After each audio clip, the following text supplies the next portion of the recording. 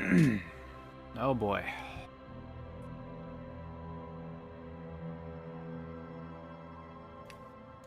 Oh god, oh man, oh god.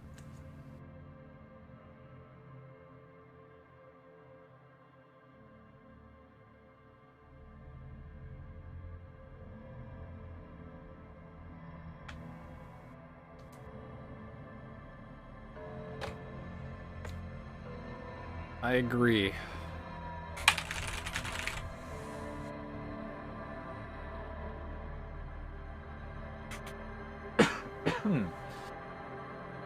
Oh boy, okay.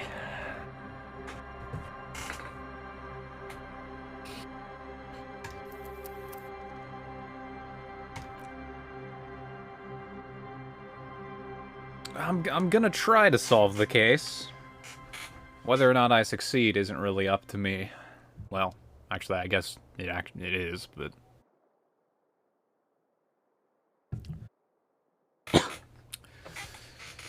Oh boy. Oh boy. What's this? Have I investigated this before? Empty cassette case. This is always here.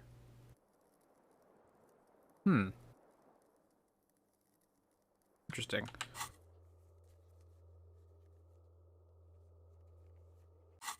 Damn, I can't try to take the expression off my face again. How troublesome. Where's Kim at?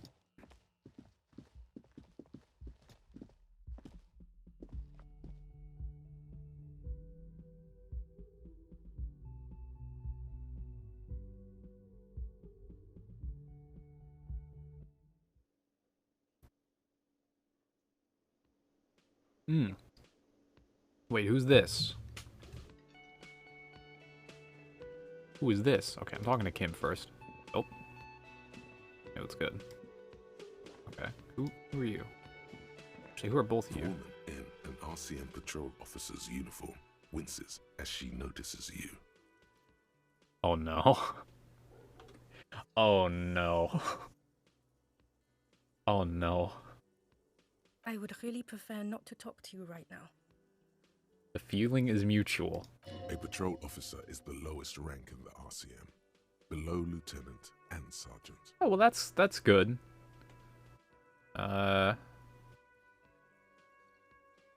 You good?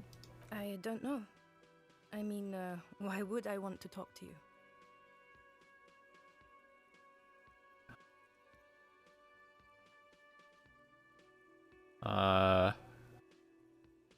That's a good point. She makes a really good point. I don't know. But you're not trying your best, are you? Okay, well... What kind of detective have I become? That's a good question. Like, moderately centrist. Actually, very centrist.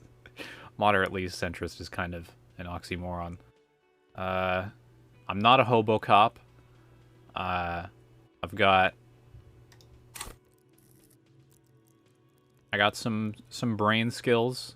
Not a lot of people skills, but, you know, some brain skills, and that's what counts. Oh yeah, I'm also a sorry cop. Yeah, that's definitely the case. I'm very sorry cop. Calm down. Okay, fine. Let's talk. What did you want? What does one talk about with a fellow officer? What precinct you from? What precinct?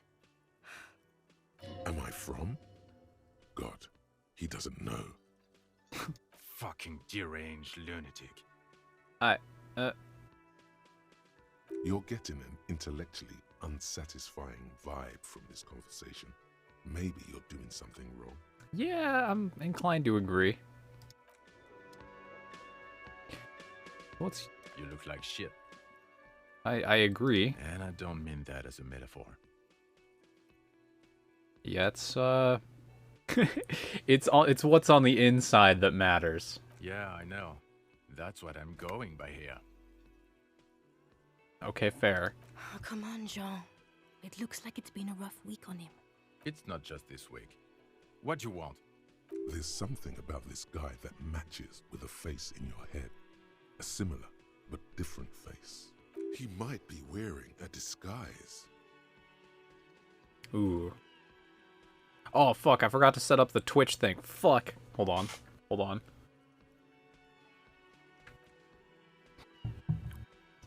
Hold on, I have to hide my screen because this code has to be secret for some reason. Or else someone else would hook up my Twitch chat to their Disco Elysium game and get all of my benefits or something.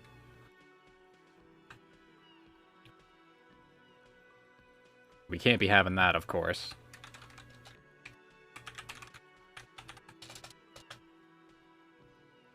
Actually, wait, I should just go to the...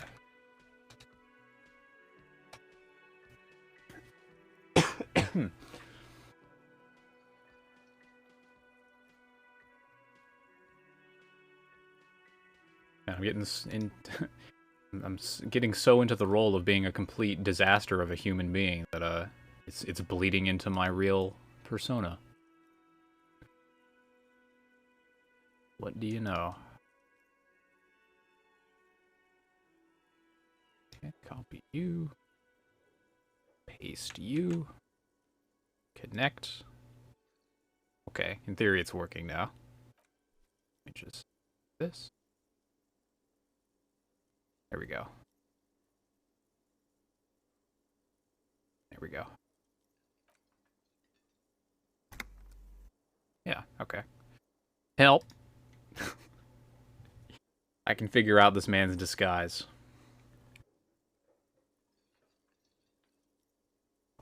I can figure out exactly who he's trying to impersonate, or be.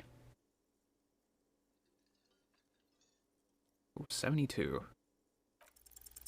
You know what it is. It's like the two of you know each other. Just ask him. Do you know me from somewhere? Oh no. Oh, I definitely know you from somewhere. Another life. Another life? Yes, from another life. A different life. Maybe the life of a police officer belonging to the ranks of the... To what station do you think you would belong in this alternate and totally fictional reality? The 41st? Okay. That's plausible. That's entirely plausible. Now we're really getting somewhere. Somewhere good. Well, I don't know much about his disguise, but, I get the feeling if I ask him, he's just gonna make fun of me and hurt my psyche again. Kim, who is this? I'm not getting involved in this. Oh, brother. It's not my style, he thinks, glancing at the man in sunglasses and the woman beside him.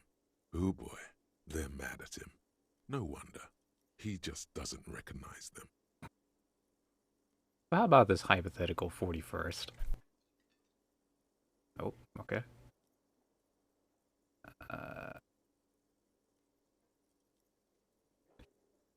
Do you have a crime to solve? Oh. Okay, the voice acting is not happening here, apparently.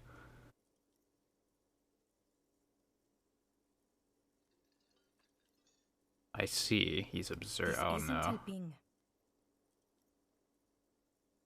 What's our relationship here? Let's be crazy. Let's say you and I are partners. How's that for a thought experiment?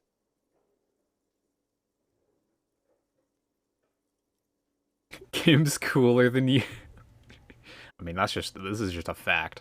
I'm sure he's fucking flattered. But Kim is not part of this thought experiment. In this one, we're partners. What's up, Warglobe? The lieutenant is silent. Oh, damn. Kim doesn't appreciate that I called him cool. I mean, you seem like kind of a drag. None taken, my friend. None taken. Let's be honest. There's been some purely fictional talk in our imaginary station in regards of who'd even be worthy of your partnership. Oh.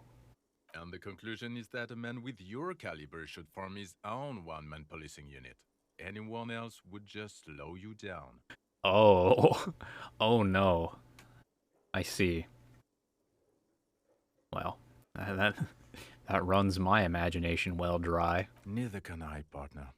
Neither can I. Yeah. Watch out for yourself, loser. Ah, loser. Okay, the man with the sunglasses and his hypothetical Station 41. Weird, right? Yeah, it was kind of weird. There's something missing here. Something you can't put our finger on. You know what? Just ask him. I know it sounds crazy, and you'll probably get laughed at. But still. Yeah, alright. We'll ask him if we're from the same station. Yes, just cross it off the list. It's probably not true, though. I'm starting to doubt you, Spirit Decor. Again? I can't believe this shit.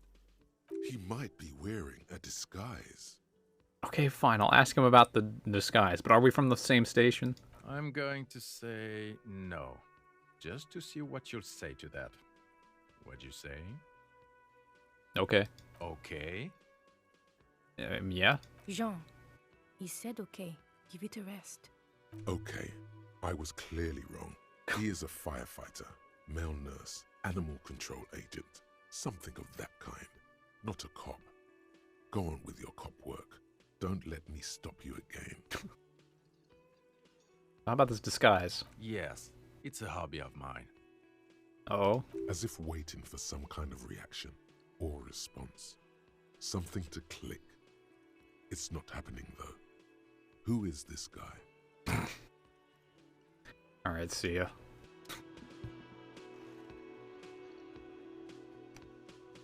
The man is just a... He's just a whole bucket of questions that I'm not sure I want the answers to. Can I?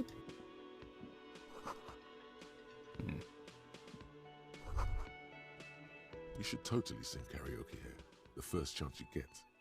Your emotions need to be expressed. People need to know your vast, oceanic soul. Oceanic. My soul is modest. It's normal sized. I'm the real centrist. Exactly. It's measured, level-headed, and it needs to be heard. That's right. Through a PA system. Mm-hmm. By other people. Absolutely.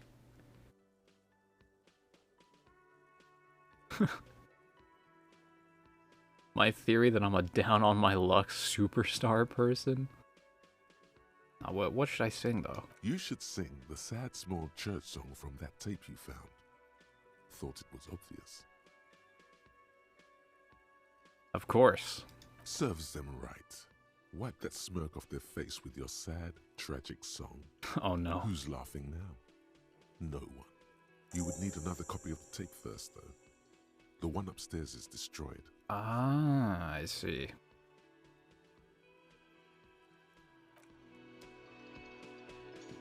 I know I probably could have had that thought there. Oh, hello, balcony man. Actually, no, she probably doesn't have anything new to say, because I still haven't found her husband or whatever. Hi, gendarme. Another rendezvous. I will adjust my tie. Hello. Hello, hello. So what brings you here? Give me this. I need to know.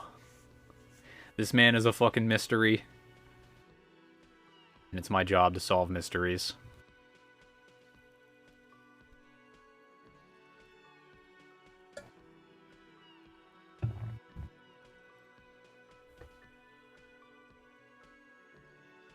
Oh boy. It's the sports. He's a sports guy. All about that physical prowess and athletic skill. Nothing else here. Yeah, I mean, maybe he's a husband, you know? In which case, I found him. I just need to, you know, connect the wife dot. Oh, boy.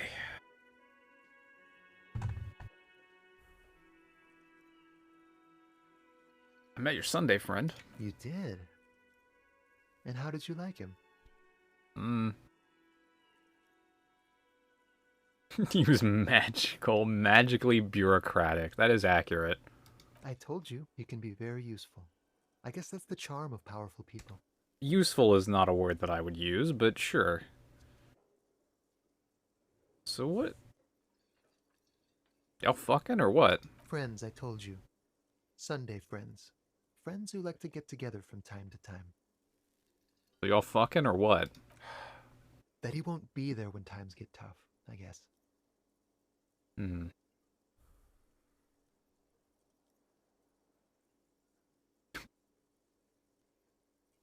You've come to the conclusion that Vor was popularized by Cinnamon Toast Crunch. Hey, that's, you know, that's an ideological conclusion worth the like 1 cent that I will get from Twitch for that. So, is he really a friend though? It is. On Sundays. But who is he? A visitor from the first world. Yeah, He's not like you and me, gendarme. He can always return but where? to his opportunities in Occident, Sur la Clé. Still, his coming and going brings some life to the village. Or is it just money? I don't know.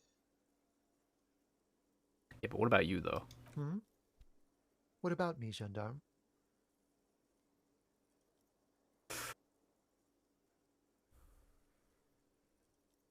Oh yeah, there was someone else who came to ask him questions, like a muscular dude. Oh yes, let's see. He knocked on my door a few days after the lynching. I think he was going through the entire building, asking questions. Was he anything other than muscular? Let me think. He had an accent. He sounded like one of those mercenaries. Mmm. He sounded vaguely Oranese. Mmm. No, not vaguely, scratch that. He sounded definitely Oranese. Yeah, that makes sense. What do you look like? Muscular, handsome, strong, like one of those military types. Of course, of course. What'd you tell him? Nothing. That I didn't see anything. And he believed you? Why shouldn't he? Okay, that's fair. What friend?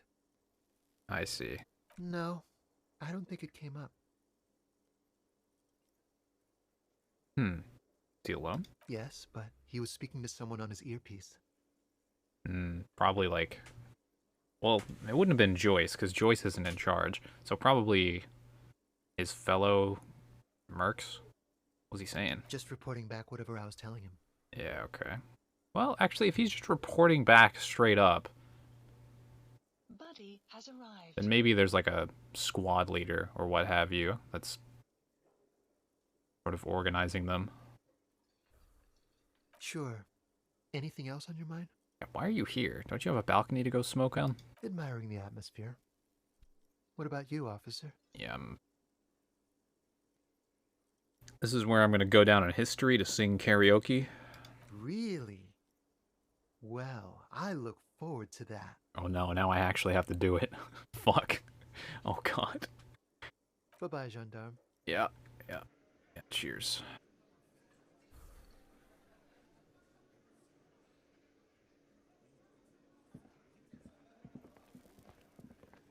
This blue door back here is calling to me. But I don't speak its language. What did I get? Oh yeah, the empty cassette. Yeah, I do have to find the copy of the song. What am I doing today? Oh yeah, I have to talk to the assault victim. That's right. I should do that. Since Kim is here and I couldn't do it with when he wasn't here.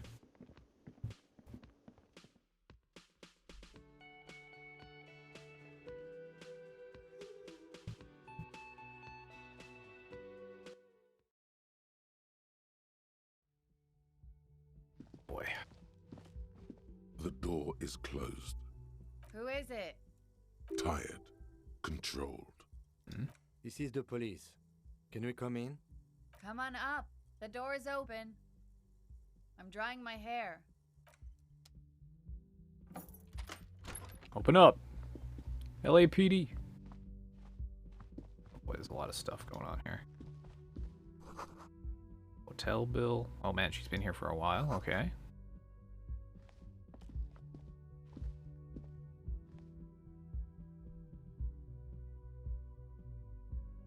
This room has 2 floors as well, so she has some money if she's been staying here for a while.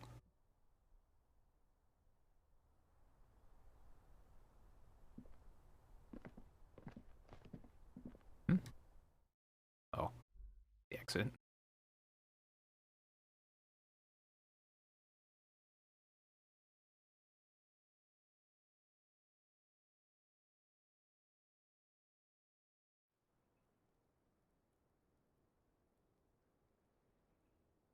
Uh-oh. Okay, we're good. Menthol.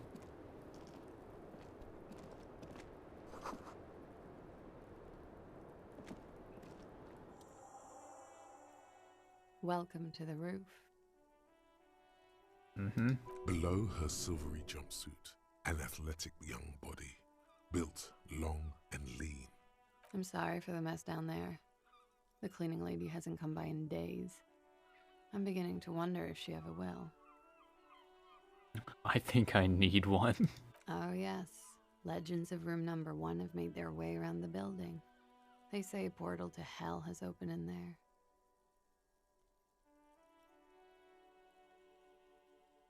Disco Infernum. They also say that's why the cleaning lady quit. Because of the infernum. Yeah, that's understandable. I am Kim Kitsuragi. I am a detective from Precinct 57. I see you've already met my colleague. You know, it's funny, I know my name, but... Not met, per se, but I've seen him around, Detective. Swooshing by. It has been quite a sight. I am sure it has. In the time we spent together, I must have covered 30 kilometers. He has a track and field approach to police work. Isn't that odd? How can you run so much? That's a good question. And what brings this track and field god all the way up here? Miss, we are investigating the murder of the man down there. The people who put him there have asked us to talk to you. Huh. I see. Be careful. Ask something else first. When you go there, use words like, I hear you have been through something difficult. It's good that this is an easy check. I barely passed it. 9. What's your name? Clausier Amandou. Same name that Titus gave you. It sounds Oranese, as does her accent. What do you do? Something stupid. Oh? Oranese lit. Literature? Oranese literature. It's what I studied at the university. Ah. What's that about? Fear of failure, fear of death, how it sucks to be Oranese. Hmm. All national literatures are... Only the name of the nation changes. What about Revacholian literature? People sometimes reveal things about themselves when they discuss such matters. Ooh, yeah, what about it? No. Revacholian lit is about how magnificent and serious Revachol is. It's about how you have to save the world. Well, I'm not planning on saving the world. That's just a phase the Revacholian hero goes through.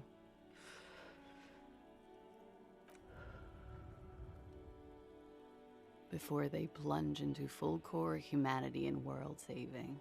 Damn. She seems quite relaxed for a victim of assault. But, of course, what seems should not be your priority.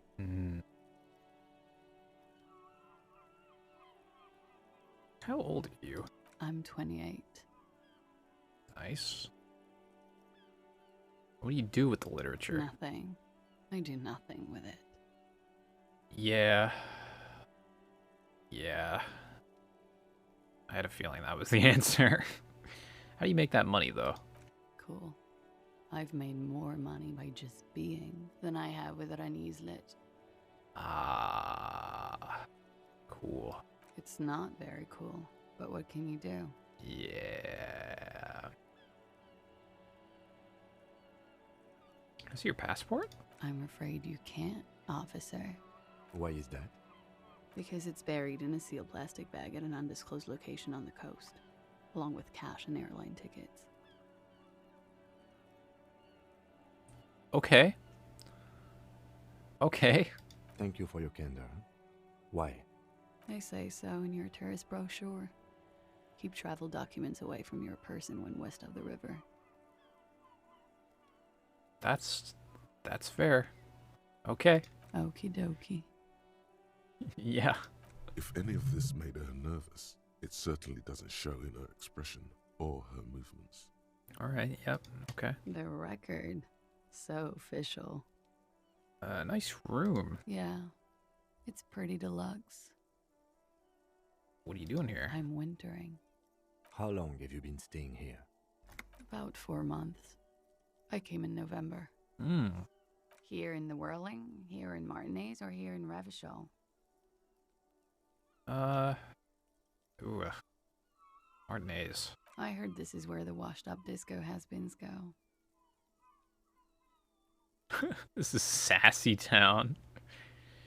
You came to the right place. She looks at you and nods. Okay.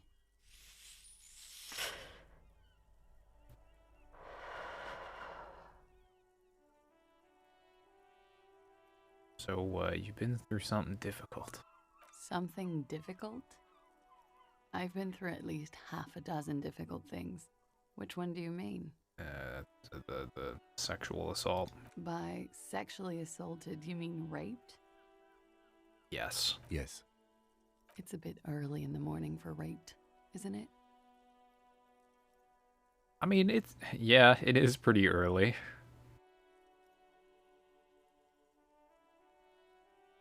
What does that mean? Yeah. I'm gonna go with not raped. I can't say that stuff about him. Tell them it's not my style. They'll have to, if they want to jazz up the charges, they'll have to get someone more, rapeable. By they, she means the Hardy Boys. I see. Are you saying that you were asked to tell us you were assaulted? Not explicitly, but I understood what they meant. Ah. It would be great to spice things up a bit. Some assault and battery. Sexual assault, maybe. It was clear the latter would be spicier. Are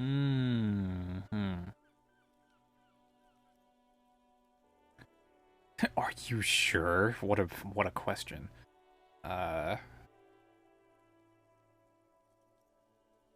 So what did happen? We partied. I've heard that before. A lot of partying going on. From Titus. About her and Titus's relationship. Yes, That's where you heard it. Yeah, I remember that. The kind I do?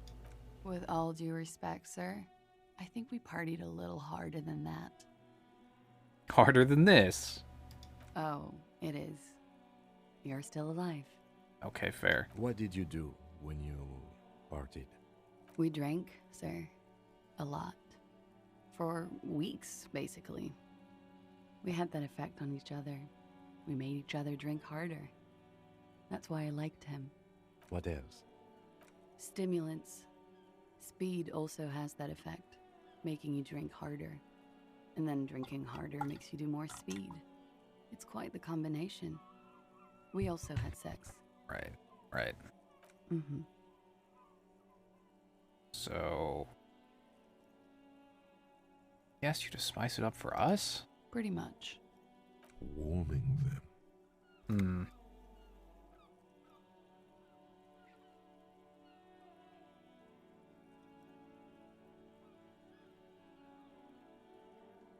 So why was there a bullet in his head? Bullet? They shot him too? Mm-hmm. I'm not picking up on any theatre craft here, sir. The pause is sincere. That's interesting. They stripped his clothes and they shot him? You mean after they hanged him? I'm confused, sorry. So am I. Were you aware that he had also been shot, miss? Things are starting to go a little over my head here. I thought he was hanged. I was not present when they did it. I don't know what happened. I just know what they told me. And Sylvie, the bartender. This is beginning to get confusing for you too, and we don't like that. Where was she last Sunday night? I concur. I do not like being confused, but Cowering. I was cowering downstairs with Sylvie. I see.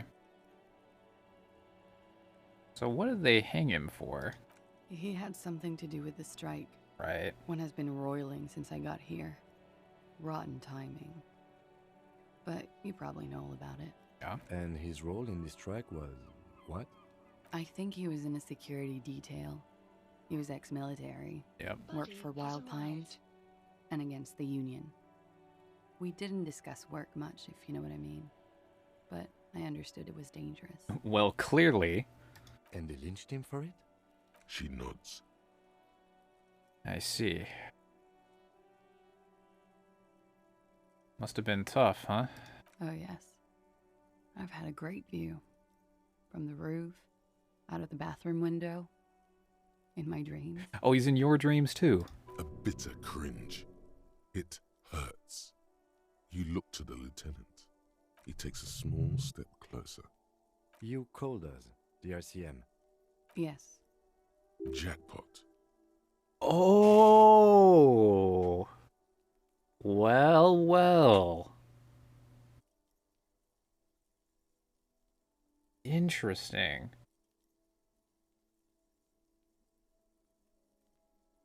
So that means that the Hardy Boys put her up to saying that she was assaulted or raped after.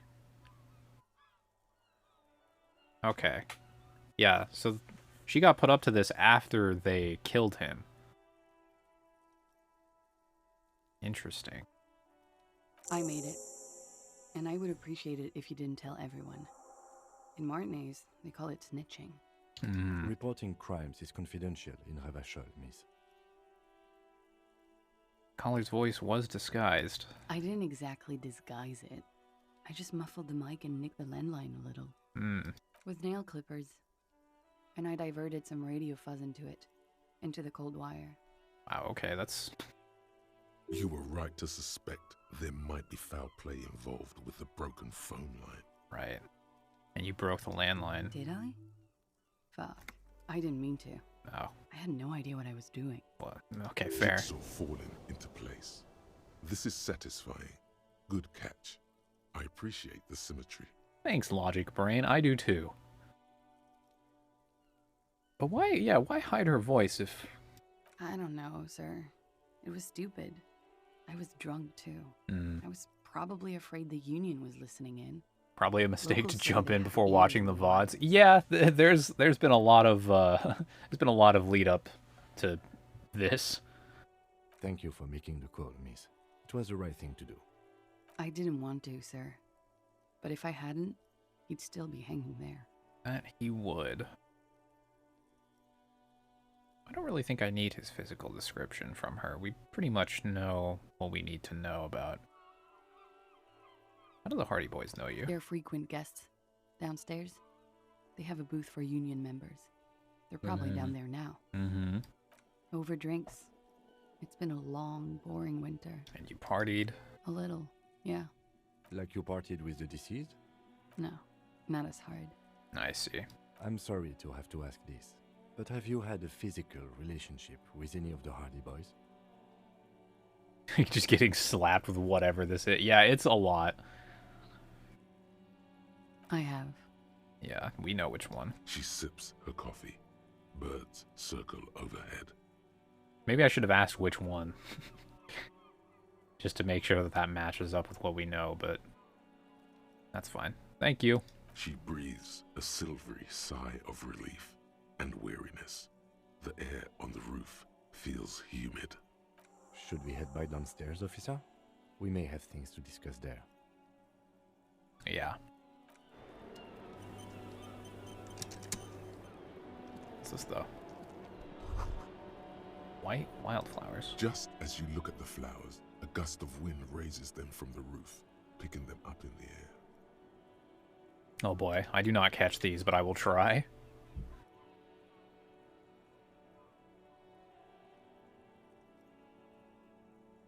Yeah, it's funny how this game delicately sort of balances the very, like, cheeky nature of its writing with the very serious, like, existential drama that's involved. The wind brushes them off the roof. They're gone. Unfortunate. Hear that? Magnesium. That's what you're lacking. The lack of magnesium has you slouched. Really? Yes, and it's critical. Look at yourself. You're practically devolving into a fish due to the lack of magnesium in your bloodstream. So I gotta mag it up. You need to get so magged up. You've probably had 2 heart attacks and a minor stroke already. And the only prescription is insane amounts of magnesium. So I need to become a magnesium-based life form. Yes, if you want to live, you need to evolve. You need to ascend the carbon barrier. Go to the apothecary and buy insane amounts of magnesium. It will reverse the damage to your circulatory system. I don't know how true that is. Somehow I have my doubts about that.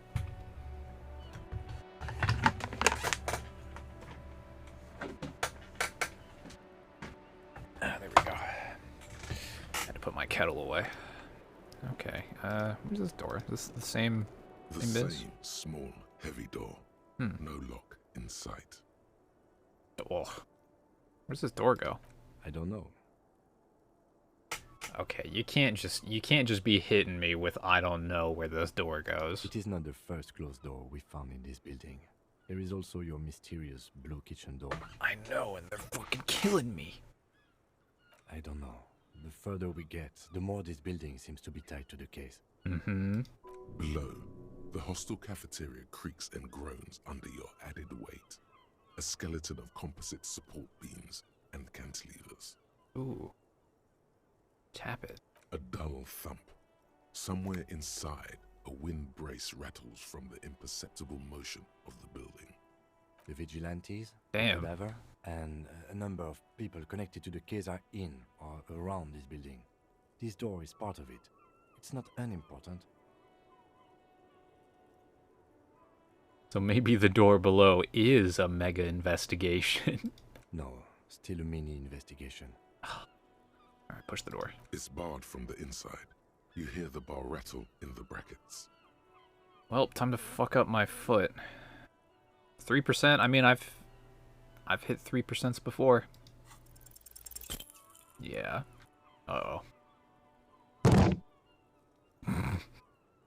That's not... You kick it, gung-ho style. Entering the premises style. But the door fails to respect the force. All you hear is the bar rattling inside, laughing at you. All right, let's trash the place. Let's not. Yeah, that's fair. Oh boy, another thought. Bent metal, broken glass. Your path lies strewn with the broken forms of everyday objects. Yeah, kinda. You are the destroyer, the bane of inanimate matter. Nah, I'm just a disempowered individual trying to take my disempowerment out on everyday objects. Look, there's a discarded milk carton on the floor. Why don't you destroy that, too? No, I actually feel sorry for the things I've destroyed. Sorry, milk carton. You're right. That's definitely not the behavior of a destroyer at all. That's just severe anger management problems and a disregard for property rights. True. Here we go. Oh yeah, I'm still thinking about the motorway south. Ooh, that's spicy.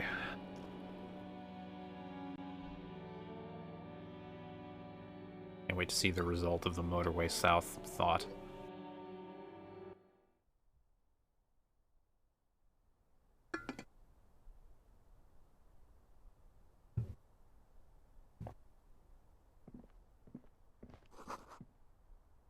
Oh yeah, there's a mat here. Oh, that just go... It just goes back out, doesn't it?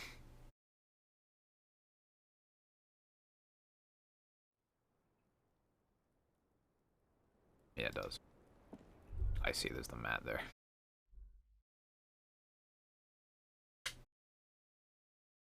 Thank you, Kettle.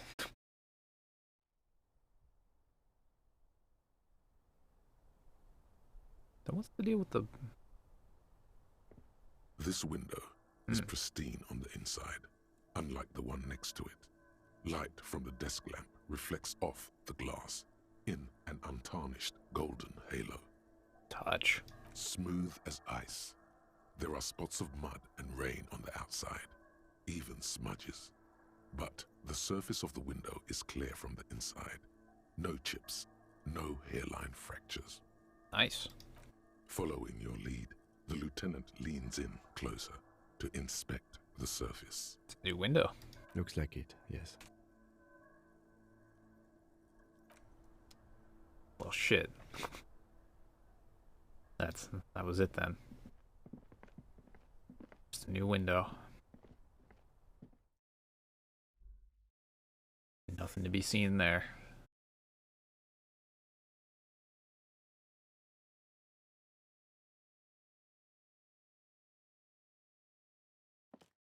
Step out of our apartment to talk. Looks like we have more to discuss with those so-called Hardy boys. Half their reasoning just went out the window.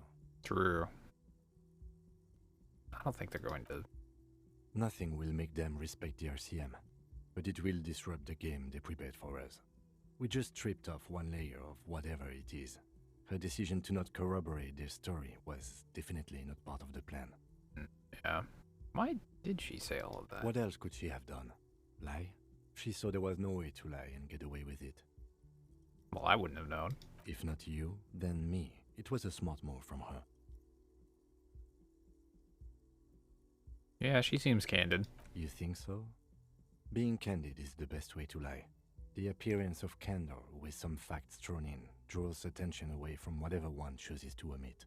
She may be trying to control the pace of the investigation. Anyway, we should move. I suspect our inquiries will bring us back here soon enough. How many layers deep do we have to go? Oh boy.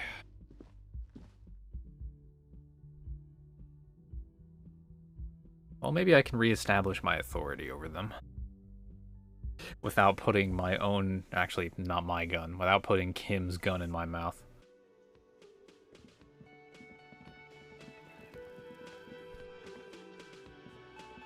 Howdy, fellers.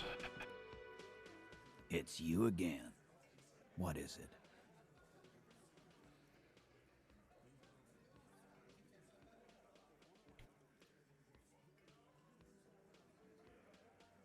Ooh, I did find a witness. Let's start there. A witness? You ain't got shit. The locals would never come to you with this. That's just tactics, Titus. Next, he's gonna tell you one of us already rolled on the others, and he's in witness protection. Yeah, it's not a local. Well, let's hear it then. Who is your mystery fella? He's not alarmed by the sudden appearance of a witness, but he is surprised. This goes without saying, but nonetheless, don't give out his name. Let's just... even if I say that he's a government official, they might know that he's here. Who he is irrelevant. It's like you said, Al. Copper's coming up with this on the spot. There is no witness. I've seen this shit a million times, Titus. Fly fishing. They are desperate. Tell us, Copper, what wacky claims did he make? Well, there was no shouting and no commotion at the hanging. It's you assholes that feel the need to go around like a fucking brass band. Yeah, it's like they put cowbells on you before they send you to the streets. What's with the cowbells, policeman? They're avoiding having to answer this question.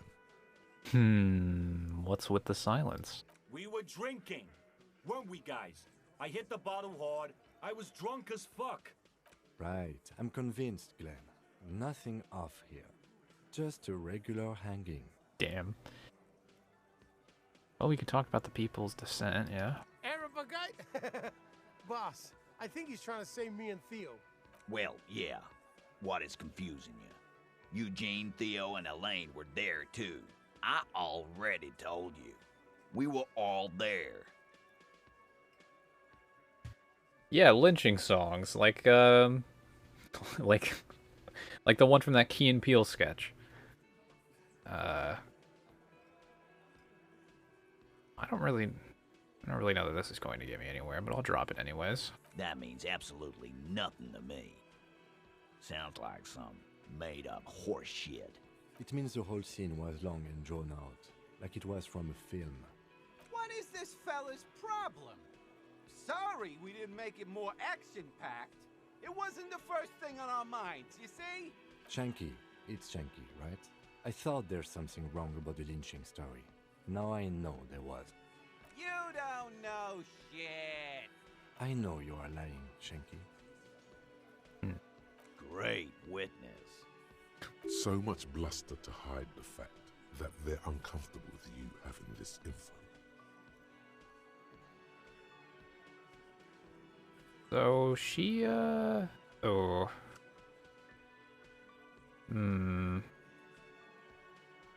If I name drop her here... Well, he's probably... No, because he was very protective of her before. Oh, was that a facade? I doubt it. He's not that good of an actor. She said she wasn't raped. Fuck. I knew that fucking whore couldn't be trusted. Okay, maybe it was a facade.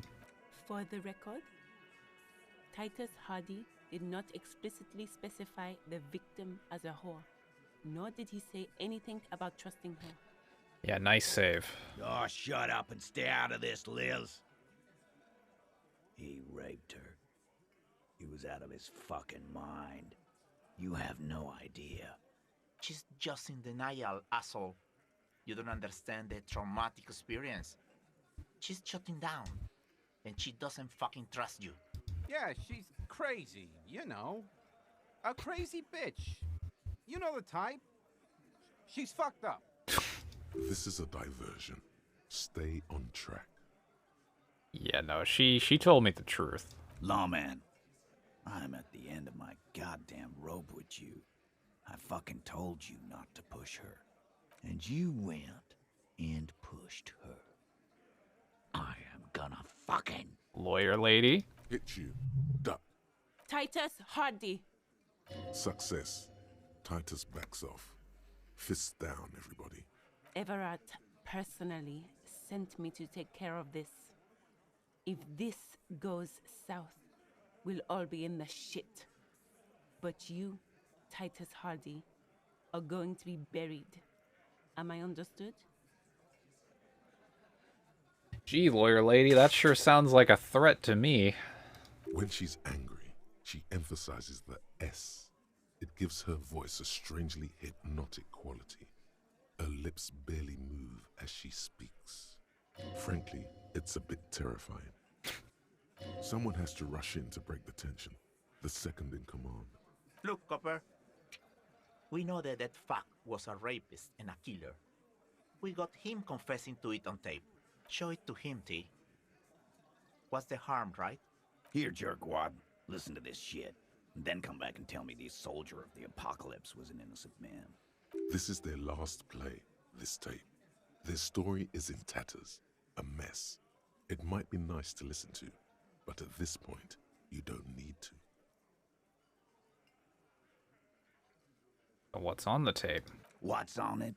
We call it the door gun a mega mix.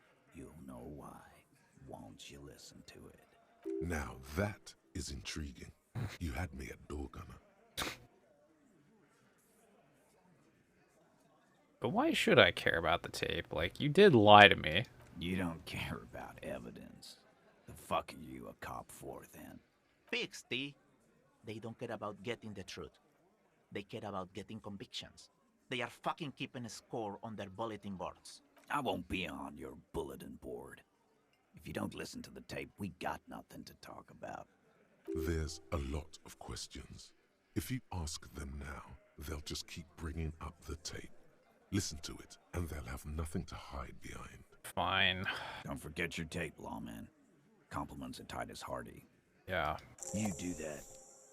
Oh, and keep it. Maybe you'll need a reminder of human ugliness someday.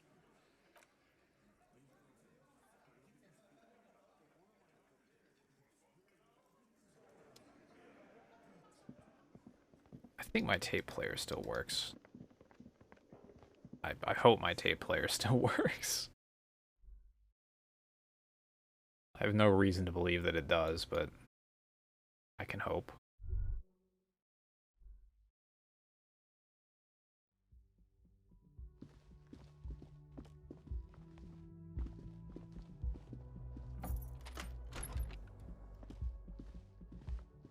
The compact tape player is still and silent. Seems it has completely broken down now. Yeah. The machine was made in Revachol by a company called Elysium. Their logo depicts the triple-towered Delta skyline. It was supposedly built to last. This would have been very helpful with the Megamix, but it isn't anymore. Yeah. My kinema only comes with radio. Let's try to find a new tape player. Perhaps we should talk to Roy at the pawn shop. He has stuff. He does. He does, but it's expensive. Broken down bathroom door. Kim also tries not to look at the pile of tape viscera on the carpet, or the weird suitcase on the hat rack, or the potted plant dying in the corner. But it's all just too morbid to ignore. I feel like I've had this before. No problem, officer. Yeah.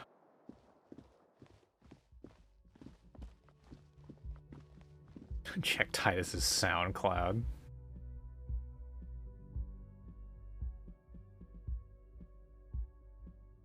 Yeah, I look forward to seeing his fucking tape on DatPiff.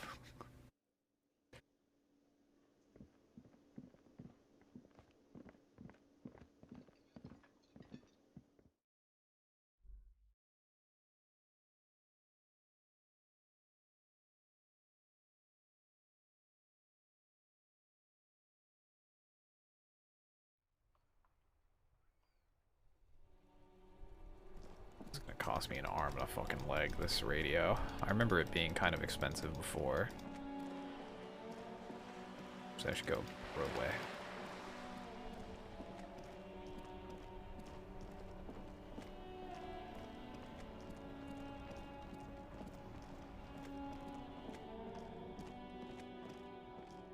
Wait, who are these dudes?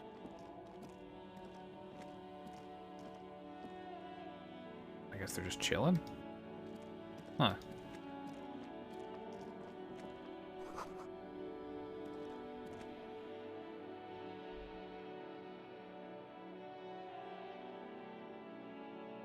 Oh, they fixed the canal bridge. Oh, okay.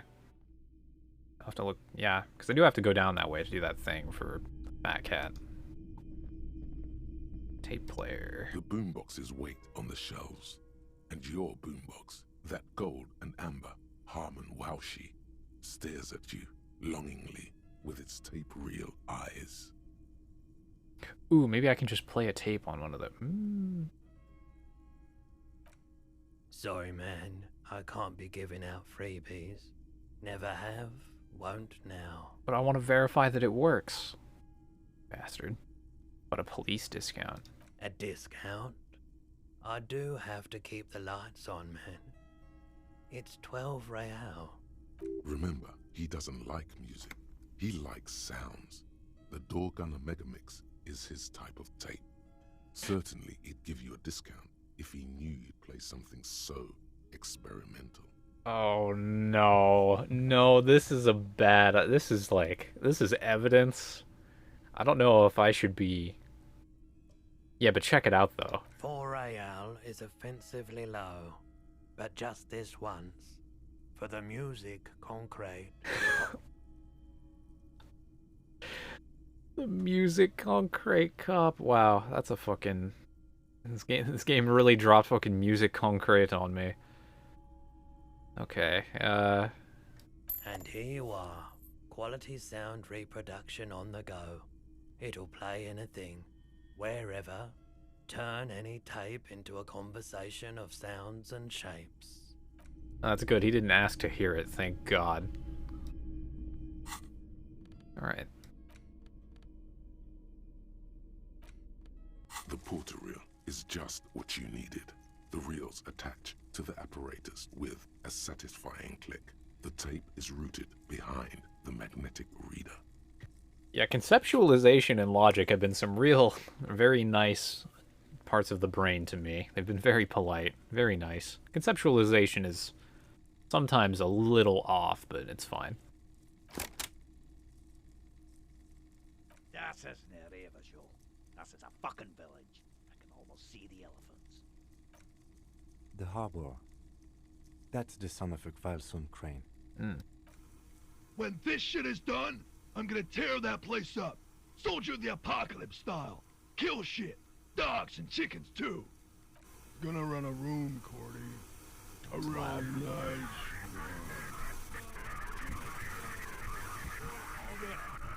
I don't give a shit. I'm fucking done. I'm done mentally.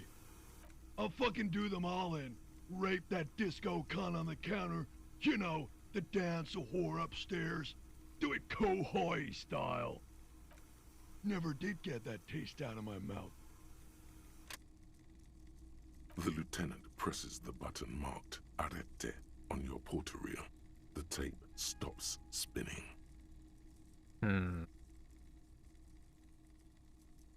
What? I have a lot of questions about this.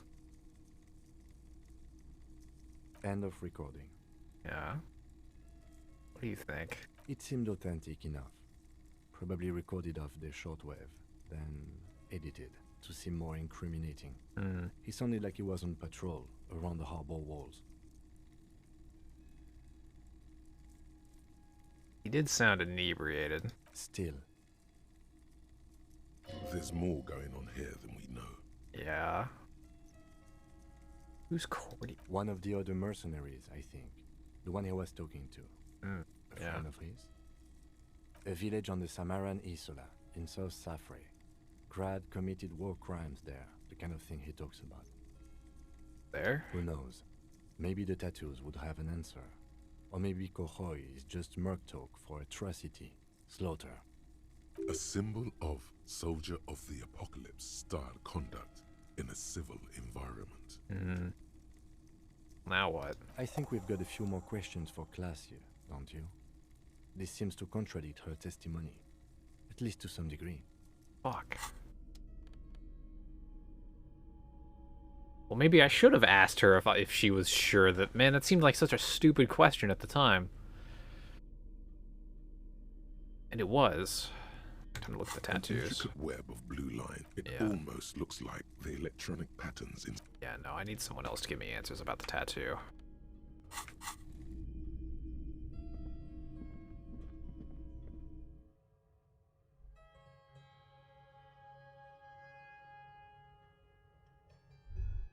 So if she is trying to play with the investigation, why? And for what reason? And for who, probably? I don't imagine she has much to gain by... Like, she personally probably doesn't have a lot to gain by fucking with the investigation. Because she's just not in, like, that position.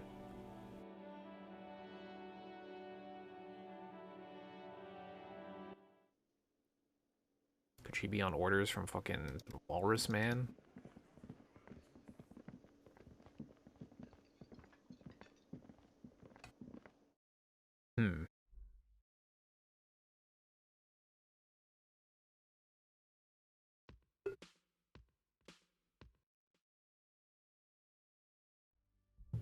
Because if she's a part of this, like, if she's setting shit up as well...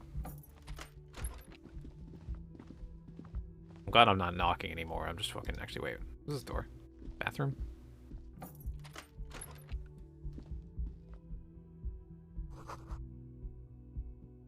This medicine cabinet is full of wares. Sheets of pills, haphazardly stacked, one on top of the other. There's also a toothbrush somewhere in there. Pharmaceuticals line the shelves, sheet upon sheet of pill bottle next to pill bottle. Acetylic acid, APAP, eye drops, blood thinners.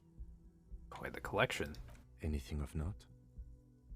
Pill bottles rattle like bones as you search the cabinet. Paracetamol, something in a foreign language you can't read. Behind them, an unusually shaped nasal spray. Its label reads, Nacra. Nacra? This is used to treat opioid overdoses. Always handy to have around. Interesting. That's used for diamorphine overdoses. I don't know what I'm going to learn from a toothbrush, but let's look. It's been used quite a lot. Wow, crazy. Among some foreign, probably Messinian or Gotvaldian, marked red blister packs you find. What do you find? This is going to take a little know-how. All right, we can guarantee this from a 72, probably up to like an 80 or a 90. I think this is good information. Maybe. I don't know.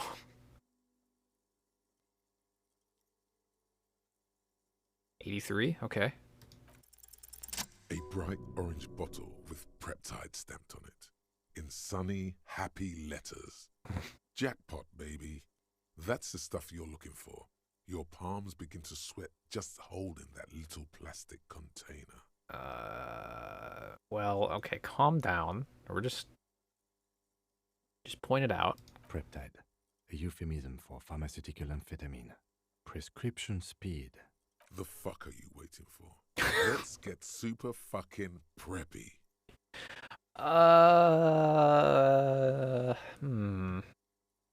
What is so exciting about this bottle? It's speed, man. Just what you were looking for. Yeah. They call it dextroamphetamine and talk about psychological disorders. But what we're seeing here is some scientifically advanced trucker speed. Trucker speed. Close the cabinet. Walk away.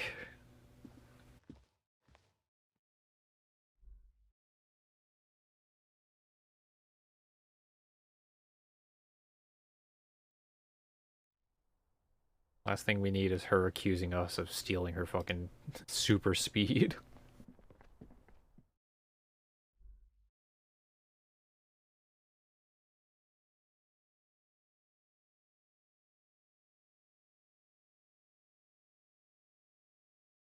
Oh boy. Alright, so what's your game, ma'am? Hello, officer. What brings you up here again? Oh boy. Oh boy. Let's go. She looks back. Time moves slowly. The triangles of her face rearranging into a weary smile. Don't worry. We will protect you from her beauty. We will consult you through the reefs and sounds of her persona. We will see through deceits. You are shielded. You are wise. No, we did not take the drugs. We did not take the trucker speed. You are advised. There are muscles on long white bones that line her limbs, just below the silver jumpsuit. Look away, my guy. The strange moment ends. It was brief, no longer than 2.2 seconds. Okay.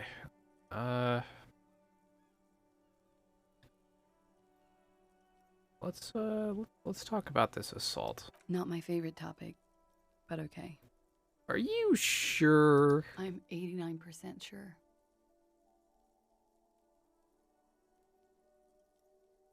You're 11% not sure. You know how it is. Do you? Actually, I don't. Maybe you don't. In conclusion, officer, I'm gonna go with a mild to medium not raped here.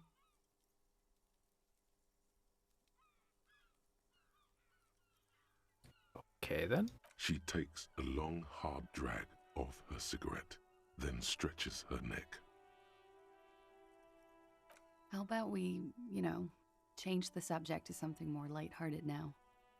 Well, actually, let's talk about drugs. Yeah?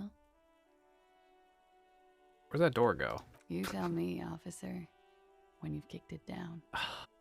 I've been wondering myself, but I'm light of foot. Not a good door kicker. What about that window? It is. The lieutenant makes a note in his notebook. Okay, you have a lot of drugs. I knew this already. Thank you. I've put a lot of time and effort into it. Mm-hmm. Technically, possession of narcotics is legal in Revachol, but you should still reprimand her. Narcomania. How did you amass such a hoard? With money, sir. It's Yeah. not exactly the anti-star size caboodle I intend for it to be one day, but it's getting there. The Anti-Star is, or was, a Vespertine rock and roll star who liked to do drugs. He did so many drugs, he eventually mutated into a corpse. Mutated into a corpse, okay. You got an opioid antagonist. Comes in handy when you've done too many opioids. Yeah, that's... Is that something that happens to you often, miss? Better safe than sorry. Okay. And the trucker speed? Oh, yes. One of my favorites. It cures many ailments. Yeah? Like not being able to stay up for 36 hours. Not being happy. It cures those ailments. It's just a mirrored speed molecule, basically. I see. Very funky. What was that? Funky Town?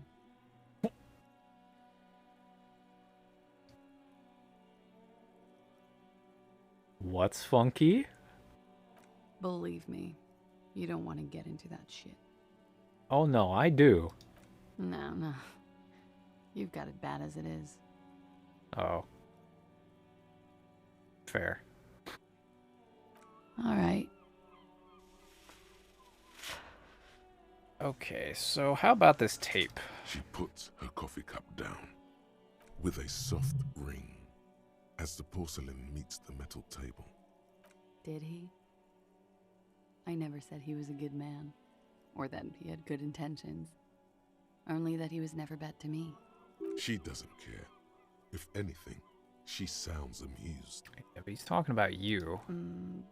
Where did they get this recording exactly? It's intercepted radio chatter of the deceased, recorded via a de-encryption station. It's authentic enough. Does he say he's gonna do it Soldier of the Apocalypse style? Yes. Yeah. That was practically his pickup line. Did he say whores a lot? Was he pretty much on the verge of doing it Kohoi style? It was mentioned. He wasn't actually there. He didn't do a tour, or at least didn't tell me he did. Would have been overkill anyway. He lived his own little Kohoi. It wasn't his everything. So what? He's just saying that over the radio to terrify people? No. I'm pretty sure he did all those things. And then had to internalize them to keep on living. Until they just sort of turn into his, what's the word I'm looking for? Persona? Running joke. I was gonna say running joke. Oh. And it sounds like you didn't even get the good bits. Lely's punchlines got way, way funkier than that. Oh. He was like the Seminoles conflict, the Kohoi massacre, and the 36 famine in Yezut all rolled into one person, then cast in Orani ceramic armor, which he wore in bed and in the shower. What the fuck? In bed and in the shower?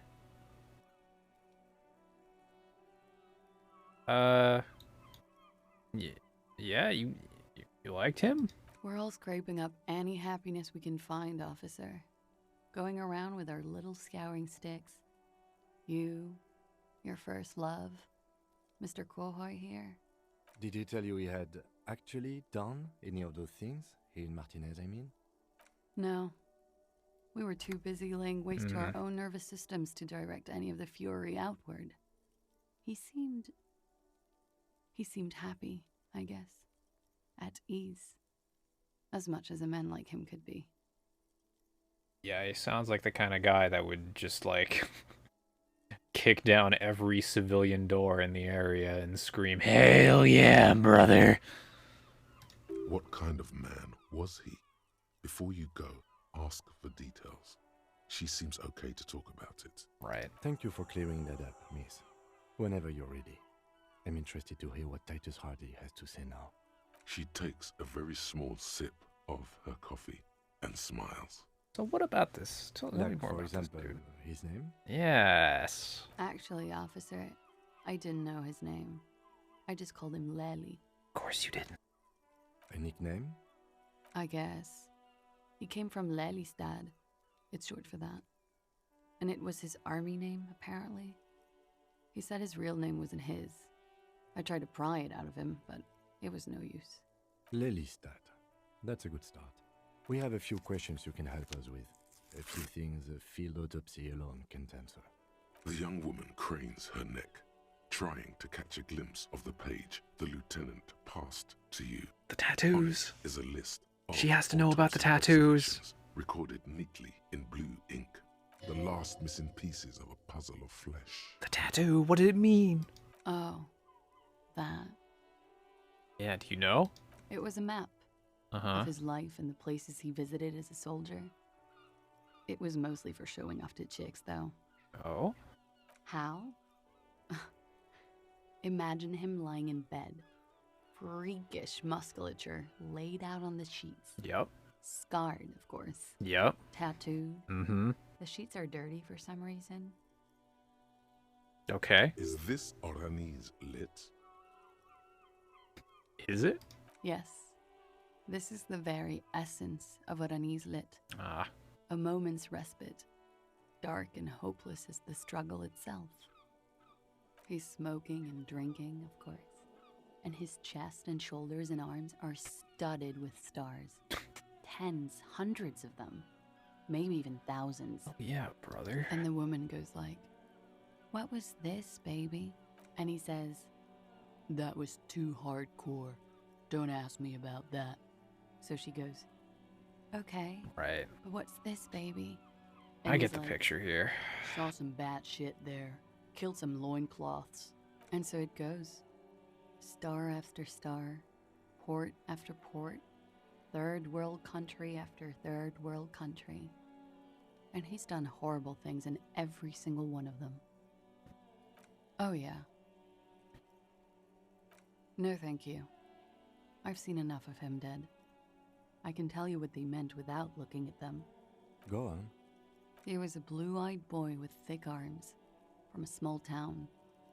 He was also poor, and the government of Orania needed some people killed, so they turned him into a grotesque killer.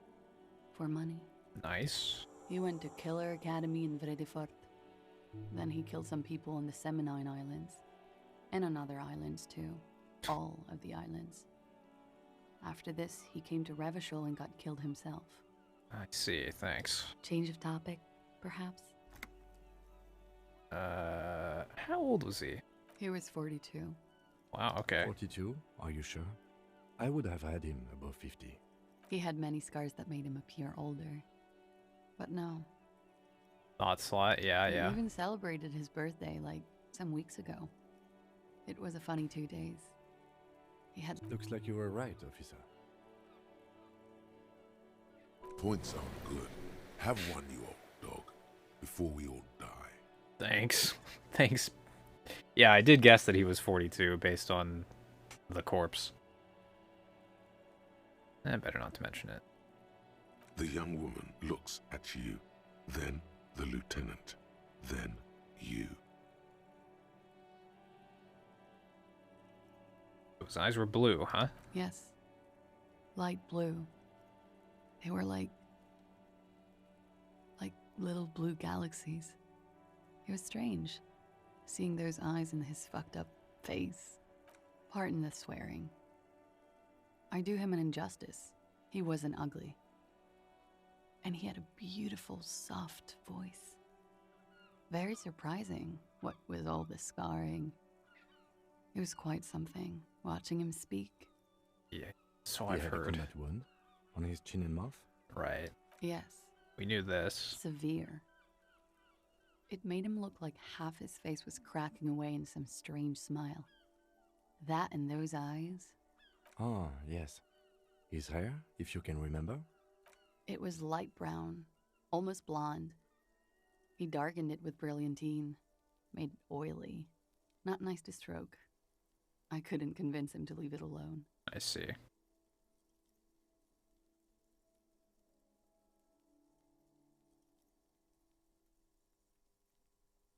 Hmm. Did he tell... Am I gonna sound like a fucking crazy person for saying this? I mean, probably. The lieutenant blinks. His expression does not change. All right, let's see where this is going. Way out. Northwest. Cool. Oh, I sound like a crazy person. Okay.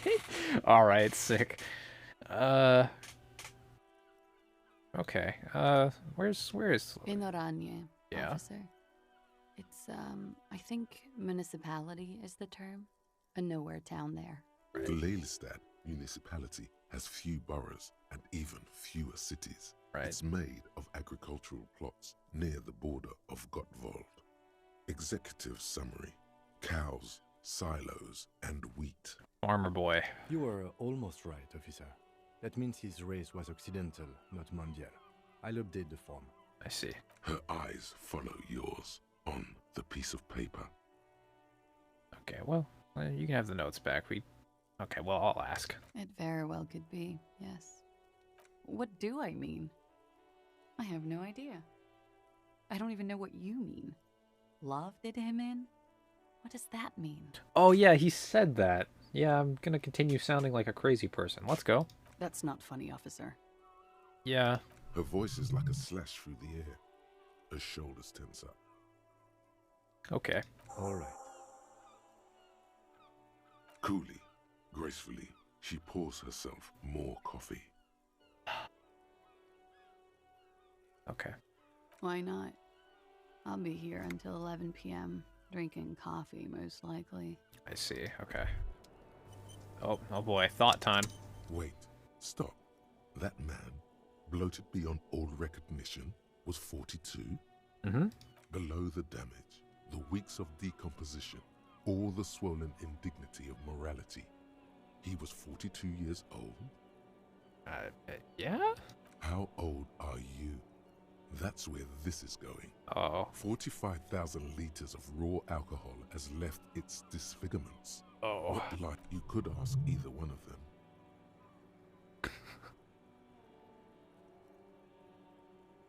Hey, Kim, how old do you think I am? Huh?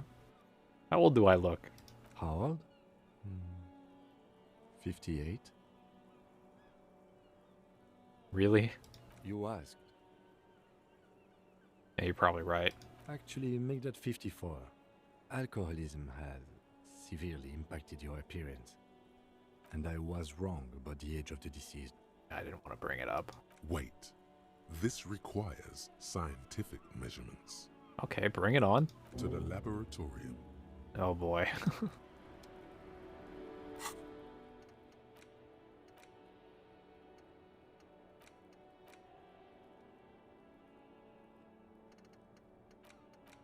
I have a lot of options here when I do get my level.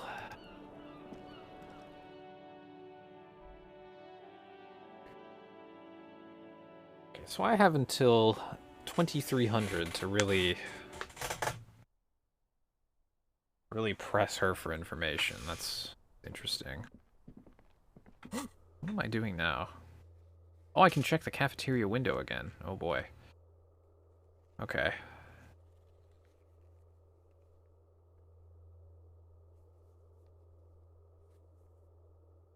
Chop down myself and check the fucking rings. Yeah, basically.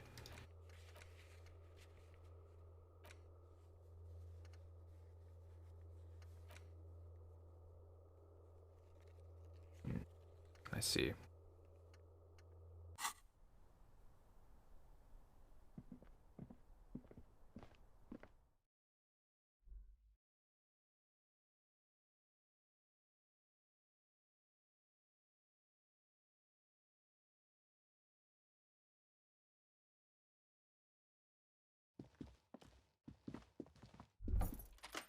So,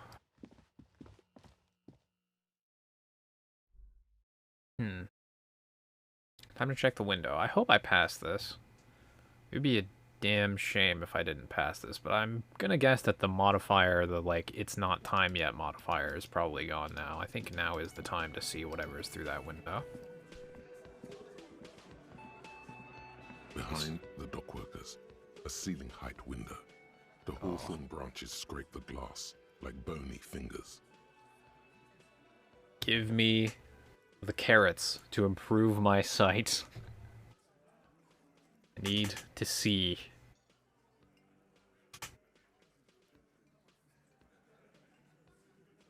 Oh boy. 28.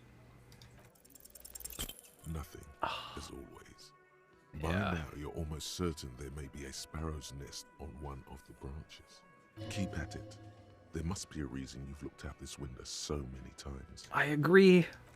I agree. At least the dickheads didn't belittle me again there. Okay, time to go across that bridge. Go collect those signatures for the Union.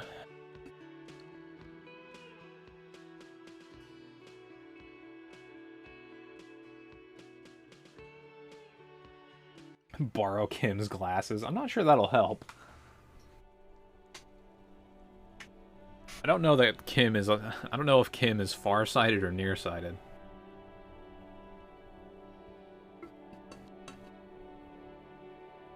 Probably nearsighted if I had to guess. He seems like a nearsighted kind of guy.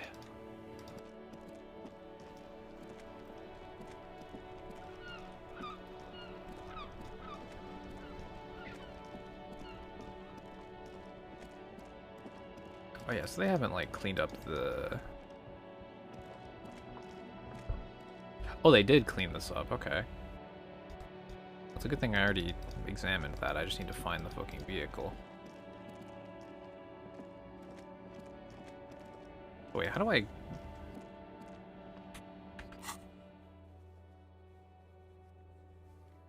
How do I get down there, though? We need to get down to the coast. Bridge controls are there? Oh, it's this thing over here. Yeah. A couple of indicator lights are missing from this control panel. Loose wires dangle from the now vacant holes. In the middle is a lever. Beneath it, a small metal plaque. Nice. The water lock starts moving.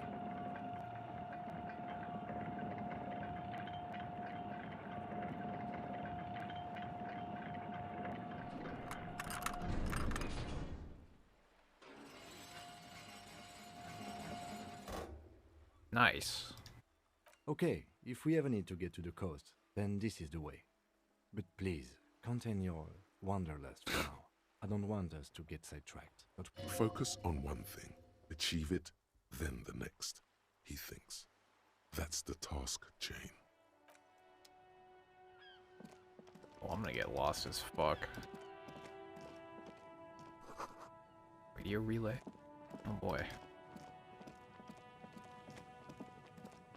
So many places to go. We got a fence? What's this? No entry. Oh, traffic.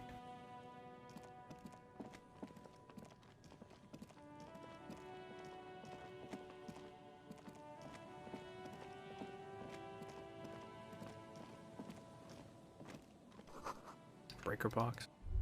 Oh. Concrete defensive. Oh, I see.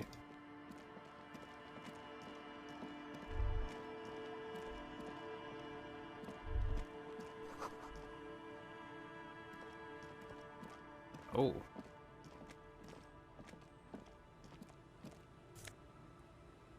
Banged up fuel canister. Okay.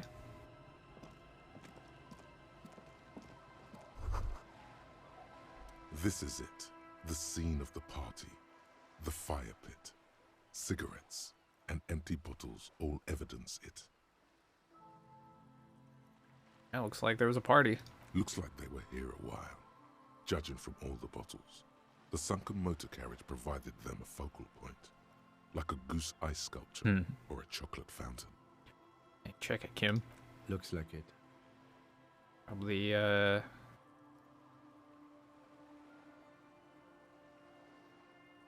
Was it against the law? Not as such, no. Let's keep moving, detective. Oh, okay. That's fair.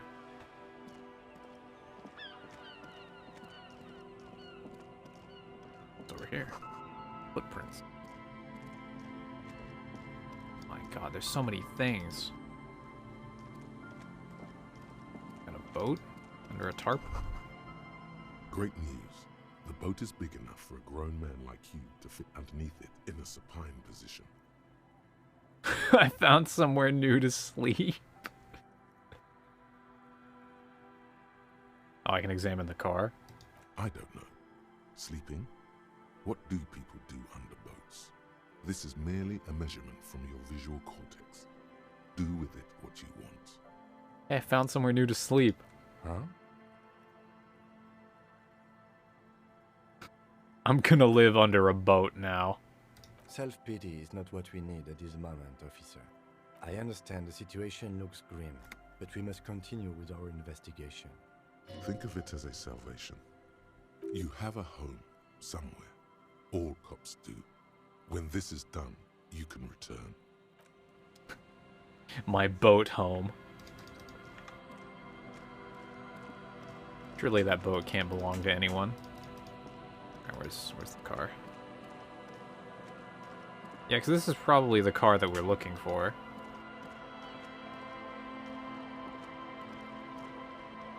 A banged-up motor carriage lies half submerged in the icy water, slowly sinking into the Insulindian Ocean. Only the cabin top, rear wheels, and the engine remain visible. It must be cold and lonely down there in the icy water. What do you want me to do? Pull the fucking carriage out? Remember the tire tracks in Martinez? This is where they were leading. Mm-hmm. It appears to be so. Let's investigate. I agree. We should definitely investigate. You get a sudden, sinking feeling. Stomach acid comes up as you look at the motor carriage in the deep, dark, cold water. Don't throw up. Why the doom and gloom? It's just a sunken motor carriage. Some motor carriages are bound to end up in the sea. That's right, that's true. Some of them are. Right, how long's it been here? The ice hasn't closed around the vehicle yet. My guess is it's been here since last Saturday or Sunday.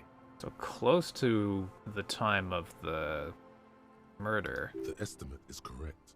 The incident probably occurred on Sunday evening.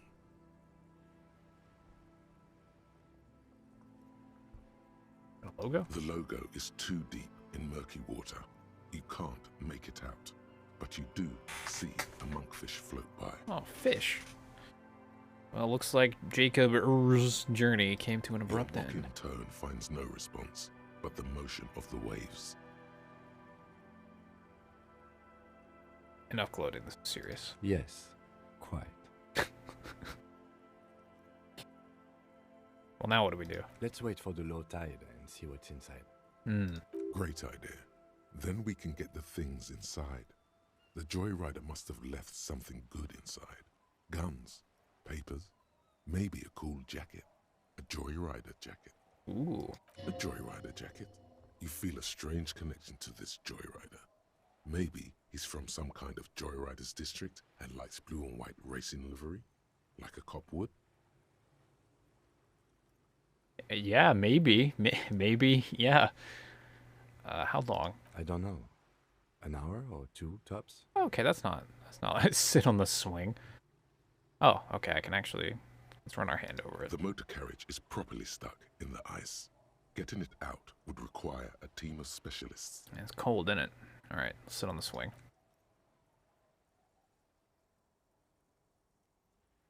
As you sit down in the old, rusty playground, the world around you becomes very silent. Nothing but the sound of seagulls high above in the sky, echoing like distant laughter. Ice cracks around the blue motor carriage in the sea. Go for this whistle. I don't need... This is a red check, but I don't need the buff. I believe.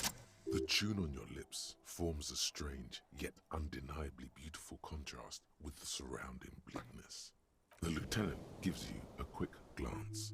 Then, still looking straight ahead, he joins you with a higher pitched and slightly more melodic trill. Oh, nice.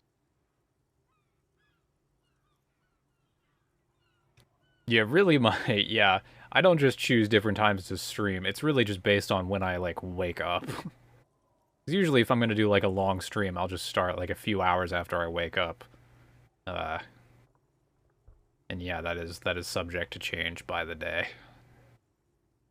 Two birds on a wire, whistling by the seaside, looking at the water and a sunken car. The wind blows. In the distance, behind the church, some vagrants are having an argument over a bag of tear they found in the reeds. Further away, a flock of seagulls lands.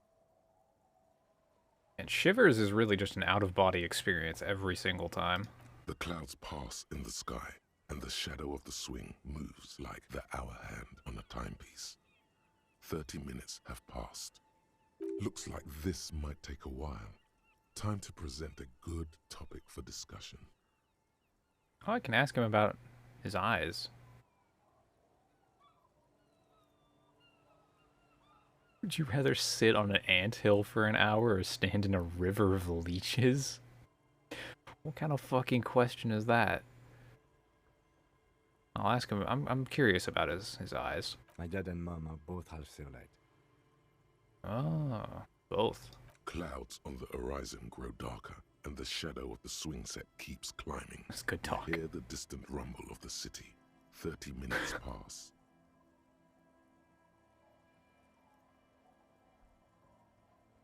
Hey Kim, do you think I'll ever find my gun? God, I hope so.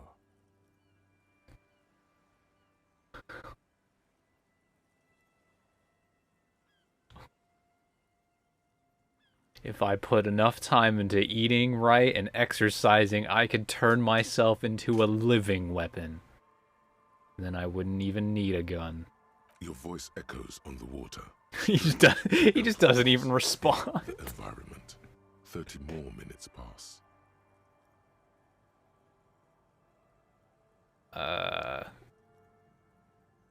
Can you see the mark?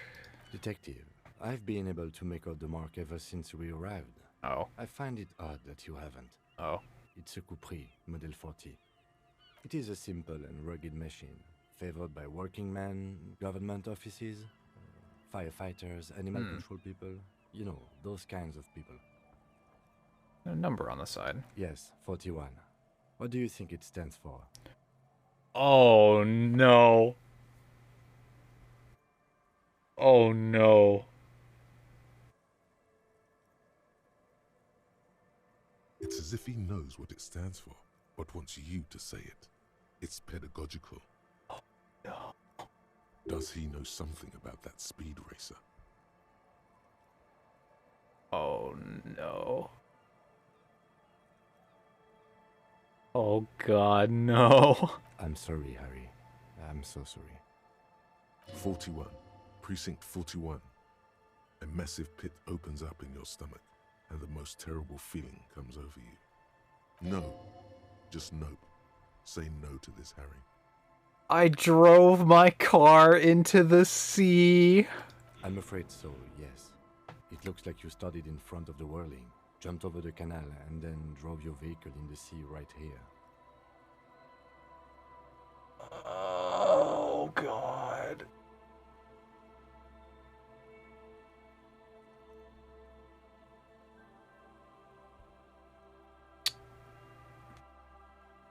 Things were going so well. We were just having a tune. You can still whistle. Besides, the night is always darkest before the dawn. Bro, I took a car into the ocean. You can't be hitting me with this fucking poetry. Well, at least I can see what's inside. It's not coming out. There's no way. Holy fuck. Yes. Let's go take a look. Oh. Fucking, okay. Hot slot.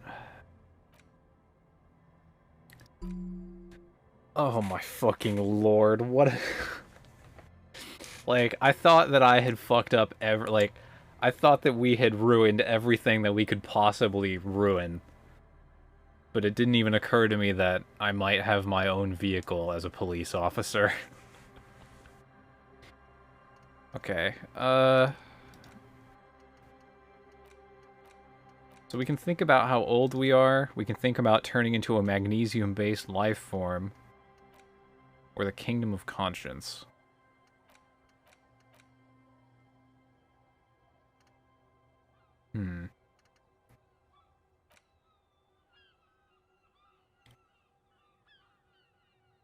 Knowing how old we are would be probably nice information. Yeah, I probably am leaning towards the Kingdom of Conscience. I'd like to see how this sort of plays into things. Let's go for it. Nice that I can think about two at once.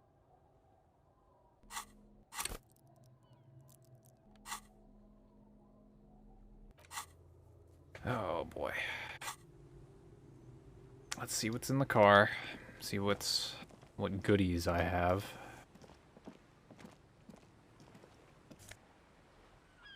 Oh my god, our badge. Oh, and a commander's jacket. Oh my. Hold up. Wait. Badge. That's me. A police badge on which you see the photo of a man. You. Some seaweed is stuck to the back. Is there a YouTube for my VODs? Yeah, it's in the it's linked in the About section on Twitch. I upload generally all of them. Sometimes it takes me a while to get to because sometimes if I decide that I want to cut a video together with them, I won't make them public until I finish editing the video. But yeah, I haven't put up any of the Disco Elysium VODs yet, but I do have them uploaded. I just haven't made them public yet. We'll see when I do that. I think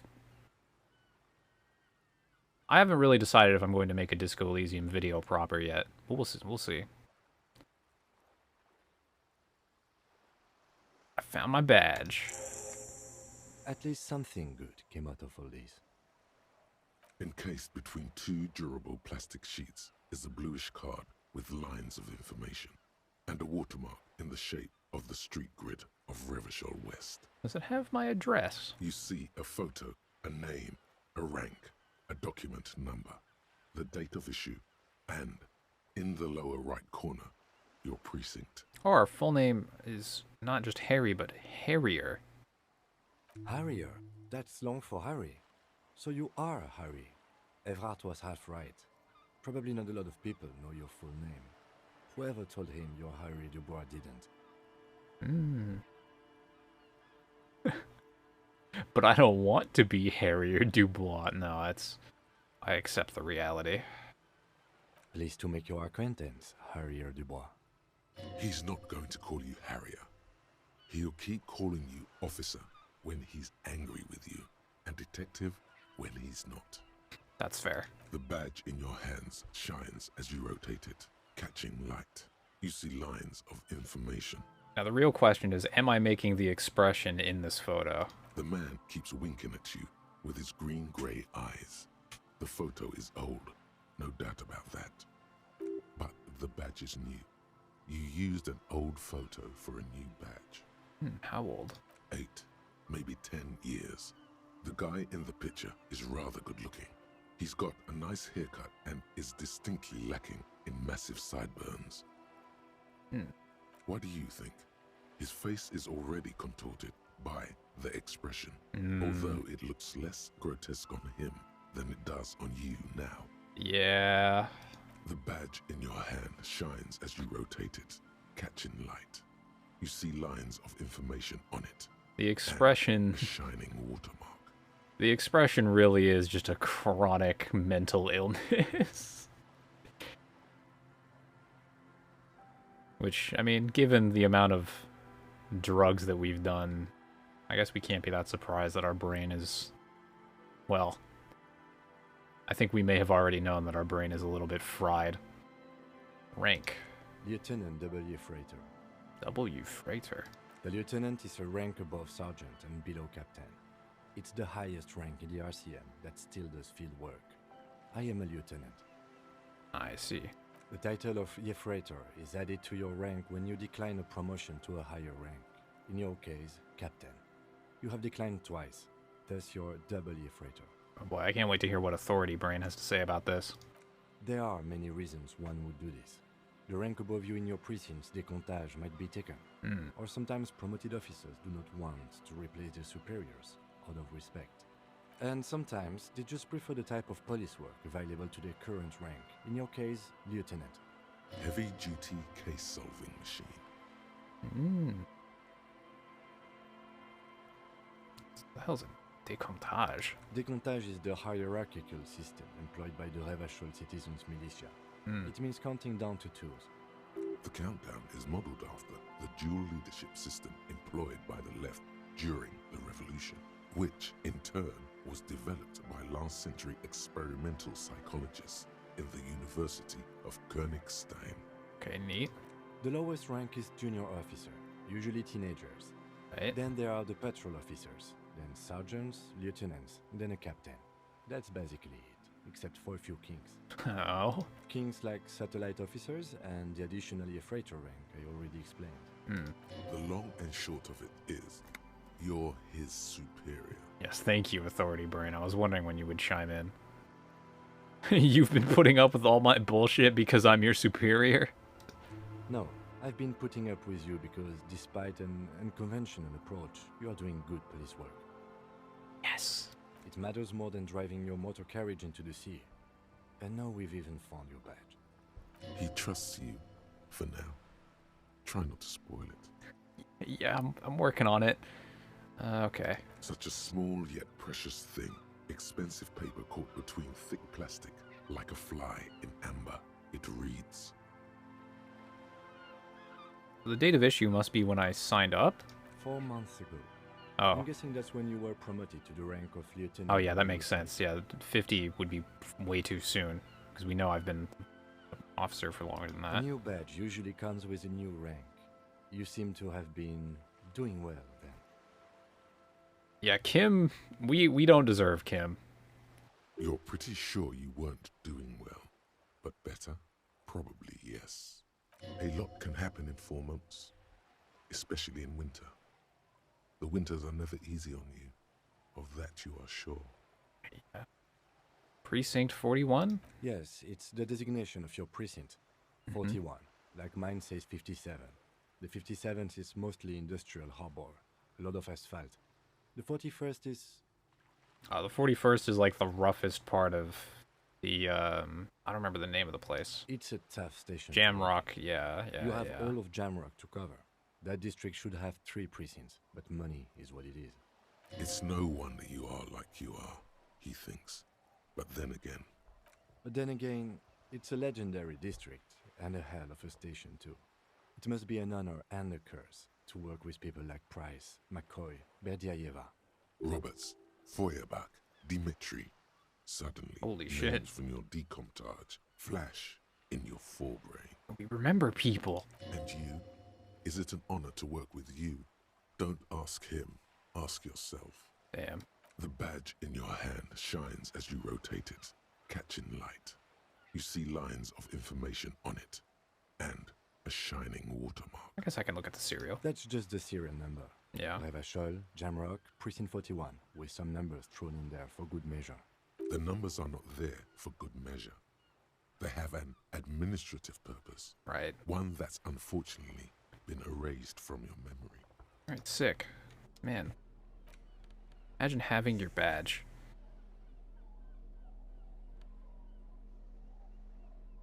Ooh. I do like the shivers from the patrol cloak, though. And I've already got some pretty jacked visual calculus, like... Yeah. +5.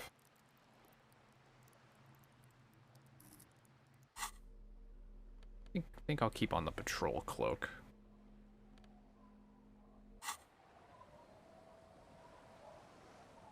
Okay.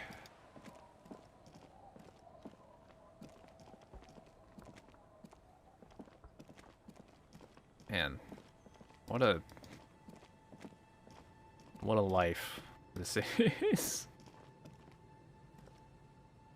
Peek through the window before I go with the abandoned shack.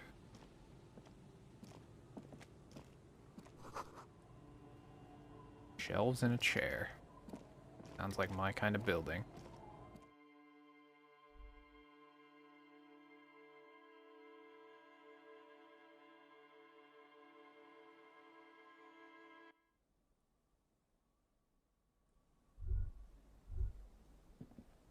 Got goodies?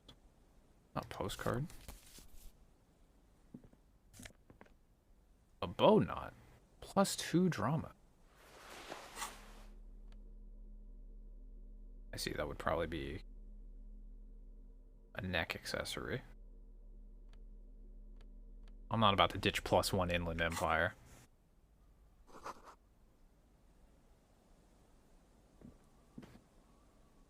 No, yeah, I can't abandon the horrific necktie. It served me well, along with these gardening gloves.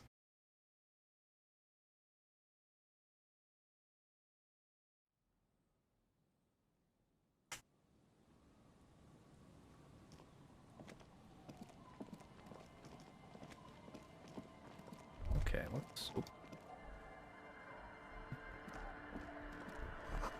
Blocks. Bench.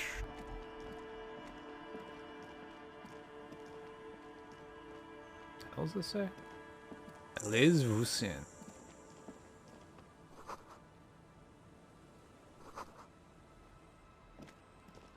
Back here. Got goods. Pants. +1 to Kingdom of Conscience. Oh. Okay.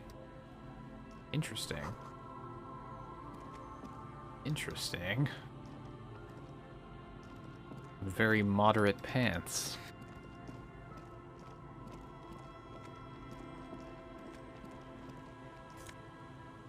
Money?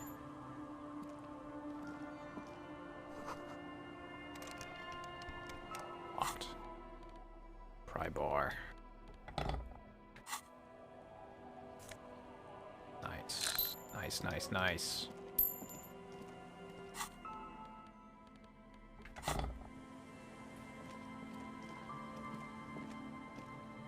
Hello, ma'am.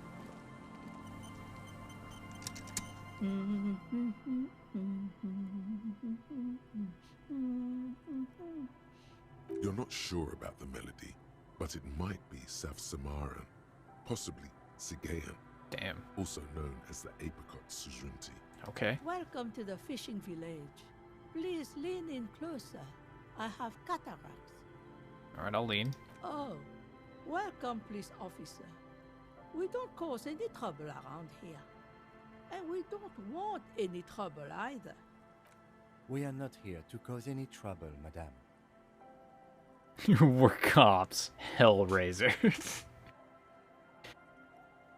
Yeah, we're here to take care of stuff. Oh, of course. Last time we saw you around here was 12 years ago. Damn. You also came to take care of trouble then. Wish you did.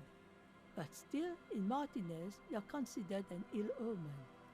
Yeah, yeah, I definitely am. You're not. No one around here considers us an ill omen. People would have told us. Maybe they are afraid. Why? Because you're an ill omen. But you're still welcome here. As long as men with guns aren't chasing you. And maybe even then. Because that's the kind of fishing village we've built. What kind is that? I'm sorry there's not a lot of room to park the motor carriage. And not a lot of houses. Or a lot of people. My kids are long gone. Searching for treasure. So are others. Yeah, you don't actually have to worry about my motor carriage. I found a great place to park it, just next to the ocean, and also in the ocean. Look at me ramble on. What brings you to us? I'm actually looking for people. Who are you? Me? No one. Just an old washerwoman. Mother called me Isabel, if that's what you're asking. And my married name is Sadie. Now it's your turn, Mr. Oh my god, I actually get to tell people my name. Lieutenant Double Ifrit Harrier Dubois. What a handle you got there. So many titles. One of them double. She's got a couple of ranks herself. Honored chief and so on. I was asked to get your signature. Eh? What's this about? Come now, I can't read all the scribble.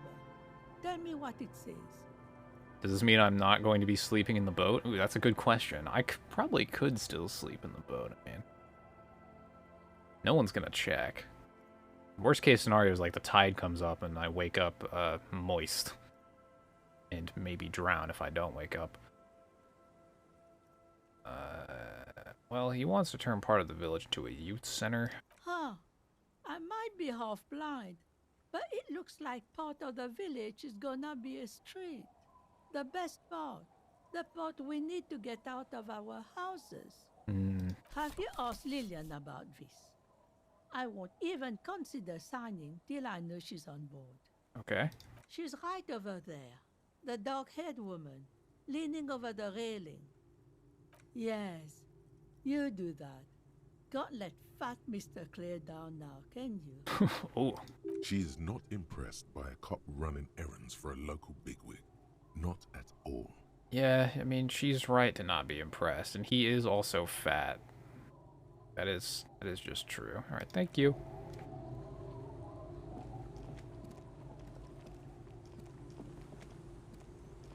What's in the barrel? Money.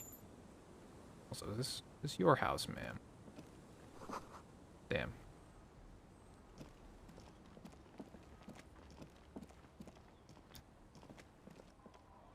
What are you having fun? The scruffy-haired little boy kicks a stone. He can't be more than 5 years old. He watches his brother kick the stone with his tongue lolling out of his mouth.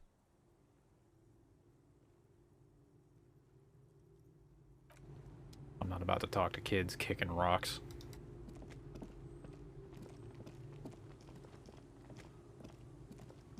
Is one of you...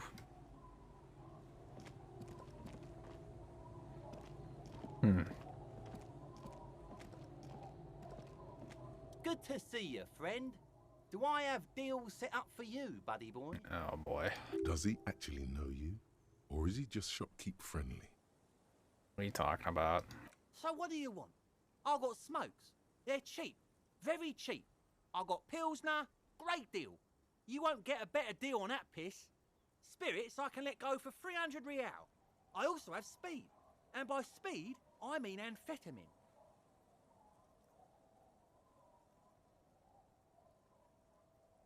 Spirits for 300 real. See, friend, it's real valuable. Worth every real, if you catch my drift. Got it from a bit of a business venture. You know, it's funny, actually. What? What? Keep him talking. What's funny? This guy. So where'd you get the spirits from? Oh, this is medicinal spirits. The good stuff. Got it from the doctor's office. I got one of those scientific ampoules a few months ago. Torpedo, they call it. It's supposed to keep a man from taking a drink. Didn't stop me for shit, that's for sure. 5 lemons with half a pack of butter and you're good to go. What? Okay. Sounds dangerous. It was. In a week, the goddamn kidneys started giving me all kinds of help. Finally, the missus took me to a private doctor's office. Not a charity, the real thing. Those arseholes charged me 4 real to remove the damn thing. But I came out on top after all. How's that? The idiots left me alone in there. Now, I used to teach high school biology. I know what doctors use to preserve dead fingers. Swipe 3 cans of this blue medicinal stuff from the back room. Threw the snakes out and voila. What's left is this beautiful blue stuff. 98.7% almost pure alcohol. 2 I already sold to these fine gentlemen here. But this last one is yours for 3 real, if you want it. 3? Don't say it.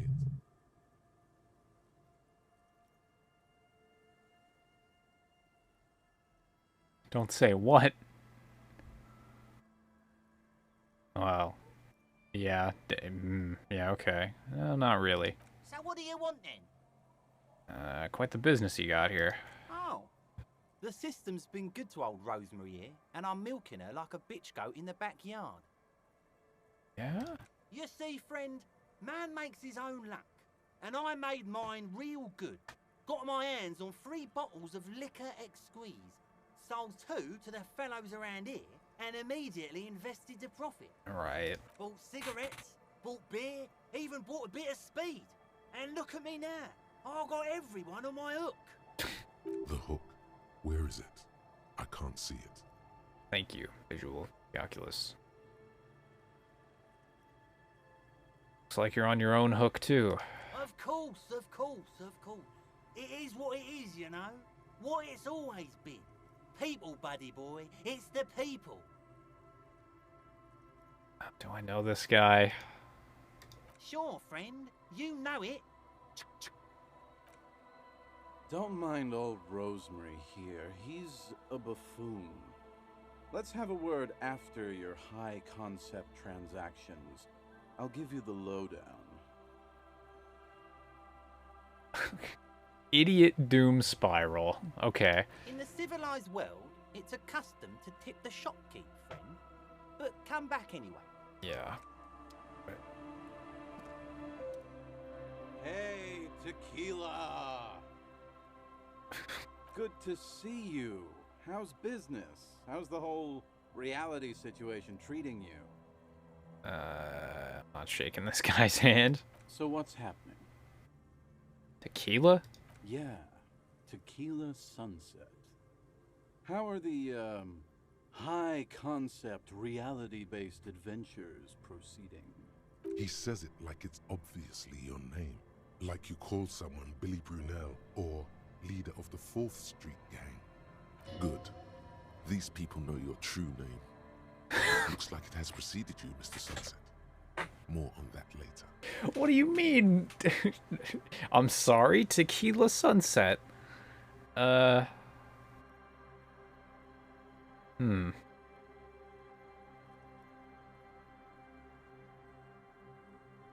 know, it makes me aggressively sad, reality.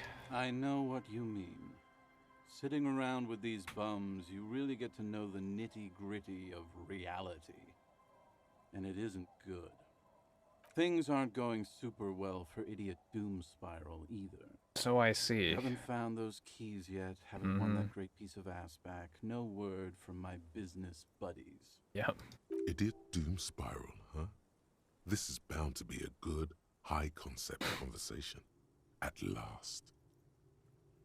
Alright, what's tequila? What is Tequila Sunset? It's you. You're Tequila Sunset. Okay. We've met before. Don't you remember? No, you sure don't. No. Aha. Do you want to know how Tequila Sunset came to be? Please. Tequila. Tequila Sunset. Something ominous there. Go ahead. Let me take a sip to moisten up my cords. Tequila Sunset rolled into Martinez last Friday. And by Tequila Sunset, I mean you. The man, the myth. Was I alone? Hey, let's not jump ahead of ourselves. This is your story. Stop interrupting. Oh, my bad. You got here on Friday to solve a case, hoping to be the early bird who gets the worm. And by the worm, I mean the buzz.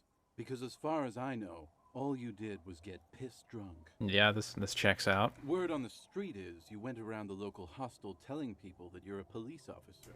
And that it would be really fucked up if you shot yourself in the head, right in front of them. That's pretty high concept, if you ask me. This, again, putting a gun in my own mouth, not unprecedented. Yes. It is.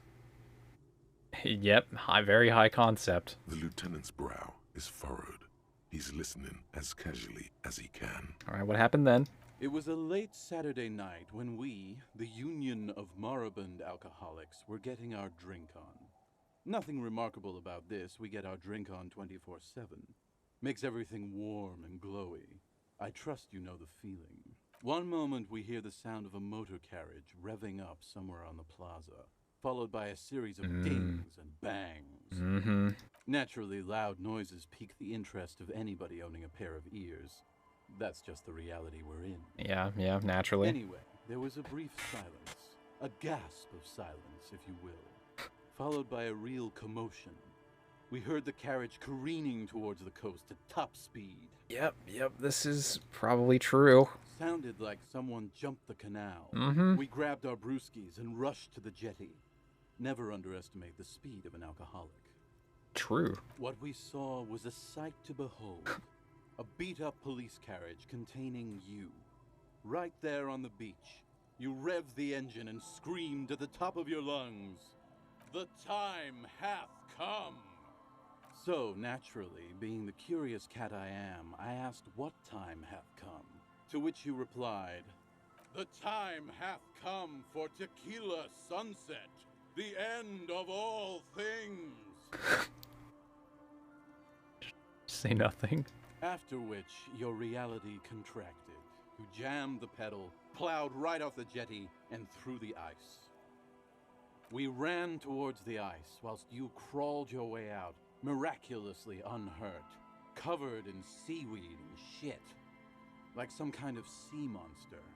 When we finally got there, you were sitting on the beach crying. You said that your badge and uniform were in the car. Yep. It was too late to get in there, though. The carriage had sunk too deep. Recognizing a brother in need, we offered our condolences and invited you to party with us, which you naturally agreed to. We asked about the whole tequila sunset thing, and you told us it was your name now and insisted that we all call you that from then on. Ah. Well, at least we have the full details now. Now we know. Now we know at least. It's Harry. No, that's just what your mother called you. Your real name is Tequila Sunset. Oh, God. Just embrace it, brother. How long did we party? Hours. It was an all-night drink-a-thon. Then, at some point, I think it was Sunday morning, you got belligerent and wanted to talk about Revacholian women. How they're beautiful and also whores and so on. How one of them fucked you real bad. After a short while, you crossed the event horizon, looked sullen, got up, and left without saying anything. Yeah. Wow. That's quite a story. Yeah. I bet Tequila's a fucking legend around the precinct. You must be proud to work with him. If you only knew.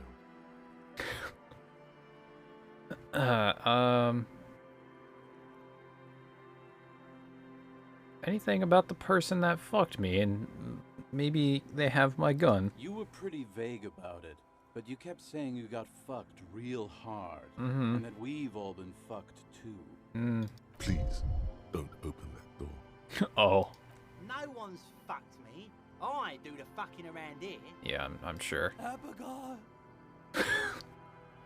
This guy's name is Don't Call Abigail. Okay. It seemed pretty painful, to be honest with you. If I had to guess, I'd say you're still working through some shit. I mentioned losing anything else? Like a gun, maybe? Beside your gun and your badge? Yeah. You said something about your hope or heart or something. To be honest, the details are a little hazy. In retrospect, I guess you lost your motor carriage too? That's a big one. Yeah.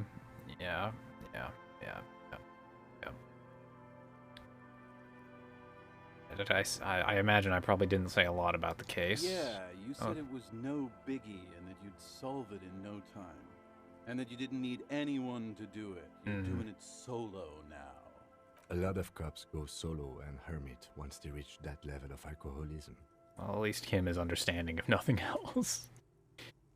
Colleagues? You told us that they were a bunch of fucking losers whose main interest was cramping your style. No specifics, though. It was more about you that night. You were the star of the show. Yeah.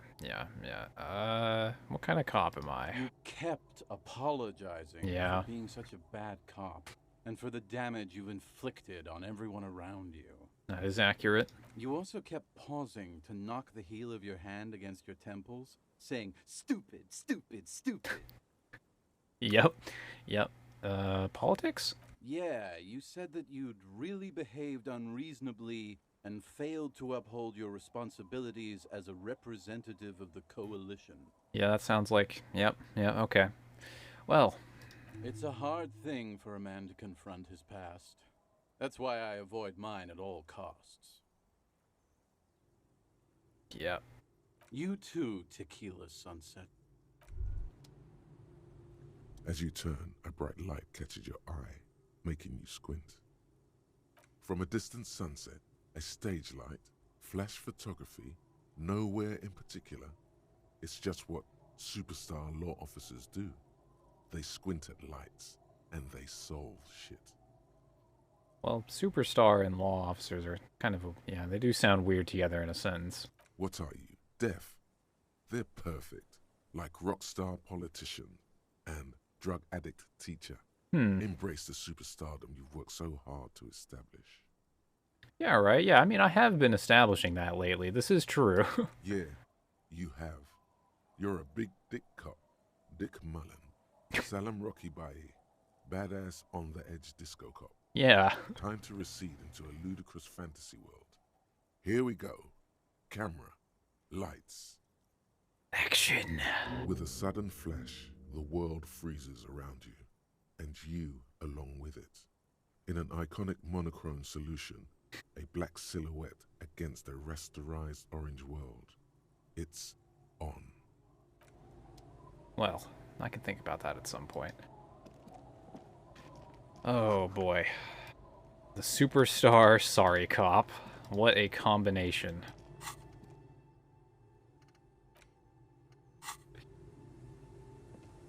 Okay. I'm looking for the jetty. A drop in temperature, an easy flow of air, an empty street. Before you, a thoroughfare unjammed with lorries. No more drivers smoking on hitch steps. Just silence. Okay. Chemically sweetened. Across the road, a forgotten bus stop. Corrosion has opened a hole in its roof. An elm tree watches over the building. Its branches are dripping with rain and snow. The road is smooth and motley. Craters filled with a black asphalt. The asphalt, first laid, is grey already. A row of tenements are under construction in the distance. Bus stop. Number 312D. Young girls used to come here, huddled up, hoping for more warmth than their thin coats give them. The bus took them to school. It has not run for 8 years. There were not enough girls to sustain its cost. It's wild the information we can just pull from having an out-of-body experience. Craters pocked the surface. Children played in them until heavy trucks full of black pitch rolled in. The landowners have filled the craters with money. It is a vital artery of the flow of trade. A tub warm with water, white with soap. A man bathes while radio waves transmit the lottery numbers. 4, 18, 21, 4, 1. A modern washing machine rattles a drawer full of silverware. Wow. The wind moves the aerosol. A detective stands behind the boom barrier. A breeze moves a curl of his hair. Okay. Oh, I see.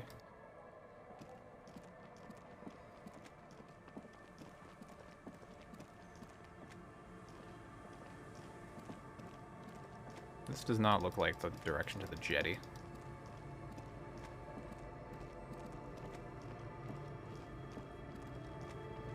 Ah, here we are. We need approval from... We need approval from this lady. Hi, officer. To get the signature from the old lady, okay. Anything I can help you with? She has a sword and a scabbard. Interesting.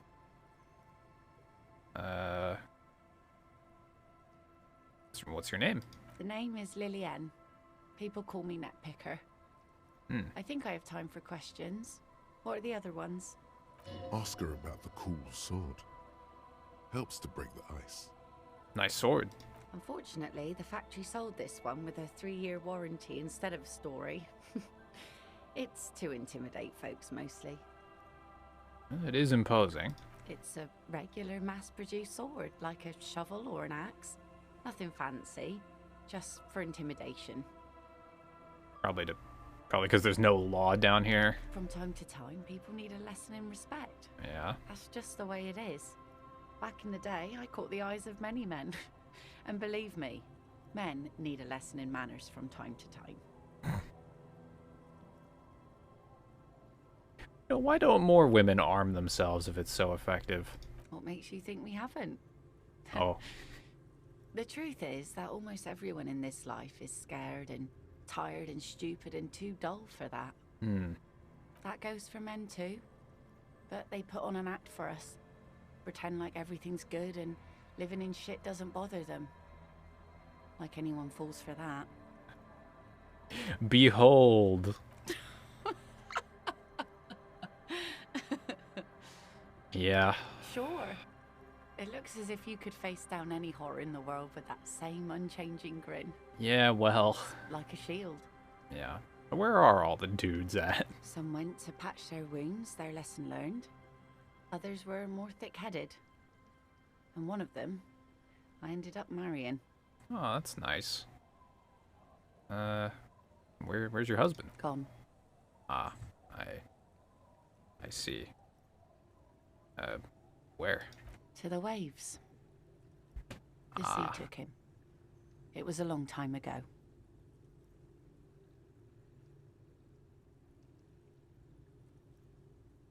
He didn't respect the sea. Went out there, drunk like a skunk, and sure enough, one day the boat was found floating empty. The bloated corpse turned up 2 weeks later. Now, before you tell me how sorry you are for my loss, know that it was 4 years ago, and I've moved on. There's only so much mourning you can do for a drunk with sinewy muscles.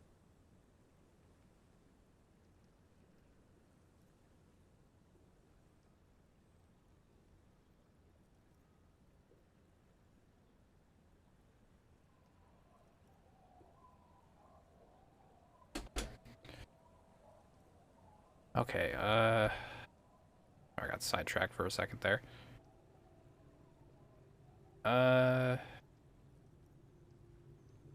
Should have thrown myself into the waves.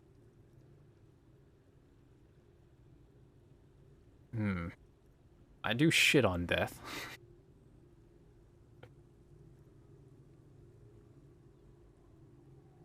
Well, you gotta keep the wheels spinning. Us working folk don't have the luxury to be bedsick with melancholy.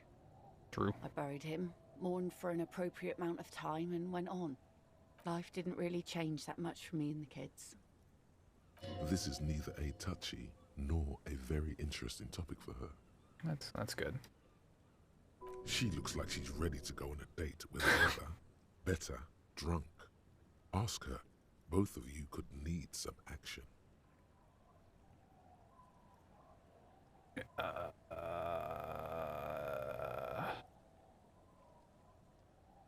No.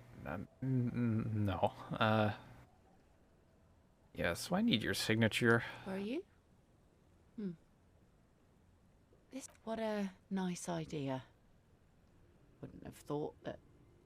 She sounds incredulous about the niceness of the idea. Thought what? That Evrart and the Union have nice plans for anything. I thought they only cared about themselves. Well, I guess Union members have children too. And those members have a vote when electing the head of the local chapter. So will you sign it? Aye. Why not? Fine. Here you go. Thanks. You're welcome. Well, that was easier than I anticipated. That's good. Oh, boots. Perception boots.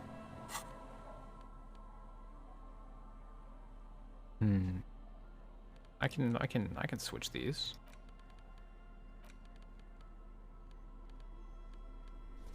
There we go.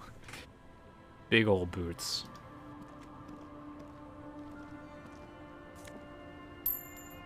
Anything on the dock? Oh. Ah.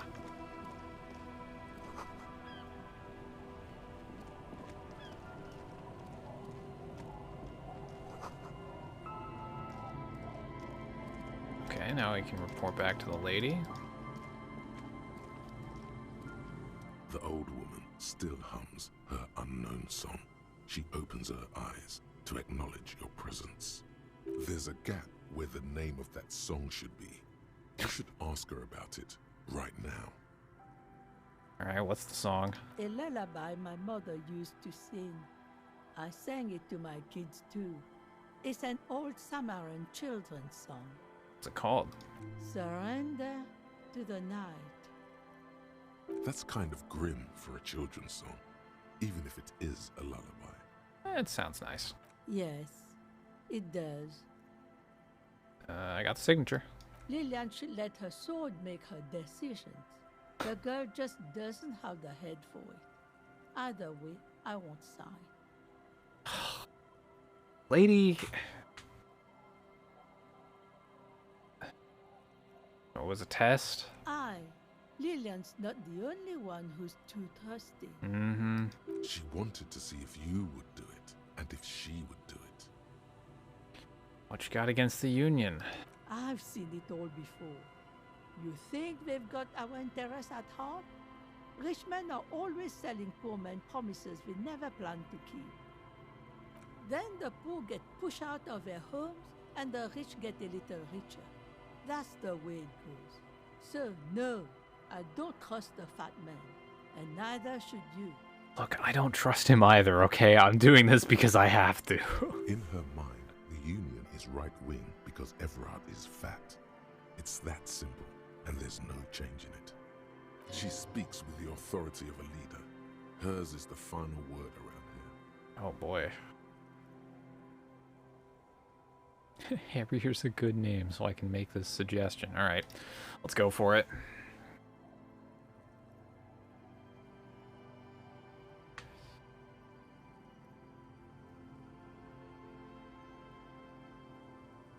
This is gonna be, tough. Here we go. Logic and reason won't work on this old bat. Better go for shameless emotional manipulation. Hell yeah, brother. Of his deepest vulnerability. Her kids, her grandkids. Does this feel like a good thing, though?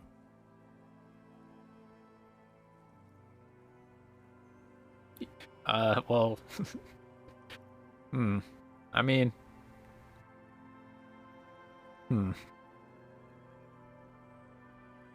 What's more important? The fact that a building is going to be built here, or the fact that I don't have a gun, and I need to find my gun? I think my gun's pretty important. What about your grandkids? What do you mean? What's going to happen? They are gonna grow up, of course. I raised my own kids in this village, and they are doing fine for themselves. Ooh. They didn't end up like the alcoholics? No, they are good kids. I brought them up the right way. They here? No, they moved to Faubourg for work. And what do you think your grandkids are gonna do? Well, I imagine they'll grow up and leave too. You've got her. Now just reel her in. Then what? Then...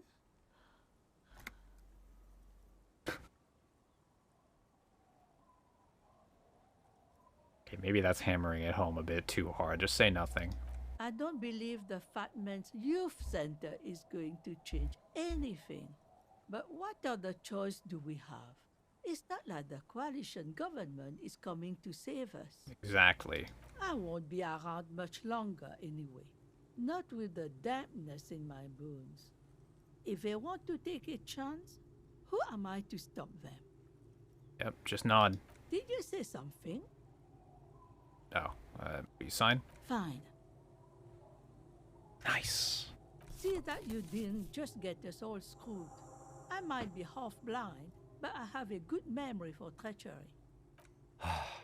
Let's go mail it. Ooh.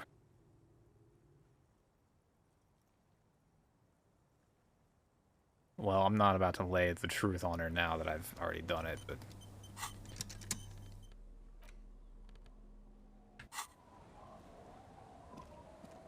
Gotta do what we gotta do, Kim. Where do I mail this shit? In the plaza. Okay. The mailbox that I petted before. Okay, I want to look around some more.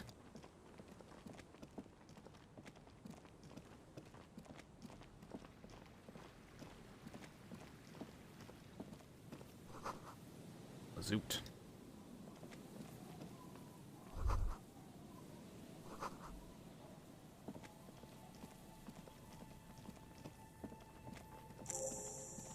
Oh, the church.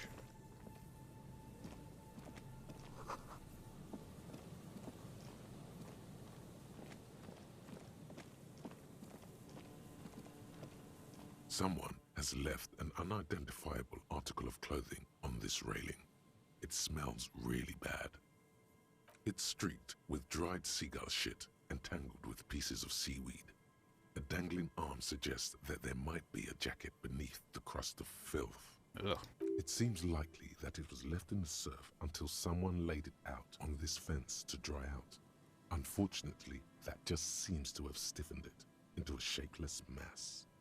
Please tell me you're not taking that with you. Why not? It's a guano-encrusted jacket, and you're already carrying around enough as it is. That's fair. That is definitely true. Oh, isn't guano specifically bat shit?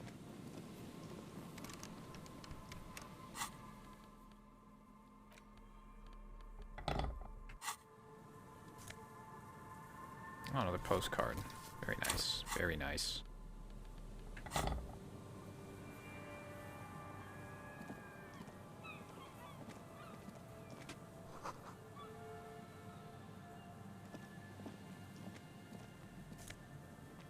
Ooh, prescription lenses. -1 perception, +2 encyclopedia. I don't need these.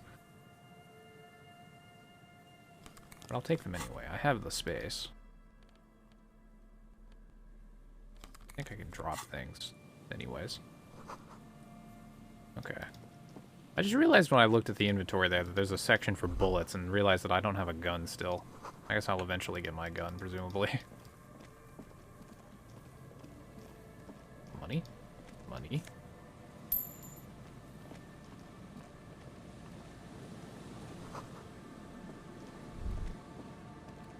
The smell. It's awful and familiar. What is it? Don't you recognize it? That hideous pungency, that faintly cloying sweetness. Only death smells like that. Yeah, true. Hopefully I find my gun. It is death. It must be. Kim? The lieutenant has already brought a handkerchief to his nose. Eyes up, detective. Something's not right here. Oh, the Kingdom of Conscience is coming through. Kingdom of Conscience. Nice. The Kingdom of Conscience will be exactly as it is now. Moralists don't really have beliefs. Sometimes they stumble on one, like on a child's toy left on the carpet. The toy must be put away immediately, and the child reprimanded. Centrism isn't change, not even incremental change. It is control over yourself and the world. Exercise it. Look up at the sky, at the dark shapes of the coalition airships hanging there. Ask yourself, is there something sinister in moralism? And then answer, no. God is in his heaven. Everything is normal on earth. Damn. Damn.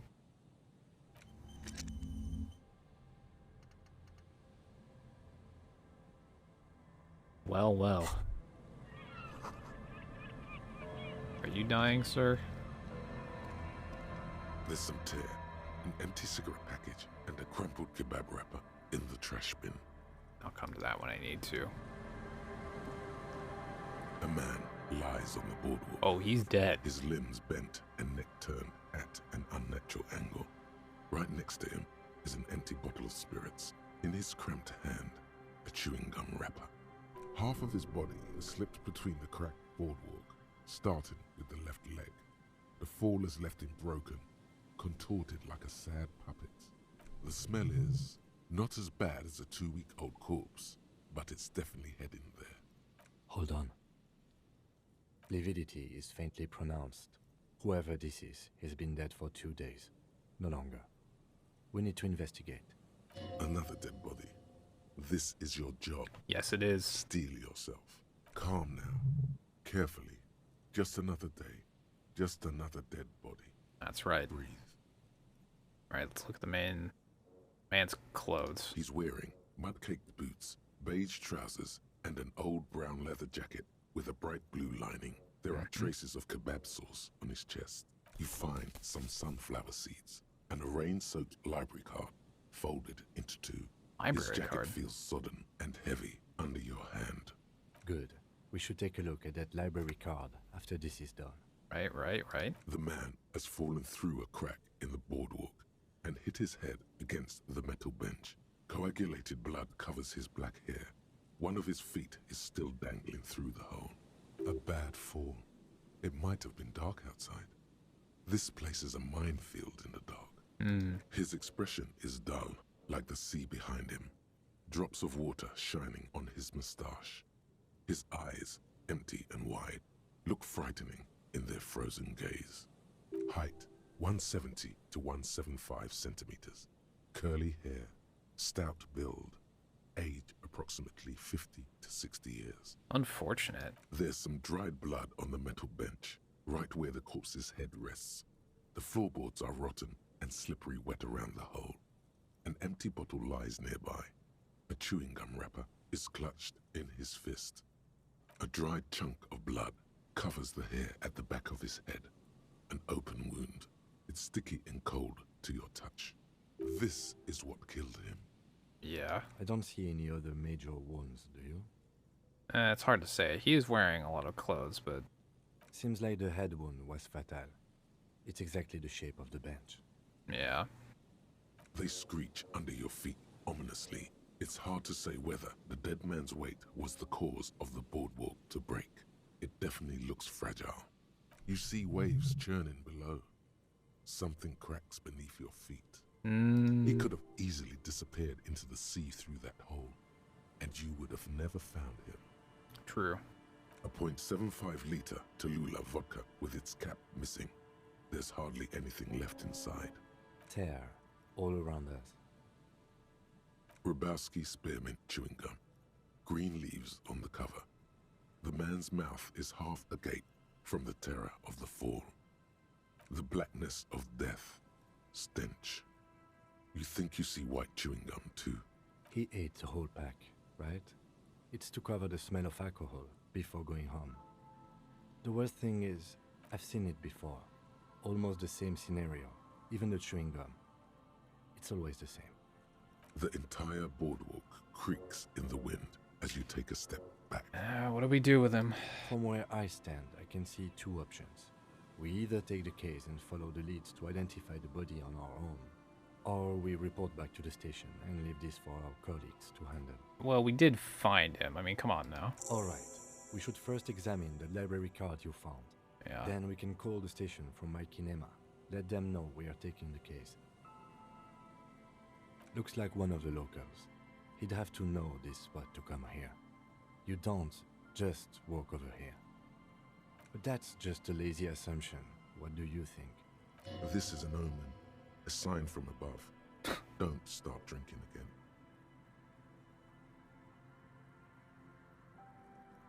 Yeah, he does look like me a little bit. Well, at least you're not married. Oh, yeah. Or what if you are? I'd prefer not to think about that. But let's try to not run ahead. For now, all we know is that he's an unidentified middle-aged man found dead on the Martinez boardwalk. Right, right. I think it's pretty obvious. What do you think Death happened? by misadventure. Yeah. He slipped and fell through the boardwalk. A truly unfortunate accident. If it wouldn't have been for that bench, he'd be alive. Yeah. What about the kebab? What about it? The deceased ate some kebab. It's probably from a nearby place, maybe in the box. Sometimes a kebab is just a kebab. That's good life advice. Oh, yes. Alcohol poisoning and liver failure? Mm. Some symptoms of acute alcohol poisoning could have definitely played a role here. Severe confusion, respiratory depression, unpredictable behavior. But I think that death arrived through head trauma, not liver failure. True.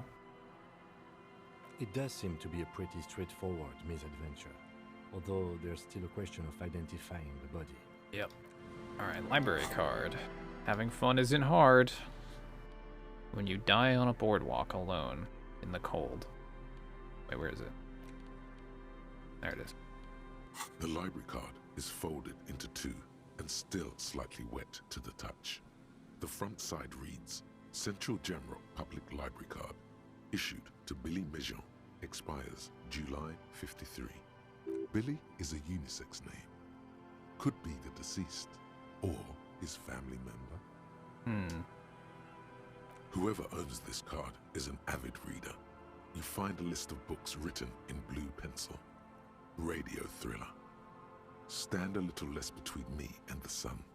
The last one in the list is The Glinton Curve by M. Theobald. A library stamp indicates that the book has been returned. Oh, well, that's good. He returned his book. How many hours do I have in this game? Whatever the collective amount is between the last 2 streams I've done, so 13 plus 13 or 14, you know, maybe 15, 16 hours. Most of these titles seem to be in the sci-fi genre. Some thrillers too. Right. If lost, please return the card to the library. Dial 005 02 55211 or visit us at Moreau Street, 78, Jamrock. 17.9 hours, that's how many. To 1800. Straight from the Steam profile. Good. We should give them a call from my kinema. See if we can learn anything about Billy Mejean. Alright, good. We can do that. Do that. Need to go back that way anyways. Ooh. Can I peek? Oh. Oh, I see. I guess I can investigate the trash then. There's some tear, an empty cigarette package, and a crumpled 2 empty bottles of Tallulah vodka. Oh, 2 more bottles. Potent porter is all you find. No, there's more in there. Livis strawberry liquor, plus some Pilsner bottles too. Better not pick them up. They seem unhygienic. Yeah. A tragedy. Whoever tossed it here was a heavy smoker. The brand name reads Red Astra. Red Astra is the black market version of Astra cigarettes, known for their high tar content. Damn, that heavy shit. You see traces of mayonnaise and ketchup on it, as well as a tomato wedge. The wrapper reads Shish Kebab Revachol. It's no older than a day or 2.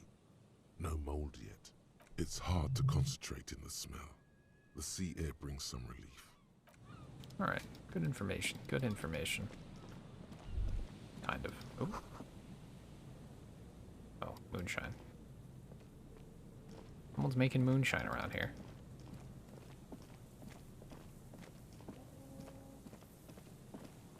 Alright, now we gotta get back to the car. And also go back to mail, not the mailbox. Wait, this. Call A box. metal payphone. Oh, it's a under a payphone. yellow plastic dome. You could use it to call someone, unless you're out of change. Who would I even call? You hear the tone. The machine is inoperable. Wait, he said inoperable, but the subtitle says operable. Okay. Oh, yeah, the church is also around. Okay. Well, time to call a random number. Calling Still calling. This feels wrong. Should you be doing this? Probably not. End of tone. Someone picks up. Oh shit. Pierre? Is that you, Pierre?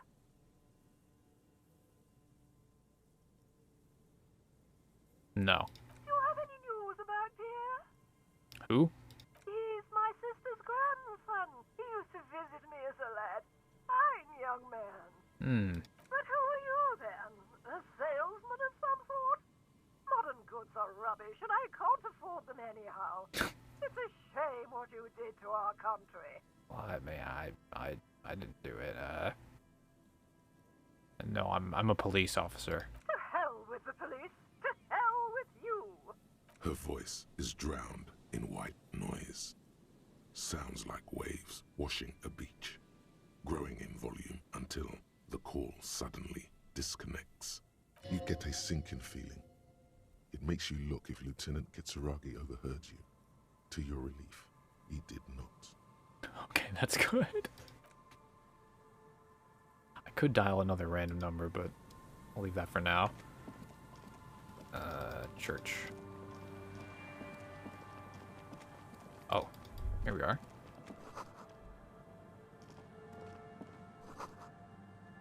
Peek through a window?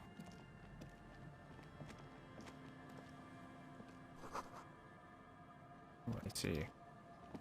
Bit of a rundown church. Heavy wooden doors, more than twice your height, stand shut in front of you.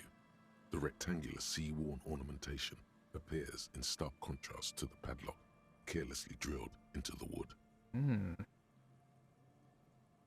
Nothing happens, only the sound of the padlock rattling against the door. I don't think that's going to work. The carving on the door is block-like and angular, like the church itself. Two large beams shoot downwards, sinking into the wood before they reach the threshold. The surface is smooth from the wind, but moist to the touch.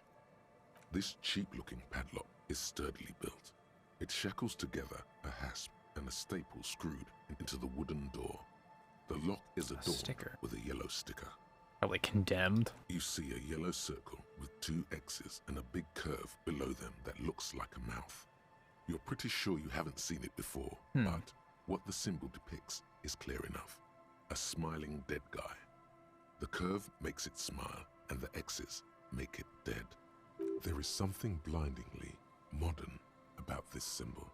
Its modernness puts to shame everything you've seen before. It is very modern. You seen this before? He takes off his glasses and uses a blue handkerchief to thoroughly wipe them clean before inspecting the sticker. Then he looks up, pauses, and replies. No. Oh. Looks like a dead man smiling. Suggests junior delinquency. Here? I haven't seen that sticker before, and I'm not a youth. Yeah, that's fair. What? Does the cheery guy not know that he's dead, or does the dead guy not care that he is?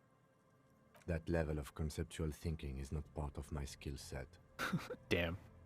That's unfortunate. There's nothing like the sound of a sticker unpeeling.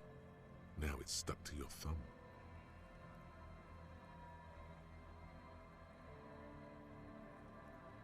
Ooh. Put it in the ledger. That'd be interesting. I'll throw it in the wind. Au revoir, sticker.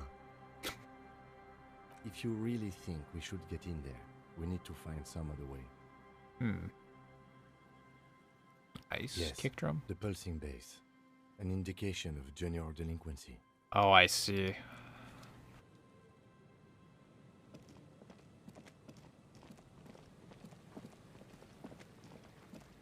Like down here, bro. Oh, there's money up here.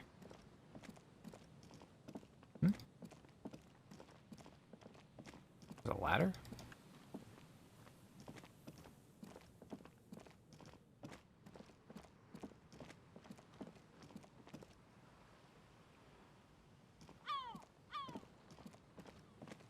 What's up, Magna V? Trying to break into a church.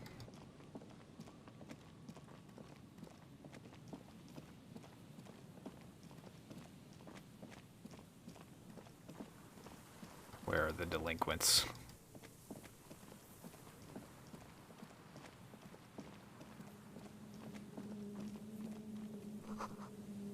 Is this like a bunker? Oh, probably. An old door, worn by elements, guards the depot. The wind has blown a sand dune in front of it. The door hasn't been opened in a long while. You see a handle. There's a red check to open the door. It's military.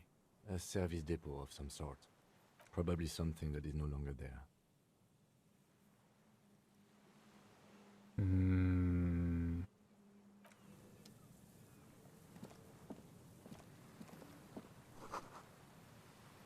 Let's see. That's very curious. Making some interesting sounds. What's up here? Rock. Cigarette butts.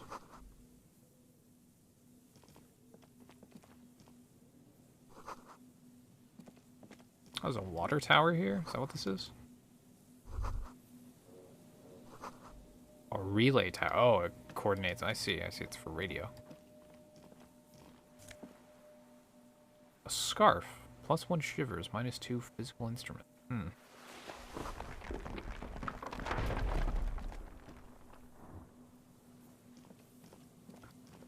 Huh. Neat. A scarf.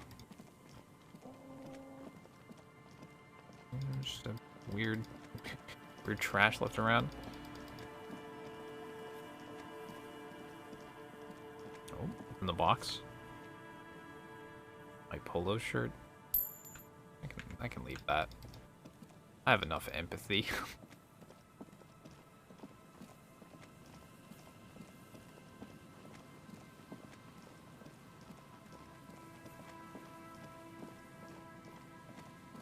Where the hell is like the...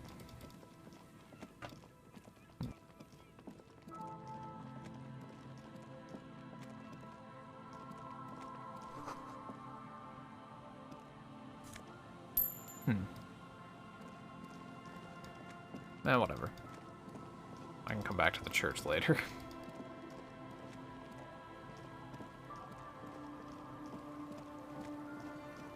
I don't think I've been on this.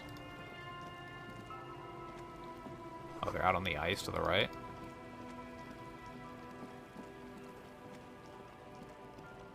Yeah, I recall him saying they were out on the ice, but...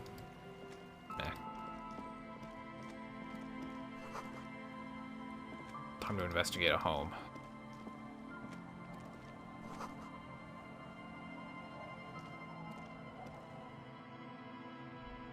Probably the old lady's shack.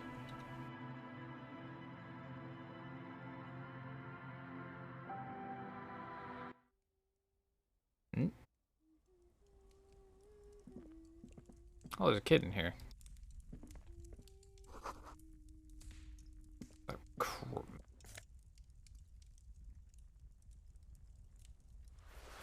Thanks for the taxidermied bird. See ya.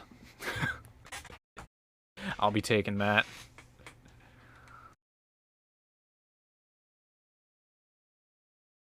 I think I just committed theft. Actually, wait, no, I'm an officer. That's what's the word? My duty?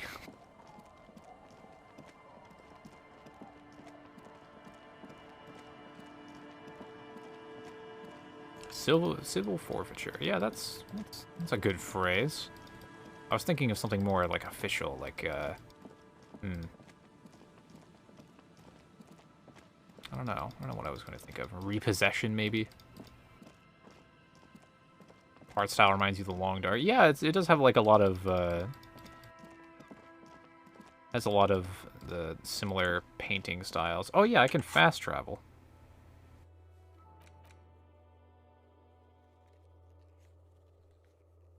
kind of, somehow. How do I fast travel?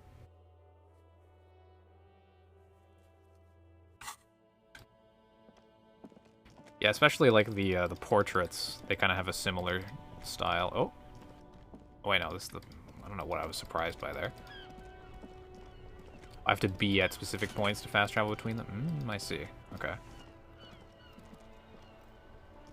Inside, you see a set of steering levers, a radio microphone, a pull-out toolbox, and the soft glow of the fuel preheater gauge. Alright, we have to call the library. This is Precinct 57. How may I assist you? I guess I should report the body too. One moment. Can you please describe the body? Age, sex, cause of death? Yep. We suspect he might have been inebriated when he fell. There were bottles all around him, and traces of vomit on his shirt. Any signs of violence? Nah. No field autopsy necessary. Yep. You can hear her quickly typing in the background. What about his belongings? Did you examine his clothes? He had stuff. Any information on the library card? Yep. Good. You have a lead. Yep. Do you and Lieutenant Kitsuragi want to take the case, or should I assign it to someone else? Oh, we're taking it. I have assigned the case to Lieutenant Kim Kitsuragi. Please follow up on this library lead to identify the man. We'll send someone to take the body to the morgue. Perfect. That's all for now. Thank you for reporting in. Is there anything else I can do for you? Hold on, officer. It's good. We don't have to tax the ice bear fridge again.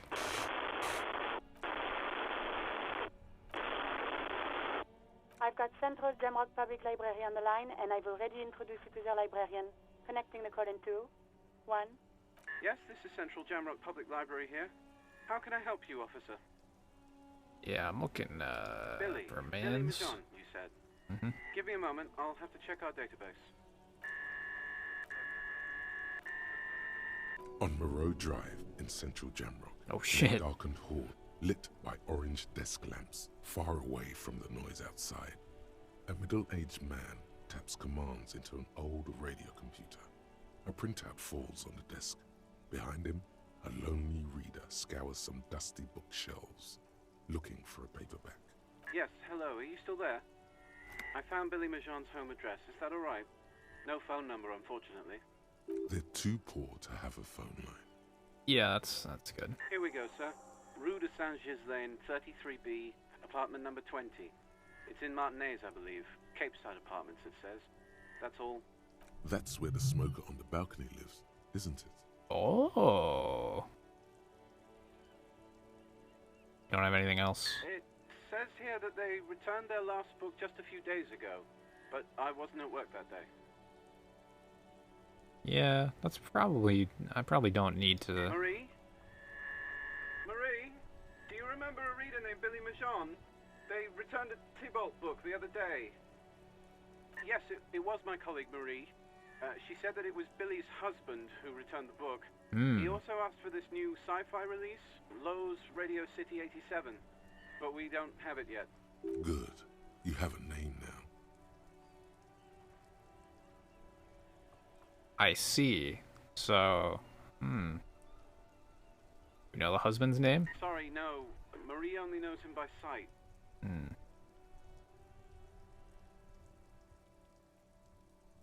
She's a woman. Marie knows Billy. She's been working here longer than me. Sometimes her husband returns some books for her. Yeah. Yep. Marie! She said it was an older man, and that she's pretty sure he'd had a drink or two the last time she saw him. 1 second.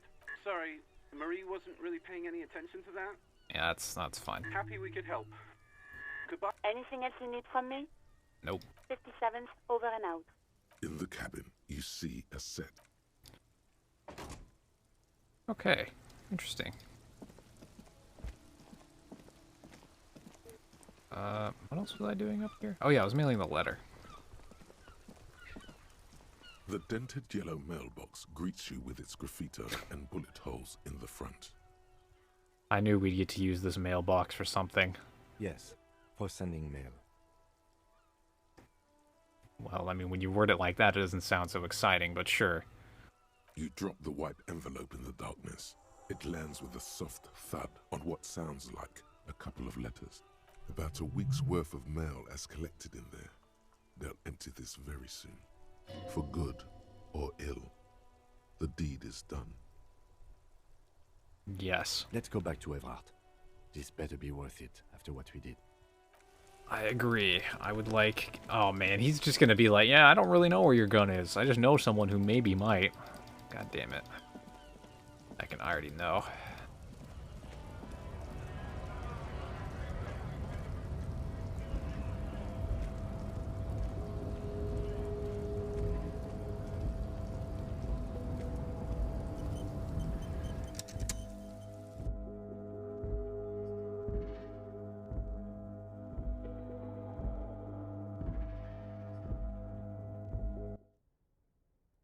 More or less doing the dirty work of the Union. I'm doing my job is what I'm doing. For the Union. Look, if you lost your gun, you'd understand. Guns are dangerous. Especially when you have no idea who's holding them.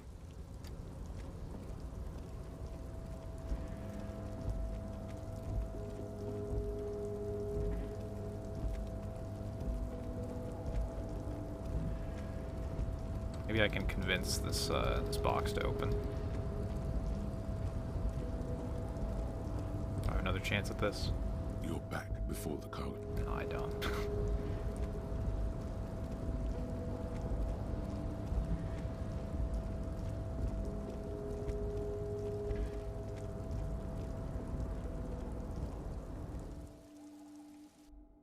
Oh boy.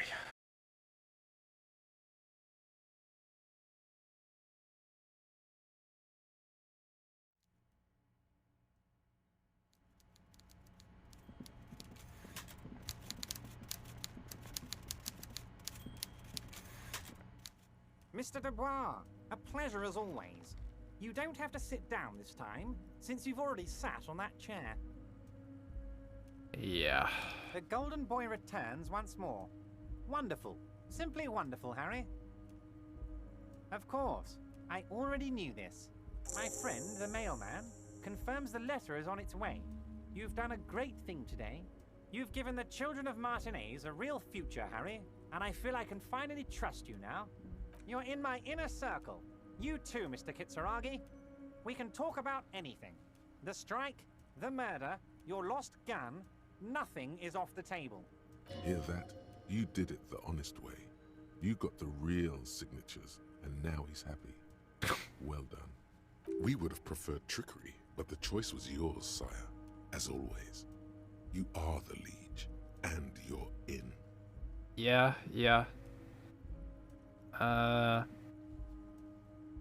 Yeah, so did you order that? Oh, hold on. Do I get a thought slot here? I have a lot of thoughts. I got a lot of thoughts.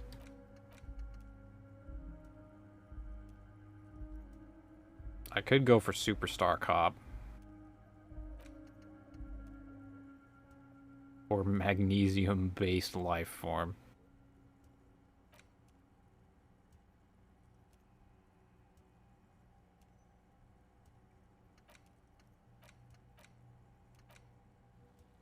Date of birth takes 7 hours.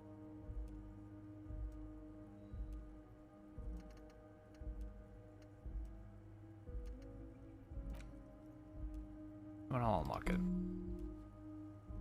I could get rid of a bad thought too. Yeah, I don't think I have any bad thoughts per se.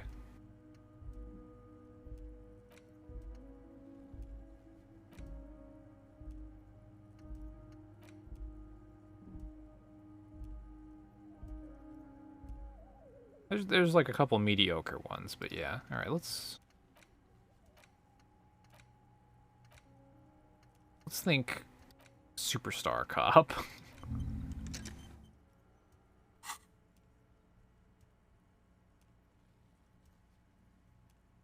All right, what was the catch of the document? There was no fine print, Harry, but I do hope all that construction noise and limited street access encourages some people to move. After a year of that ruckus, who wouldn't? Get Rhetoric to open the cargo container, yeah. Oops. Yes. The noise would do the trick. It'll be terrible. Yeah, well. And when they do, they will have a good place to go. I'm currently working on renovating the buildings near the roundabout into affordable workers' palaces. So the village is doomed. You were there. You saw the place. A wasteland. There's nothing left. But mark my words, officers. We are going to reset it. Reset. I have big plans for Martinez. And they do not include humans living in those pig sheds on the coast. That land will be used for municipal buildings and commerce. Harry, imagine a youth centre supermarket church complex. Employing hundreds, no, thousands of people. The coast will be lit up with enterprise and life. All those ruins out there turned into low-income housing. Harry, enough is enough. We're taking this district back. The war was 50 years ago, for God's sake. It's time to move on.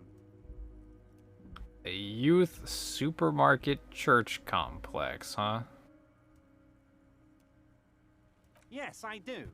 I got the centre, I got room for a retail complex, and in 4 years, I'll get the church too. The wheels are already turning, Harry. The wheels of progress. This post-war limbo, I won't stand for it. There are kids practically playing with their own feces out there. It cannot go on. I mean, they're rocks, but yeah, okay. And then there will be a giant statue of him, towering above it all. Will you erect a statue of yourself? I'm not a symbolist, Harry. I'm a realist.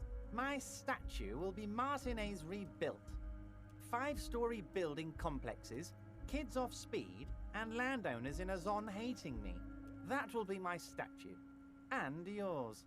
We're doing this together. You would look nice as a statue. Well, maybe.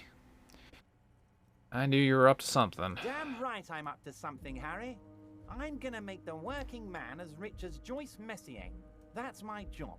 Just like yours is to keep the peace. I'm sure that'll work out. So you order the guy. I did not, Harry. Although I am very, very glad he's dead. Yeah? Why a war, of course. Of course. And what do you have to gain from a war? Victory, Mr. Kitsuragi. I have victory to gain. We are going to start a war with the Wild Pines group and win before they even realize there is a war. Hey, bees. Hornets, killing bees. I have. It's a great story, Harry. Did you also know how the bee colony kills the giant hornet? They swarm and blanket it entirely until it suffers a massive heat stroke and dies. Harry, we outnumber them 1,500 to 1. And that's just Martinez. With all the unions in Revachol, and with public opinion on our side, we can hold off 2 men, or 15 men, or even 50 men. The more they send, the worse it's going to look for them. They made a huge mistake hiring those guys. No one likes foreign mercenaries. The leftists hate them, the fascists hate them, even the moralists think they're in bad taste. Harry, there is no strike, only war. Class war. Or, in business terms, a dawn raid. Or wait. Is that when you still pay them something? Because we won't do that. We're not going to give nothing. We're going to take Terminal B away from them. The roads, the gates, the containers, that big crane, even the damn coffee maker. We're going to take all of it for the people, and fuck Wild Pines. The word fuck rings like a gunshot from his mouth. He doesn't swear often. So that's why you haven't let Joyce in? Yes. It's also why I let that midget Gaumont go. He's too nice. I can't put him through this. Plus, he knows how to get in here. That woman can't tell her tits from her arsehole. She has no chance. What? Tits from her arsehole. It's a local saying. Actually, no, it's not. Yeah, I bet it isn't. I mean, I already know why he's telling me the plans, because now we're in too deep. Because we're friends, Harry. Yeah. Besides, it doesn't matter now. You can go tell her if you want. It won't change the course of events. We have a significant head start. It's already happening. Mm-hmm. how you gonna fund this, huh? Oh, you mean what sort of goods are going to be flowing through? How am I going to replace all the contacts we'll lose once the poo-poo hits the fan? The clients will ditch us. Harry, we've thought of everything. That's where the drug trade comes in. We've been running back channel negotiations with all the major clients. I think the company will be unpleasantly surprised to see how many of them stay loyal to Martinez and to the new competitive contracts we can offer. With renewed zeal sparked by communal ownership, the men will be shipping those containers double time. You'll be surprised to see how fast things go without parasites latching on. We'll have our hands free to pursue bold, exotic new revenue streams. That's drugs. That is drugs. Drug trafficking. Drug trafficking? Don't be stupid, Mr. Kitsuragi. There are perfectly legal, 100% ethical chemical factories on the Samaran Isola. You don't need to be colonialist about it. A very impactful moment when you watch the other VODs. Yeah, well, I mean, right now, there's not a whole lot being revealed here that I couldn't have already put together at this point. I just need to know where my gun is, really. All they do is produce components to keep the pharmaceutical industry running. Right. That's people's health we're talking about. Old grannies, little babes, people with disabilities. But that's just the tip of the iceberg. The company thinks transporting these chemicals in bulk looks bad, has bad optics, may be illegal in some countries. The Debarders Union, however, we're all about the large volume column. We're gonna transport the living daylights out of those materials, Harry. So your sick kid can get his Benefed, and your wacky uncle doesn't have to come off risperidone. Benefed is a children's cold medicine, usually apricot flavored. And risperidone is used to treat severe psychosis. And the kids on the street can get speed and pyrrolidone. I'm an old-fashioned guy, Mr. Kitsuragi. I sometimes grab a beer with the boys, but I have no idea about the things you just mentioned. But if I were to supply ingredients for some sort of rainbow party, I would make sure the Union took a fantastic share. And I'd keep that stuff far away from Martinez. He's basically admitting to it. So he is.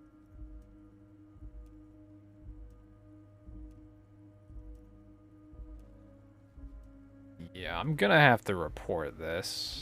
Yes, of course. And while you're doing that, please go ahead and also tell the Wild Pines. I want to hear them squeal from the indignity. Anyway, let's not focus on the sensationalism of the drug trade. This hypothetical drug trade is all anyone ever seems to be interested in. It would only be a small part of the harbor's turnover, just like the harbor is, but a small part of Martinez. Let's look at the big picture. Martinez as a whole. There are little girls out there with dreams of making music. Young mothers who want to start businesses. Models who want to walk catwalks and steel welders who want to weld steel. I'm gonna unite them all into one economic body. We're gonna incorporate this place to Kingdom Come. Everyone's gonna be in on the wealth, and everyone's gonna pull their weight. Incorporate, huh?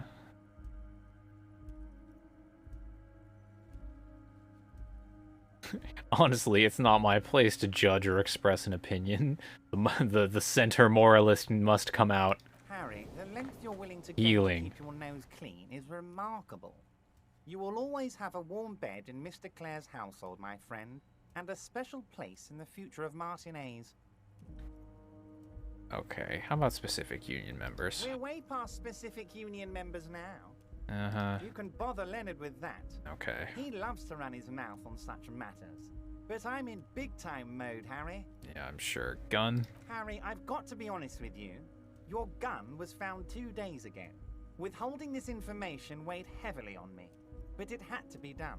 Well, it didn't, but sure, where is it? An old woman has it, and let me tell you, Harry, word on the street Wait. is she's a character. So watch out. This must be the woman who bought the gun from Roy. The one he described as terrifying. Yes, the same one. I see you've done your research. The pawn shop made the gun easy to track. Crazy stuff, Harry. Selling your gun like that? Yeah, well. Wild. Anyway, the neighbors of this old woman contacted my men because they trust me and the Debarders Union. Apparently, she was waving it around at the entrance to her building. It wouldn't be the cleaning lady at that apartment complex, would it? Unfortunately, I don't know anymore. You're gonna have to go in blind, Harry. But she's an old lady. How dangerous can she possibly be? Oh, and she calls herself the Pigs. The Pigs. There it is again. The Pigs. Like Roy said, not good at all. I, for one, find it refreshing. Finally, someone calls themselves a pig. Who's my least favorite person in the game so far? Oh, fuck. I don't know. Probably... Fuck. It actually sounds extremely bad, but let's not give him the satisfaction. I mean, Measurehead is just like, I want to say Measurehead, but he is just a fucking, like, walking green text of a human. Like, it's too ridiculous to not at least laugh at.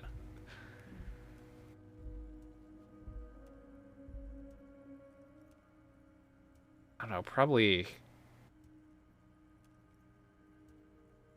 I don't know, there's a lot of people, and I've been disappointed by many of them. Everard is definitely the least pleasant to deal with, I think. Yeah, the mercenary guy on the tape did sound pretty fucking awful, but like I can sort of get, you know, presumably he was just completely wasted, and I can see how the dominoes fall to get into that mindset. Not that it's at all redeemable by any means, but As I said, she's a character. I didn't have time for details. It sounds like she's unstable, but don't worry. No one got hurt. also the mercenary guy is, like, you know, dead, so I can't hate him that much. I already have. Tonight, starting 10 o'clock, near the old fish market on the coast. The one on the boardwalk, a little past the fishing village. Be careful, Harry. I would never set you up for anything dangerous, but you did ask for this. Now, back to the fun stuff. So he doesn't know who this lady is, but he's setting up a meeting with her to get the gun back? Like, what? I guess the implication is that someone's doing this organizing for him, and he just doesn't care about the details? Okay. She will be there from 2200 hours till 0200 hours. I see. More fun stuff. Seems like we already have fun stuff to do. Yeah, thanks. Great, Harry, great. I think we have truly built a bridge between Martinez and Jamrock today. We have united the RCM and the Debarders Union. This has been so great. I'm sorry we don't have more fun things to do together, but if you ever feel like bouncing something off me, my door is always open. Wow, so someone's been a little boring. Who, me? Yes, my standard liege. What? Someone's seen all sorts of wild ideas pop off and thought, I'll take the boring one. The regular, please. The brown. Well, you're picking on me for not being crazy enough, huh? Hey, Kim, am I boring? You? I wouldn't worry about that. Yeah, shut your goddamn mouth, drama brain. You're so regular and vinyl brown, he doesn't even want to talk to you about it. Yeah? Is that what he's saying? No need to be defensive. The regularity, the brownness, the cut and dry have their appeal. A very standard appeal. Hey, I'm doing my job. Of course you do. Let's get right to it. My lord's coppo type is regular cop. I'll let everyone know. I'll send out a telefax. Yeah, do you realize, Drama Brain, that you're talking to Tequila Sunset here? The man, the myth, the legend? I mean, will that be my coppa type now, though? Yes, the type of cop you are, sire. Think of it as a caste, a class even, and nation of regular law officials that you belong to. It comes, of course, with the usual benefits. Nah, we're not sending that announcement out. Good. Of course. To outright declare yourself something does seem a bit too interesting now, doesn't it? I won't trouble you any further. Listen here, you little shit. This fucking guy. This fucking brain.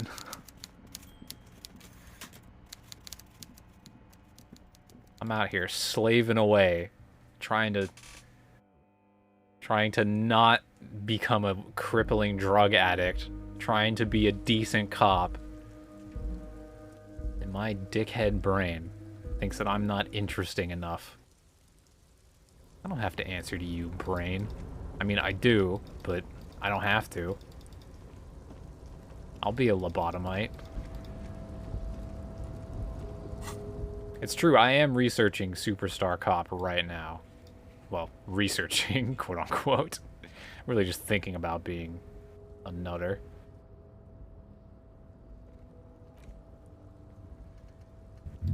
Actually, what are my points right now?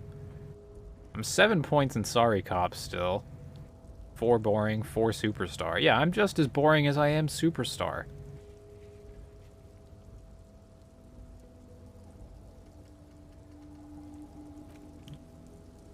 Okay. I guess we can go by the lady's apartment and let her know that her husband is deceased. Probably not a bad idea. I went the wrong way.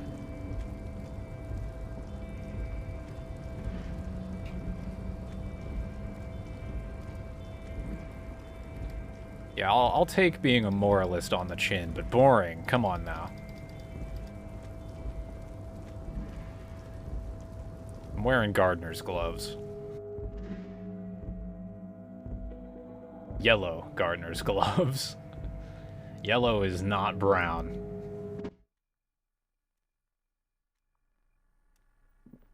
Oh, that reminds me. I have those pants. Have I... Yeah, I have Kingdom of Conscience, so I can put on these pants, which give me +1 Kingdom of Conscience.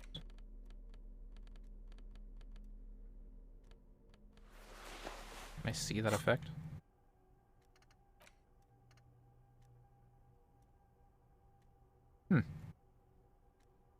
Okay. Oh. These are some wonderfully regular pants. Not too tight, not too loose, moderate in every sense. You'll blend right in at some pleasant dinner party.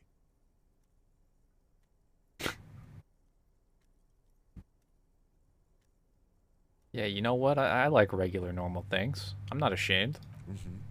I know you do. These Inter-Estellari pants are like wearing a perfect compromise in your nether regions. No one will call the moral intern on you like this, that's for sure. You're a little more moralist now, buddy.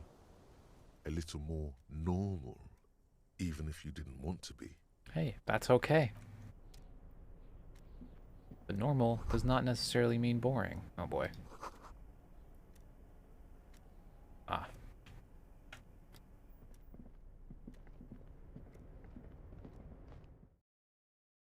Oh, is the pants description more specific? I thought it just said +1 to the thought.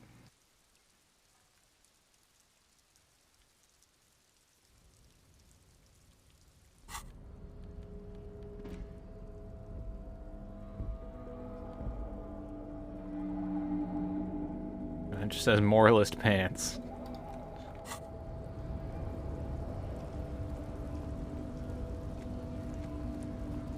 You know, people have got to be more considerate about the morality of their pants.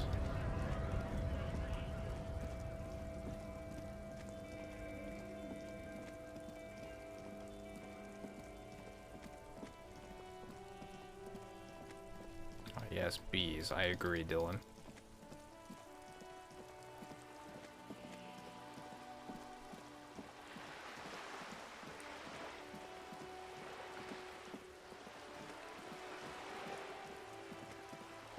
One day I'll be able to see this wall for what it is. Maybe I should talk to Joyce while I'm here.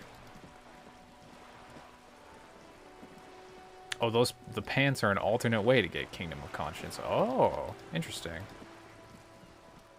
So do they... You're back. Good. What can I help you with? Not an umbrella, I hope. I don't need one myself, you see. So does it have an effect if I already have Kingdom of Conscience? All around you, rain keeps falling down. On the wooden boards she's standing on, and on the water around you.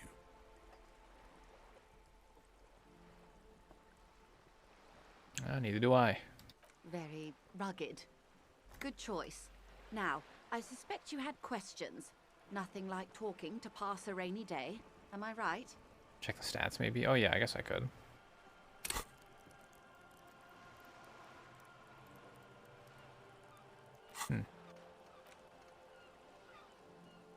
I think... Were these cap things here before? No, they probably were.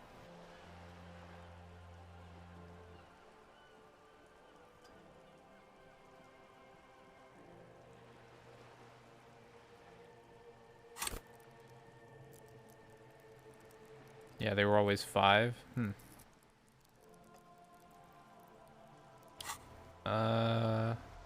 Moralist 6. Was that at 6 before? I don't remember. It may have been 5 before. Yeah. So what does wearing these pants do for me then?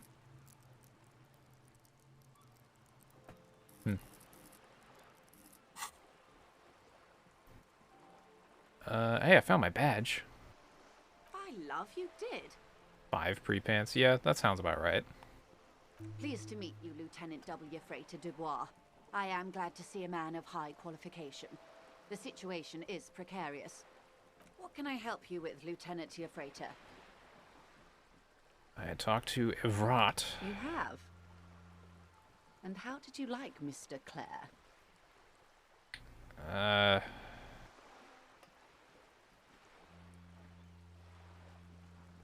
I didn't. Oh, come on now. He has his uses. How else would he have stayed in power all these years? Or wait, actually, corruption. That's how he's done it. Fantastic, Verm-like corruption, reaching into the bowels of the earth. The position of my unusual colleague does not reflect official policy. I hope you understand. The RCM does not pick sides. Of course. And I don't expect you to share anything he told you with me. I'm not a corrupt Verm myself. However, if you felt like discussing something, how could I stop you? Are we not human? Are we not curious to hear another person's take? It's only natural. We would only be gossiping. Yeah. You're no different than him. Intellectually speaking, it would be quite interesting to hear what she has to say about these things. True. True.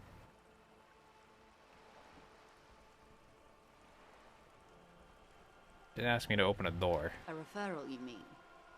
I take it this was for someone in the RCM. Don't answer that. No, a real door. Oh my. A real door? The lieutenant does not say anything, but you hear the nylon of his jacket rustle as he looks at you. Had to be done. That's good to hear, Detective. Police work is rarely pretty, but it sounds like you did what you had to do. Yep. Frankly, what was done was not pretty at all, but neither was it illegal. And it was not for nothing. This seems serious. I advise you to be very selective with what information you choose to share. This may have consequences beyond our line of sight. Yes, I agree.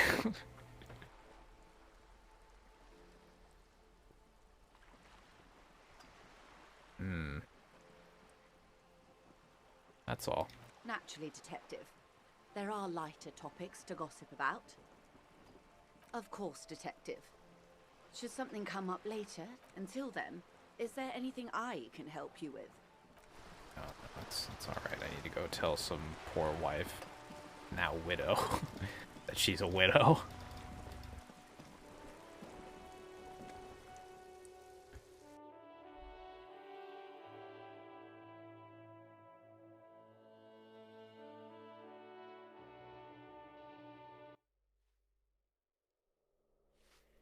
Hey, lady, do you know where this place is? Give me a moment. Yeah, It's about Victor, isn't it? It's always about Victor with her. You'll find the Maisons in apartment 20 upstairs. It's one of those doors on the balcony. oh boy, this might be rough. This. Money, that's what it is.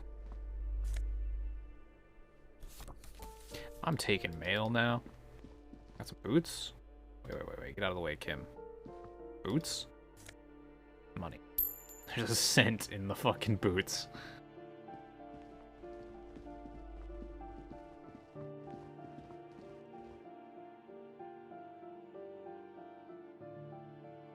What was it, 28?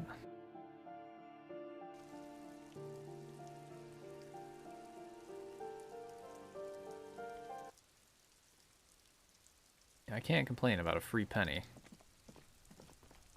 You got 0 on hardcore, that's funny. A weathered brown door. The number reads 20. Something smells good. Soup allons yo. The lieutenant motions to you to go ahead and knock. This is the door. You already know it's the right door. This is going to be so hard. Yeah. I mean, let's talk, Kim. What should we expect here? You're right. Let's talk this through. You hear light footsteps passing by the door and some folk music playing on the radio. We have our first preliminary identification. In all likelihood, the deceased is the husband of Billy Méjean. We need to confirm this, as well as deliver the death notification to Billy herself. Right. Now, delivering a death notification is never an easy task. There's a reason why it's often called the most stressful part of our job. This is why it's usually done in pairs. You got this. I'll be monitoring reactions, ready to act if necessary. Do I have this? Do you have any tips? Dad, just don't say that you know how they feel. You don't. Yeah, right, okay. The lieutenant motions towards the door. Hello? And someone turns down the radio. He gives you a short, encouraging nod. Okay. Hello, police, LAPD. I don't hear anything, but okay. Tidying up, nervously. There's no voice acting for this. Oh boy. This could go very badly. Hopefully not. It's you from the book stand.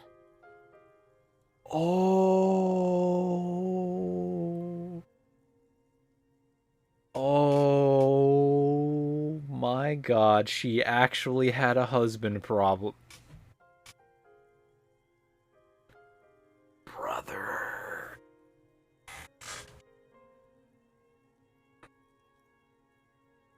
Oh man. Authority Brain was right. I thought he was just... I don't think I introduced myself properly. I'm Billy. Would you like something to drink? Tea? Lemonade? We're out of coffee. The lieutenant has taken off his foggy glasses and is busy cleaning them in his handkerchief for now. You're on your own here. Oh boy. Yeah, thanks, but I'm good. Is this about Victor, my husband? Is he in some kind of trouble again? I can come pick him up in the station if that's what. No, this is something much worse. Is he in a hospital? How bad is it? Alright, well I've got to be pretty straight up with her, I think. How about some small talk before you break the news? I don't know, oh Jesus, oh God.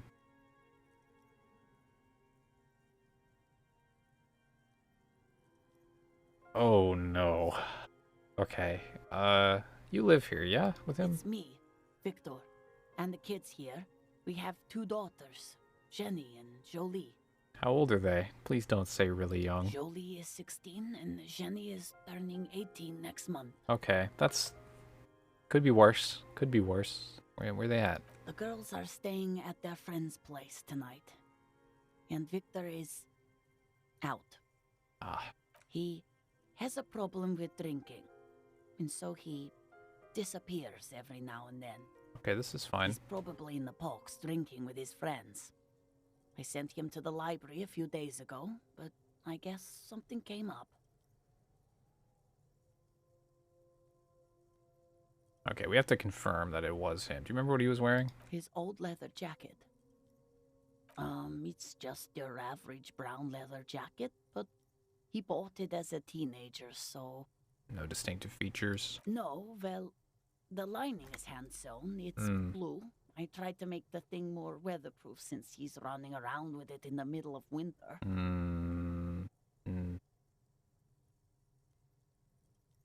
what was he doing at the library? Just to return a book of mine. Why? Why all those questions, Detective? Did he... Yes.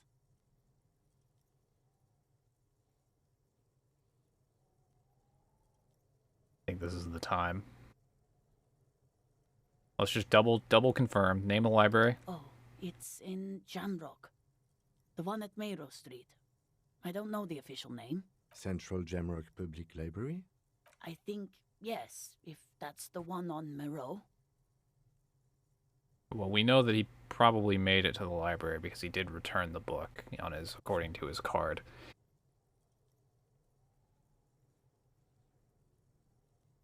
This feels like a really leading question asking her, though. I gotta tell you something, ma'am. She folds her hands across her chest. Okay, 72. We get the buff. We can let her down as easily as possible here. Hopefully. With the right buff.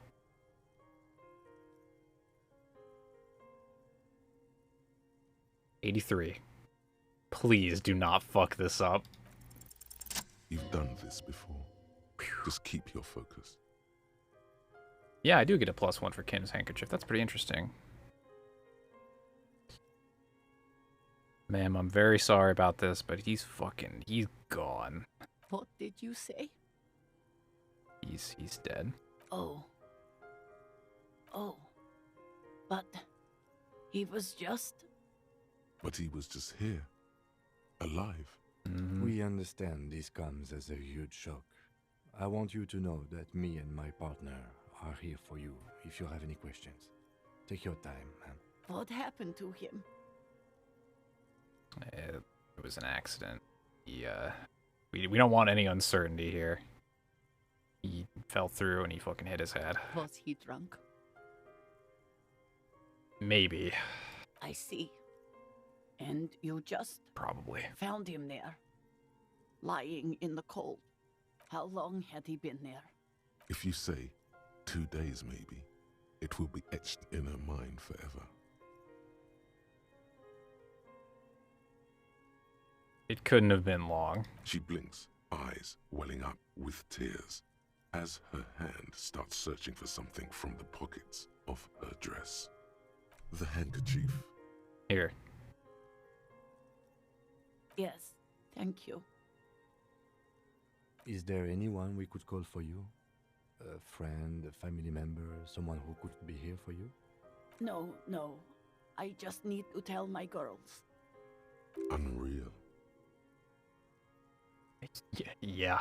God, should I call them? Should I tell them to come home? No. A day. Yeah, just take a day. Good. That's probably the right thing. Thank you. Just tell me, what do I need to do next?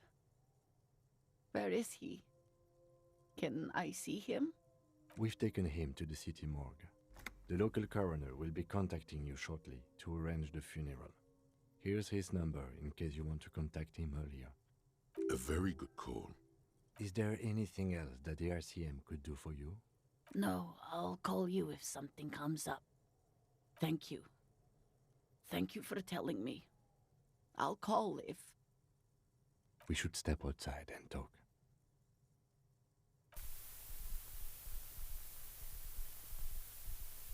Cool. Okay, that went, I think that went like as well as that could have gone. Thank God.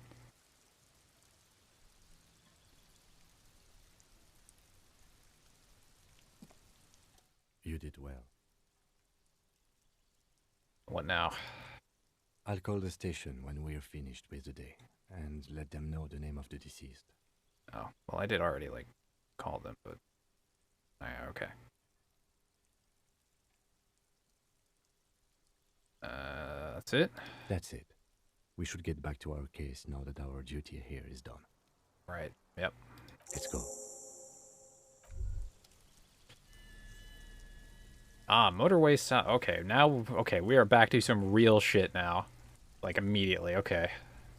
Yeah, if that empathy check would have failed, that would have been really bad. Motorway south. Okay. The lone vector stretches in your mind's eye into the wild pale yonder, for an unimaginable distance, forgetting, until you can no longer remember anything. No cities, no mountains, no oceans, and finally, no vector. Nothing remains. A blank space with no point of reference, where only one type of motion is possible. The motion of a human throat. Swallow in, and then it comes to you. To reach the end of the motorway south is to be unborn. You've had this thought before, while aimlessly wandering the streets of Jamrock. A lost piece of the man you were. A dark hope. Damn. Yeah, that's pretty fucking nice. Also, +1 Inland Empire. That's nothing to shrug at either. Oh, we're at only 8% from Superstar Cop. Okay, let's see what checks that opens. Ah, I can try to talk the cargo container open again. That's good. That's... oh, and the backyard wall. Yes. And... drama? I could probably... I may not have that anymore. Okay. Well, you know what that means. We're going to the wall. We need to understand art.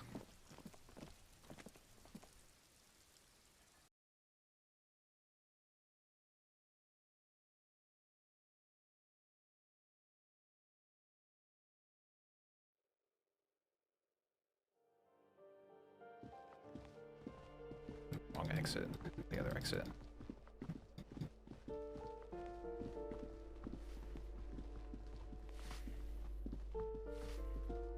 I was really curious how the motorway south concept could, like, really be embraced by, well, internalized, I guess is the actual word for that, by the brain here. But I guess given that we're playing as a cop who lost most of his memories anyway, it's kind of fitting. It's not that hard. Just an ordinary wall. Nothing to see here. Okay, it's art time, boys.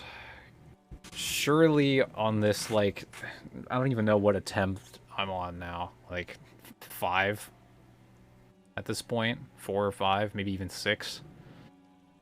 We must understand art. 58. Please. Yeah. Why? It's a wall. An ordinary wall. Why must we stop to look at this wall every time we pass by?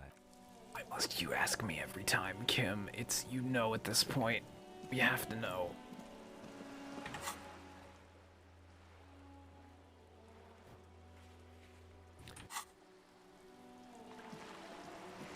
It's not just a wall.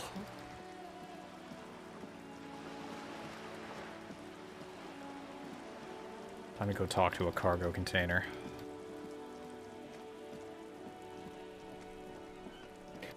Fuck this shit, I'm talking to cargo.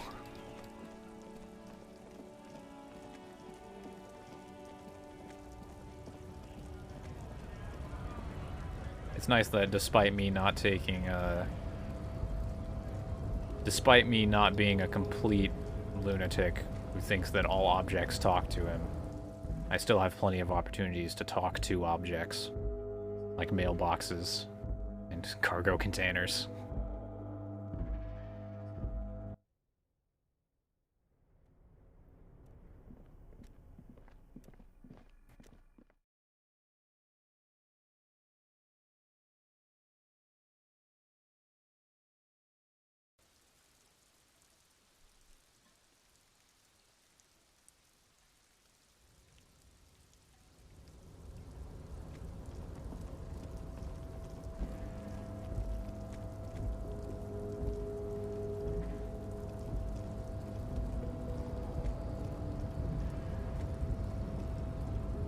You fucking bastard. Examine my clothing options here, actually. This check is what? You're back before the cargo container. Its drawer has not lessened since you were last here. If anything, it seems to have grown slightly. Rhetoric, huh? Let's...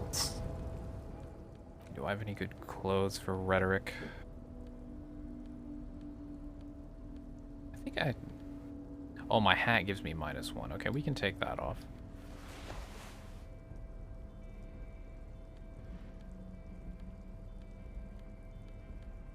Drama.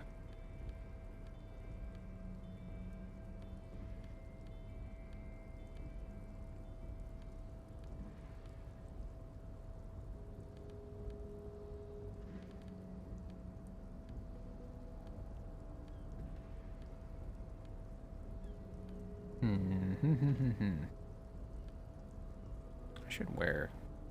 I guess I can just wear this hat. I don't... Well, suggestion is nice, though, and I have plenty of logic. I don't really need the buff from that. I'll just put the hat back on when I'm done with it.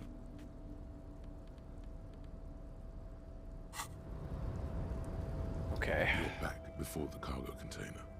Its drawer has not lessened since you were last here. Time to try for impossible odds again. It seems to have grown slightly. I imagine this will go up to like 15%, maybe.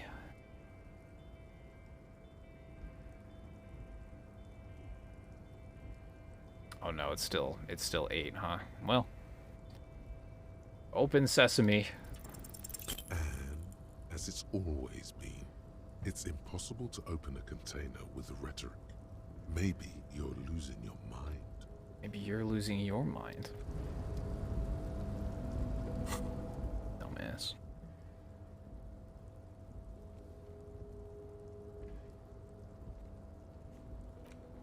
Okay, oh yeah, I guess I should talk to Titus now that I've got all that information about the tape, and I confronted what's-her-name about it.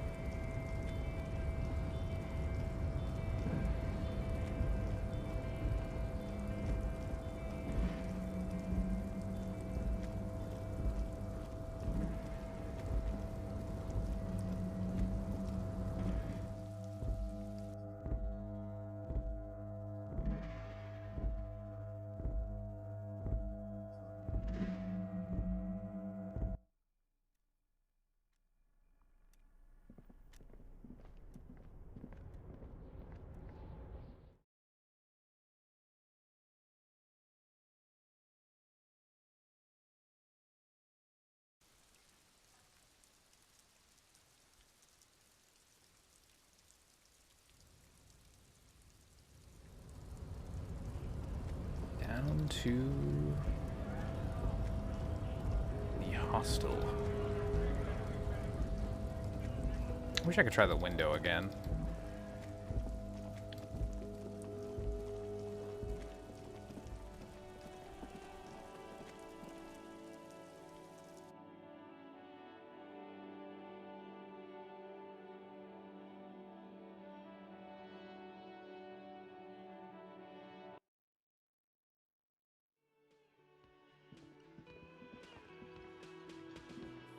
Alright, Titus. It's you again. What is it?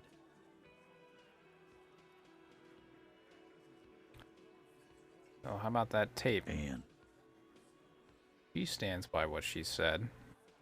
That fucking fucker. You're the worst cops in Revachol. I gave you gold on that tape. That fucker wasn't aimed at you. No, it was not. At her.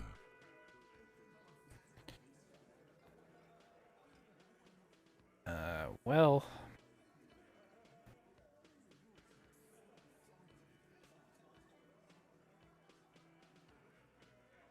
It was dark stuff, but it didn't prove anything. Dark? Dark is when you start a goddamn death rock band. He said he'd rape her. What did she have to say then? Fine by her? This is what people are supposed to be like? Fucking whoop-de-doo.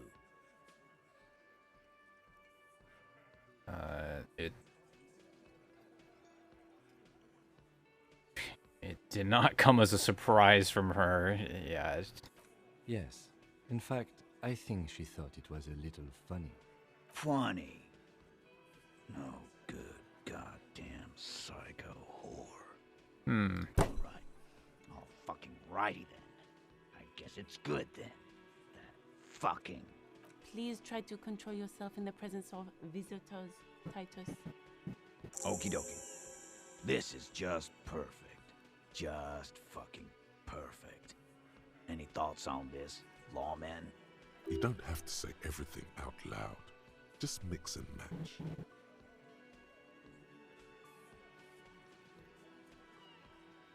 Well, maybe she isn't who you thought she was. Nah. I know her. She's just a girl. In over her head.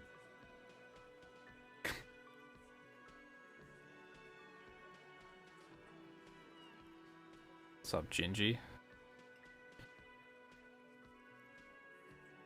Well, she handled the mercenary well enough. Handled him? She got into some stupid shit with that guy. Shit we had to take care of. Yes, we heard all about it, and the fact still stands. You were more disturbed by the tape than her. What happened, Titus? I already told you. We fucking hanged him. There's less gusto in his voice now. His men too are growing increasingly silent. Come on, Titus. We know you didn't hang him. He was shot. I know you're tired. So am I. Why don't you just... You know what? I am tired. I'm tired of you and the whore upstairs.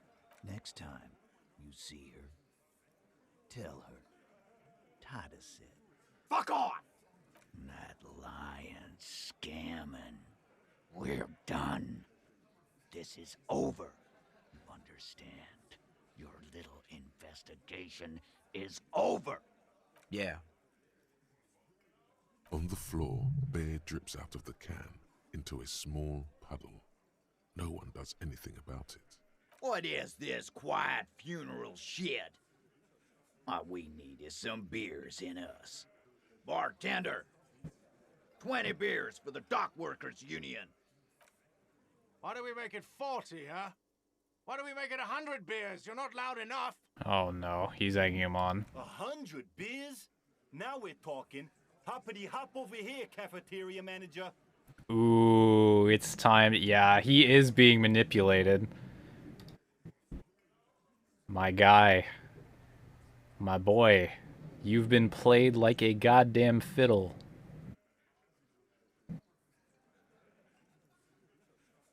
This is the 80th. I probably should just take this anyways, but... Yeah. Convince Titus he's being manipulated. You should know by now. Titus Hardy will never falter. One of his boys will, though. Oh, you're waiting for Tale of Two Wastelands to download? Yeah, it's big. Just remember, it's about more than Glasia. It's about these men and Martinez. Their district. Their responsibility. Outside, in the midday sun, ruins. The pavements are cracked and the benches peeling. Newspapers blow in the wind. Thank you, Shivers. Oh, I see. This is the big brain play. I guess we're going home, Kim. Huh? He'll get it. Go on. Write it down. Got it. Kill you because they don't like you. All because... Ooh. Ooh. Because you're a foreigner. Goddamn right. Don't come around if you're not from around. Fuck you. I'm not from around. That's not why we... There we go. Don't come to the wild north if you are not white enough.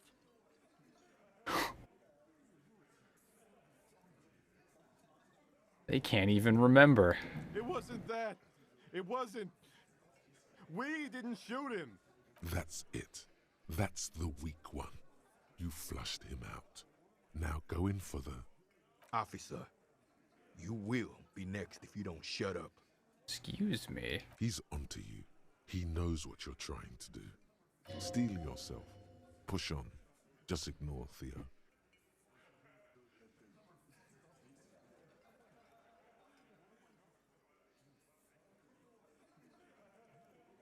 Ooh.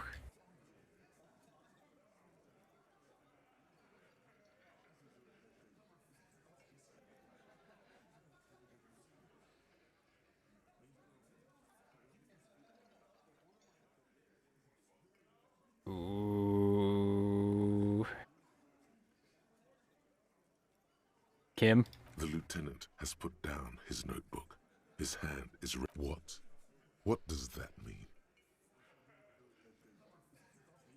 You're gonna kill him too? Kill me like you killed him? We didn't kill him. We didn't even hang him. That's he was right. dead when...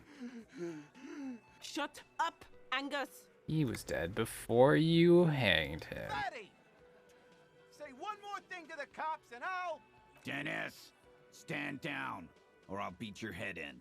Theo, take your hand off the belt. This isn't 31. I've got this under control. Yeah, clearly. The room falls quiet. So quiet, you can hear Angus wheeze. Angie, where's your goddamn inhaler? You sound like you're dying. I left it home. I can't get it. I'm too fucked. I'm sorry. Why are you so fucking fat, Angus? Now it's all pointless. Because of you. You wasted my time. I told you, Titus. I told you just give her up. Lizzie, your help is no longer needed here. Go tell Everard. Fine. I'll tell him. After a long walk along the coast. You're in. He's all yours. Questions. You just whisper to Kim, we did it.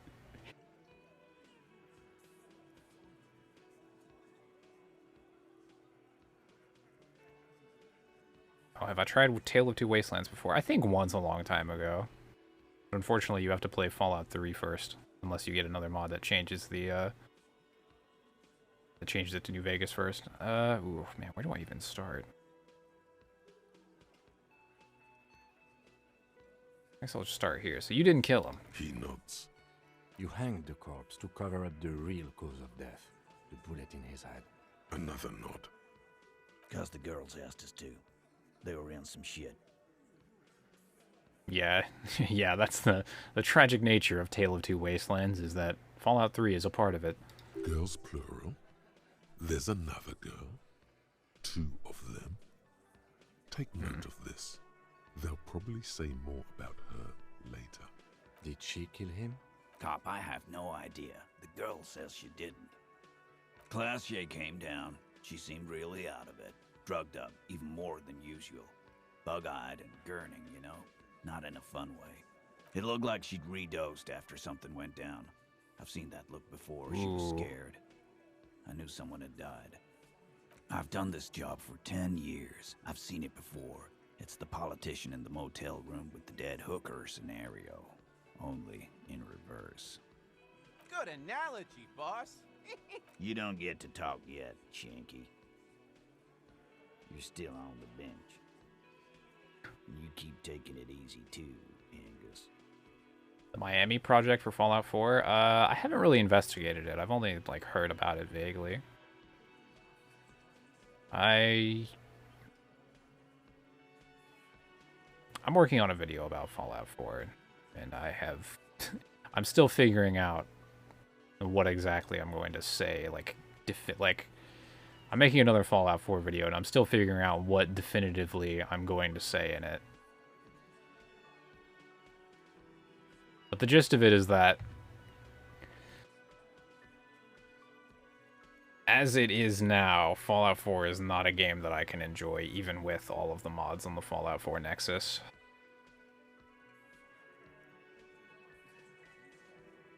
We went upstairs. Sure as day the Merc was dead. And there was a bullet hole through the window. Fucking dirty sheets and bottles everywhere. He means they'd been fucking? Yes. Tibbs patched the window. And the corpse. We hanged. I see. Tibbs the 8th Hardy? Yeah. He's my brother. He's in the window replacement business. Tibbs. That's short for... Tiberius? Yeah. Good man. Bet their father's named Atticus Hardy. Lucretia Hardy would be their sister. Anyway. What is that a reference to? Okay.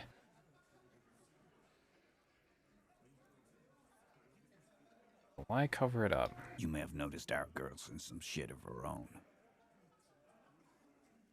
Well, I mean, aside from, you know, heavy drug use. That can't show up on police radar kind. There are people after her. From the old world. Where she came from. Well, that would explain why she's living in a hotel room. They're powerful. Connected to the moral intern. She's clearly afraid for her life. Says if she showed up in your systems, she'd be ghosted away. That's all he knows.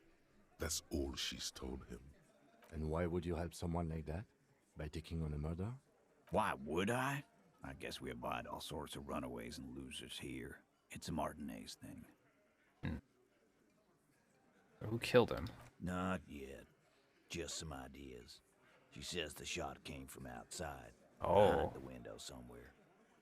So that's a clue. I'm thinking someone's past caught up with them. Either hers or his. Hers, you mean? I mean the people after Klausya.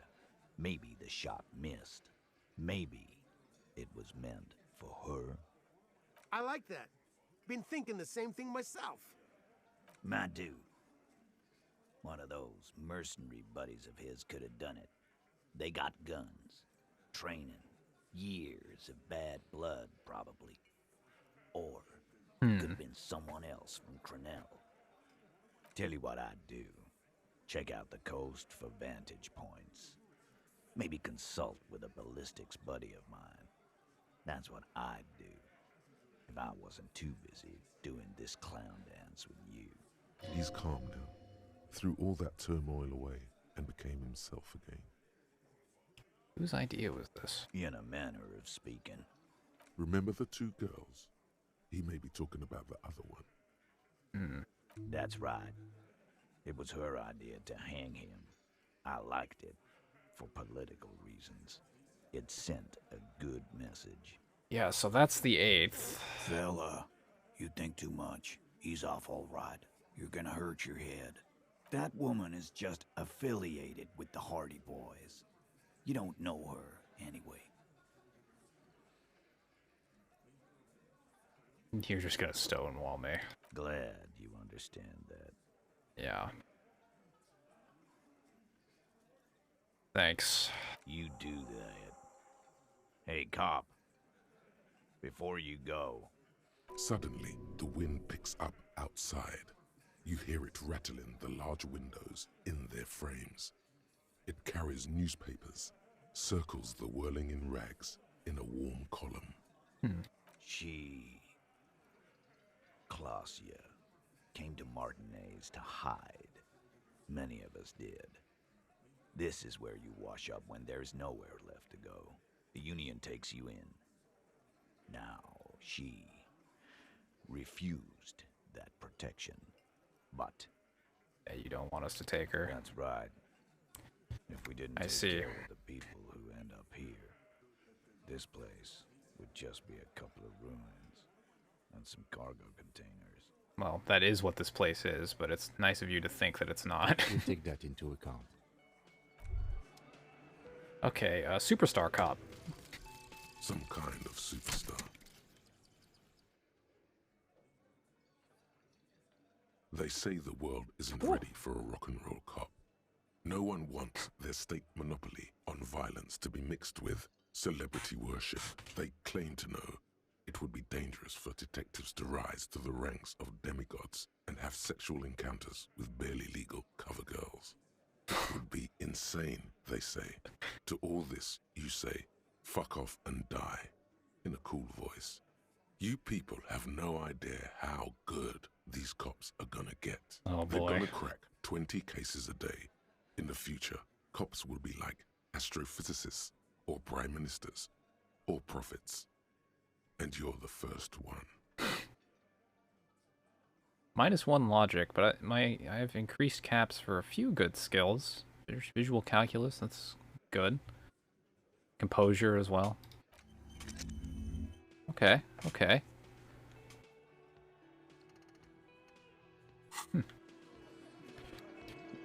Okay, time to... Oh, man. So now we know that she's pulling strings here.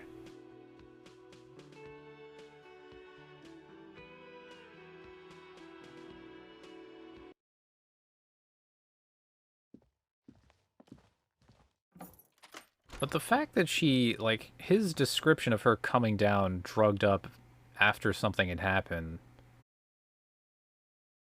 implies to me that she's, like, responsible for killing the merc. And that it's not another person. But the way she talked about him doesn't really add up either.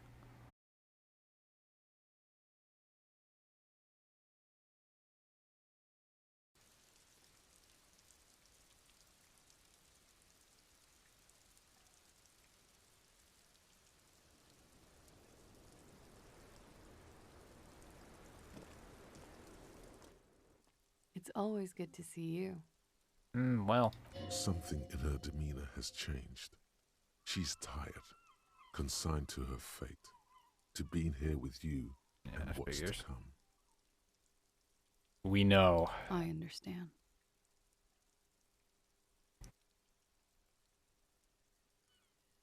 You don't look surprised. I knew there was a chance you'd get them to tell you. It's what you do. You're the police. For what it's worth, I'm sorry for wasting your time. This is good. Clear the air first, between you two. Then move on to questions. Yeah, yeah. Is it? Something is off here. Shush. I can't hear what she's saying. If you knew we would find out eventually, okay, why did you waste our time? Because of the Hardys. I couldn't just dispense with them. They were only trying to help me. Out of the shit I'd gotten into. Is she implying the Hardy Boys are the law? No, shut up, authority brain.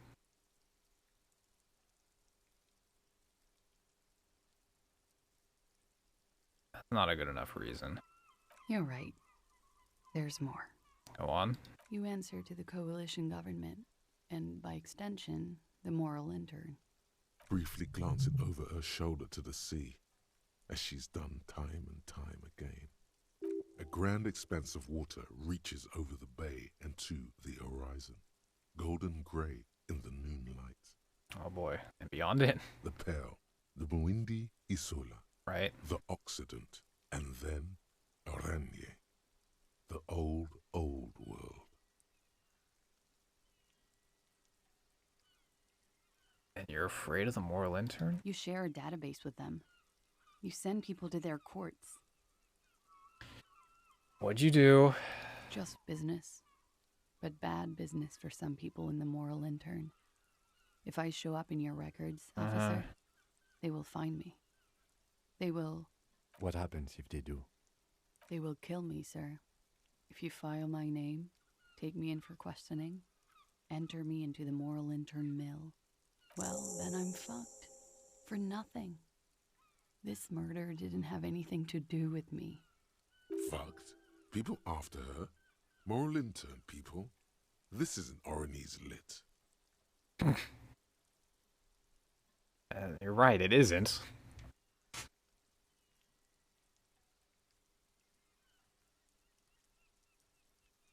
What the fuck did you do? It's not nice, but it's not illegal. Not here in Ravishol, or even in Orania. What exactly did you do? Industrial espionage. Mm. I joined a business collective with the intention of betraying them.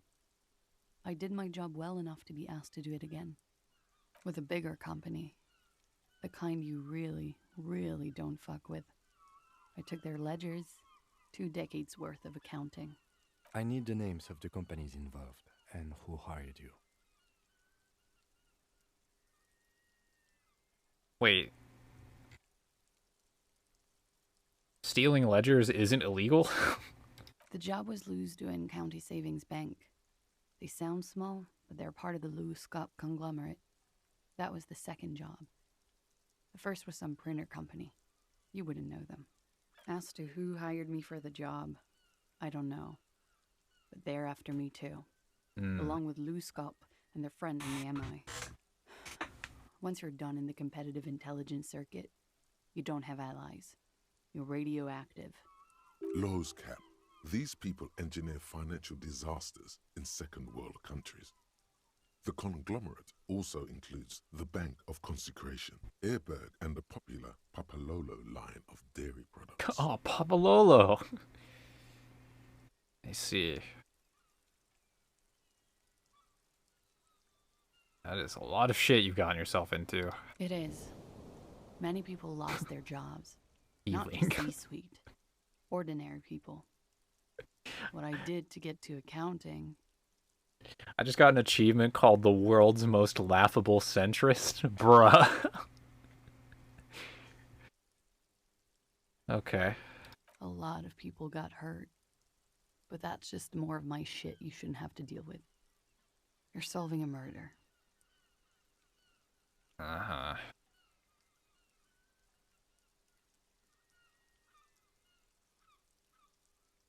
So this is an Oranese lit, huh? I did. I also had a side job selling insurance that I was really good at. Got picked up by a bank. Competitive intelligence, they called it. After that, I sort of, transitioned out of the whole culture scene. Oh, what happened? We were there. Together. In bed, I mean. Mm-hmm. Okay. He was in a kneeling position. Oh, boy. He had just entered me. I was on my back, looking at him. I heard the window behind me shatter, and I turned to look. There was a hole in the glass. I turned back to him. His eyes were looking through me, and his mouth was open. Dumb. I could see. I could... Her chest rises and falls with each word. She keeps herself together and says it. I knew he was dead. Before he fell down on top of me.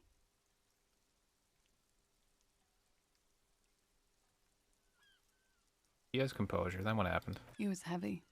I pushed him off and he fell to the floor. There. He only had his boots on. I bit the pillow, not to scream, then ran downstairs. I waited for the second shot to come. For me. I thought there would be one. It never came. She's forgotten about her cigarette. The butt has burned right down to her fingernails. Your cigarette. Oh.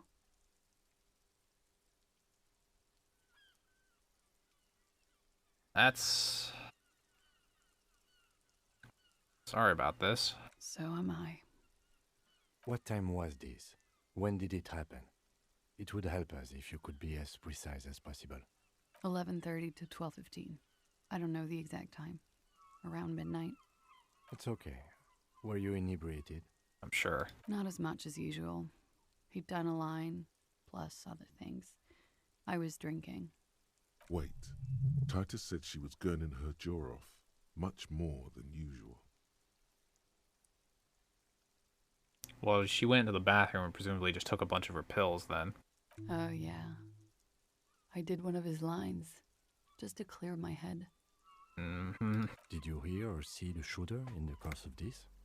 No. Nothing. I was trapped. I was stuck in my room downstairs. I got some clothes on and crawled back up, drew the blinds. Blood was coming from his mouth. Not a lot. Just a little. Right. He was still on the floor, slouched. I couldn't be there with him anymore. So I ran down and out of my room, into the hallway, down the stairs. I knew there would be people there. Oh boy, the game keeps just throwing in these little questions like...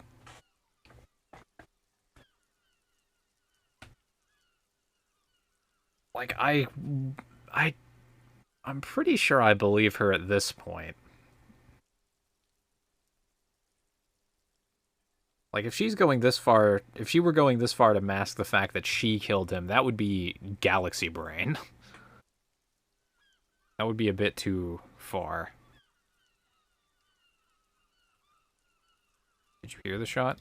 When he was shot? I may have. I don't know. Mm. I couldn't hear anything over the glass exploding. Mm. After you went Sylvie downstairs. was tending the bar. Mm-hmm. A lot of people were there. The Hardys were at the table in front of the stage. I think the Union box was full. Ruby was there too. They were having such a good time. Ruby. I sat down and they all welcomed me. I didn't even have to say anything. Ruby knew something was wrong. Ruby? Who? Ruby. You know, the leader. No. The leader? Of what? The Hardy Boys.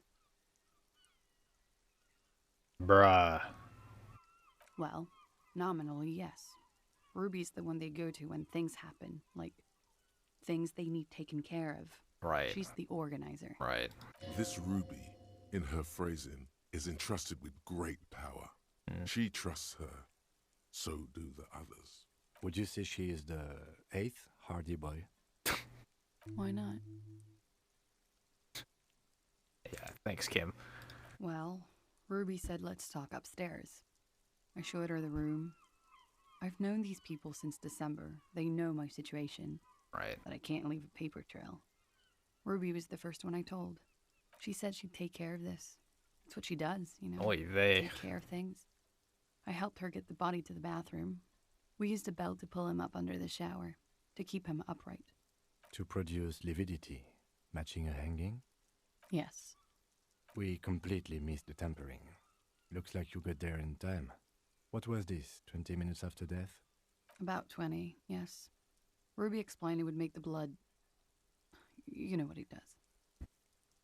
And what? Ruby went outside to talk to Titus and the boys. I was just looking at Lely in the bathroom.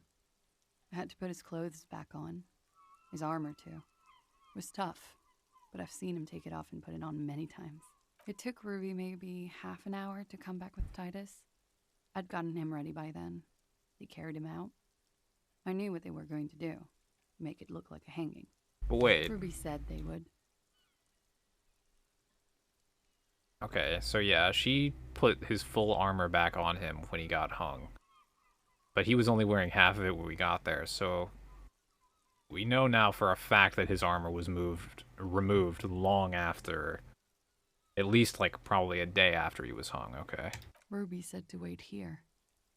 She also said I wouldn't see her for a while. That we should lay low or something. Yeah, and So you've I done a did. swell job. I don't know. I haven't seen her since. Right. We will need to take this question to the Hardy Boys. Of course.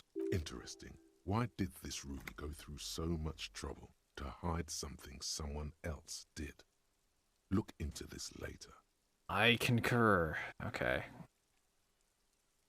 Could the people after you have killed him? That's the first thing that went through my head when I heard the glass break.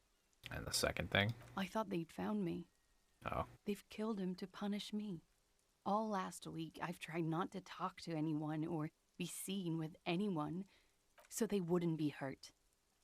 I've come to understand, however, this is paranoia. What happened didn't have anything to do with me. Do you know that? Something to consider. We can't go after Loose Cap. Not yet. There are other, saner leads. Right. I don't ask you to, Lieutenant. If there's one thing I know, it's that you'll get nothing from there. The window was changed. Last week. Yeah. Angus and Titus's brother, I think he's called Tibbs, took care of it. You should have another look at that window after this. Right. Reconstruct the scene. It's right there. Yes. Yes, you see the glass sparkling out of the corner of your eye. Mm-hmm. Am I gonna ask this? Yeah. What? Why would I put myself through this? Insanity. Get myself cornered like this. He wouldn't have died if it weren't for me. I know that. But I would never hurt him. He was a serviceman. He must have had a gun lying around, close to her hand. A military weapon using jacketed ammunition. Ooh, that's true. Now you guys suddenly have theories pouring out, when they're obviously just stabs in the dark. Look, I mean, that's a good point, though. It is jacketed, like, it makes a it is a potential connection.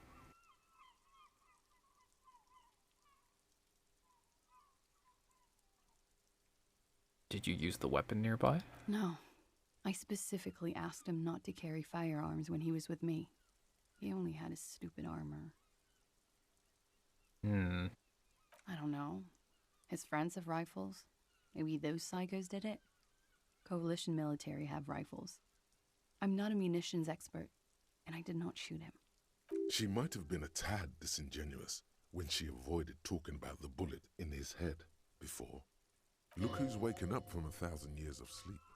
I am tired of your sass, volition brain. Alright?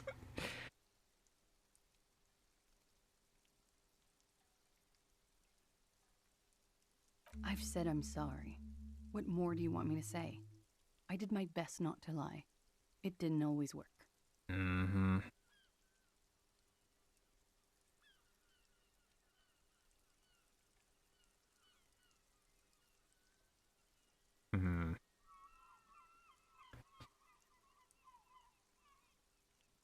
Well, some people think that you killed him. I'm sad to hear that.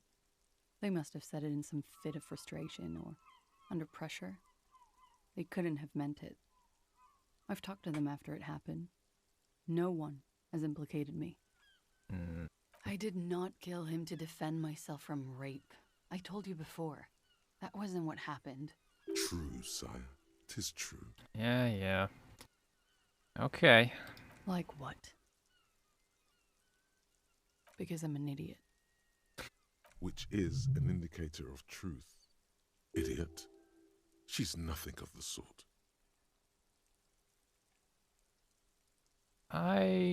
Yeah, even like high as shit, she seems more, I mean, cause she called after the hanging. Like, she had to take deliberate thought to do that, and it wasn't just like a brief decision. And obviously now she's regretting doing it, now that it's come back all the way up the fucking salmon ladder of bullshit that I've had to sort through to get here.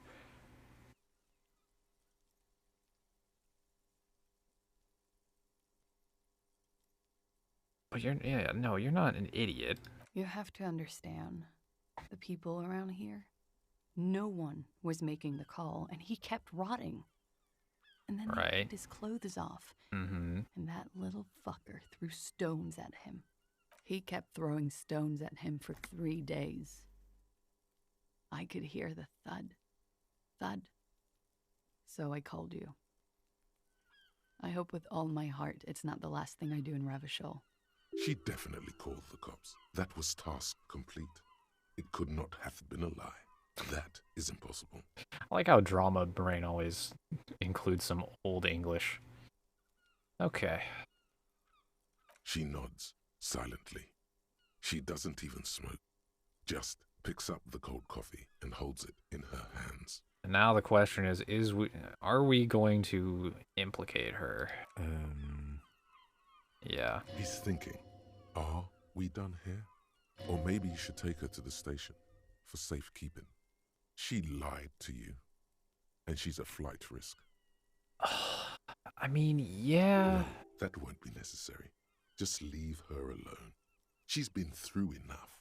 She doesn't need this police brutality. Multiface, I'm beginning to doubt your judgment. Are you sure you're not sleeping on the post?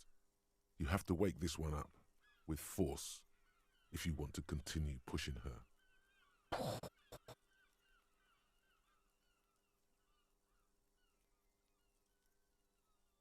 Okay.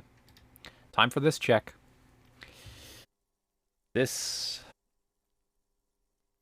is going to be something. It is a white check, so...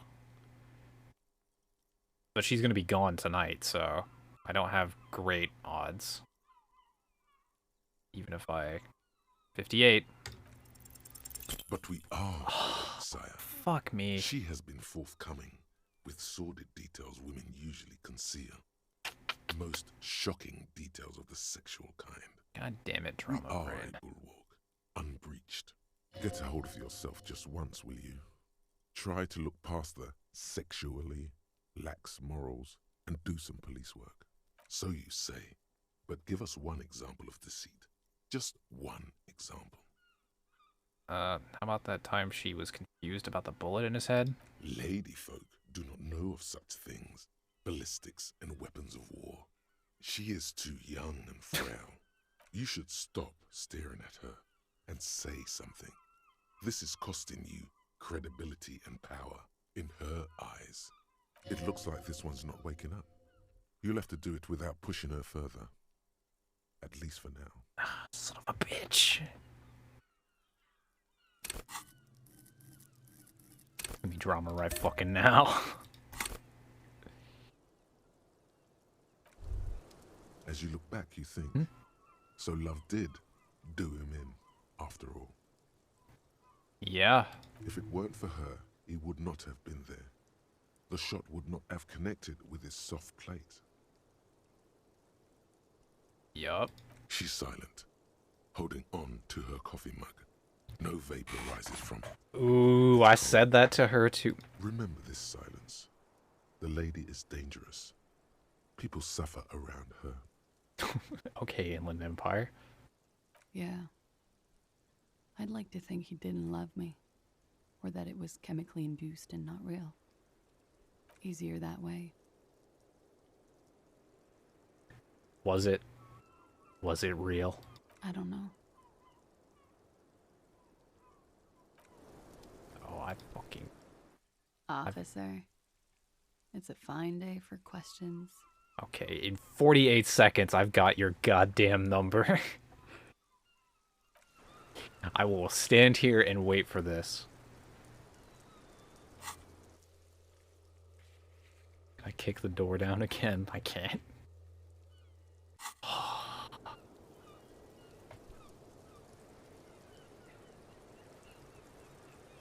The audacity.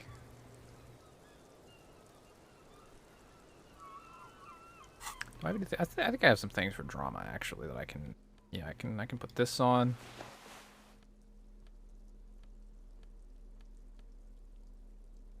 Oh, also, it also gives electrochemistry.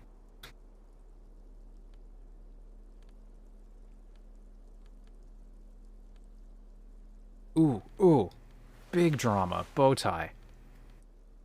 You just sit there, necktie, be good. Okay, okay, this is it. I believe.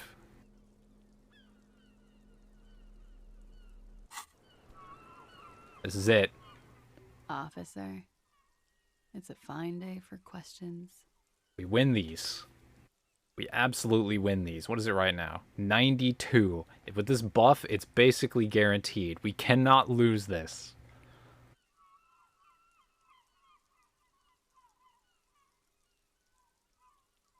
It's still 92. That's fine. I would never miss a 92. Thank God. Dear God, you've been lied to. Mm-hmm. She could have killed her lover and lied to everyone. Mm-hmm. She's not candid at all. Mm-hmm. She's smoke and mirrors and will-o-wisps. Yes, she was a fucking she worked in corporate espionage. Yeah. She probably didn't give you her real name either. Why would she? Arrest her immediately before she further entangles you in her web of lies.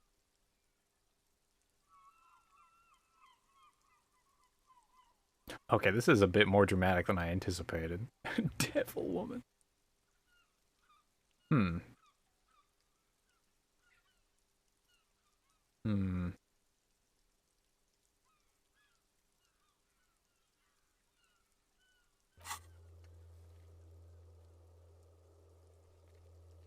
Hmm.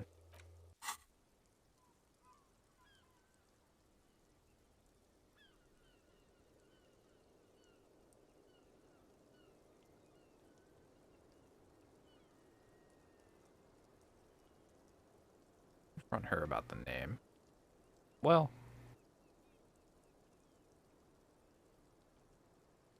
I agree. You wouldn't give us your real name. Yeah. Not when people are after you. Okay. Okay. What? Okay, it's not. Good. You can tell me the truth. You log your work every week. It's all transmitted to Common, sir. I couldn't just beg you not to enter my name. So I lied. Of course. Like I lied before. Like I did at LCSB. I have to lie all the time. I'm so tired of it. Is the passport bullshit too? No. It's submerged in a plastic buoy on the coast, in the reeds. Hmm. It just doesn't say Clausia Amandu. It says Anouk Mea Smith. Falsified documents? Passport and visa. Given to me by my employer. I can't even use them. My employer probably leaked the name, Mea Smith, to hurt me. Why would they do that? I didn't show up to a rendezvous. They don't take that lightly. I didn't show up because I was afraid they'd do something to me. The job was finished. I'm just a liability now. Hmm. Where? It's Katarzyna Lazie. It's a Grad name, Jimsk or Yugo Grad in origin. Not Occidental at all. Smells of motor oil, tiger, economic desolation, and rock music infused alcoholism.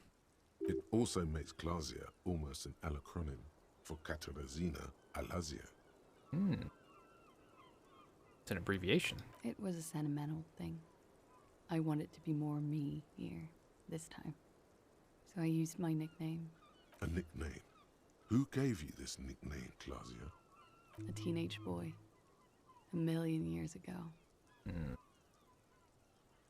It's a Grad name. My parents were Zemsk immigrants, but I'm nationalized Oranese. Mm. All I remember is Oranje. Alasia is my father's name. Alright, well, I'll just keep calling you this name. That's fine, as long as we know the name. That's cool. Where's the buoy? West of the boardwalk, in the reeds. On the coast there. I put it there when I first arrived. Haven't been there since. I'm not sure I could even find it now.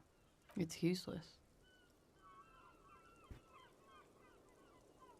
I'll go look at it. The lieutenant makes a note of it. You're welcome to it. It's in the reeds northwest of here. Past a broken sewage pipe. Yeah. Right near the water line. She nods, her back straight, ready Good. for whatever is next. Kim, why haven't we arrested her yet? There may be grounds here, at least for an extended detention. A little whimper. The young woman hears you. She's looking around.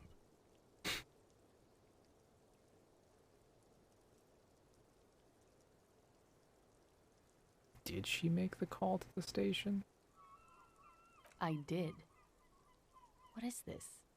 I called your desk or whatever it is. Yeah, there no, was an older woman on the other end. That is the... Anyone could know that, sire. What time did you make the call? Thursday night. It was late, sometime after 12. Uh-huh. It checks out. That's fair. She stands before you, holding her back very straight. What if I told you were under arrest?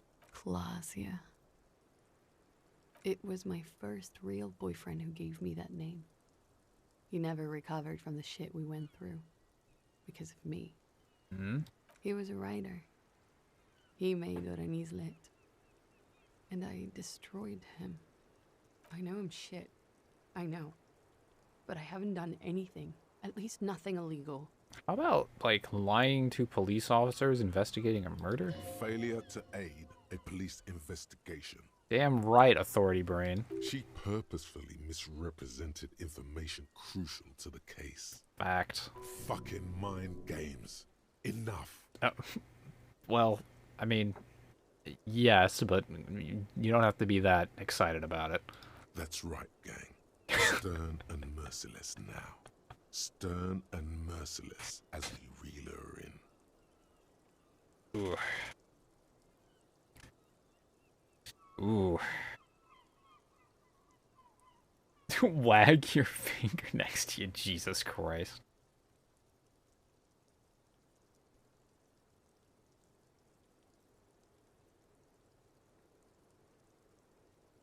I mean, you are a suspect in a murder investigation, kind of. But you also straight up just lied. The lieutenant produces a pair of handcuffs.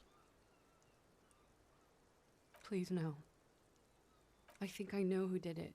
Who shot Lely. I can tell you. I can help you. Please, by all means. I don't know why you couldn't say this earlier. She's silent for a second, as if looking into herself for certainty. Then, in a hushed voice, she says, Ruby. Hmm? She has this thing for me. Ever since I met her and the boys downstairs. She's been pretty frank about what she wants. Sex. And more. I made the mistake of confiding in her. I told her I was on the run. She started protecting me. It became an unhealthy relationship. When I started spending time with Lely, she told me to end it. Said there would be shit if I didn't. It was not a good meeting. We stopped talking after that, but that gives her a personal motivation to do the hanging and cover up the murder for her. I don't understand. What exactly in your relationship made you think she is romantically interested in you? she said she's in love with me.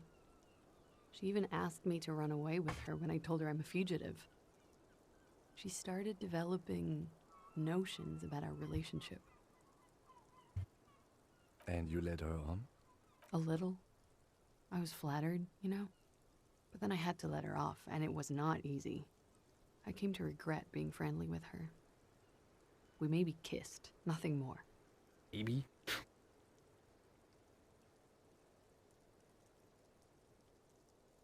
Sounds like she was fixated on you, if what you're saying is the truth. This is just an assumption. Exactly. I know what it sounds like.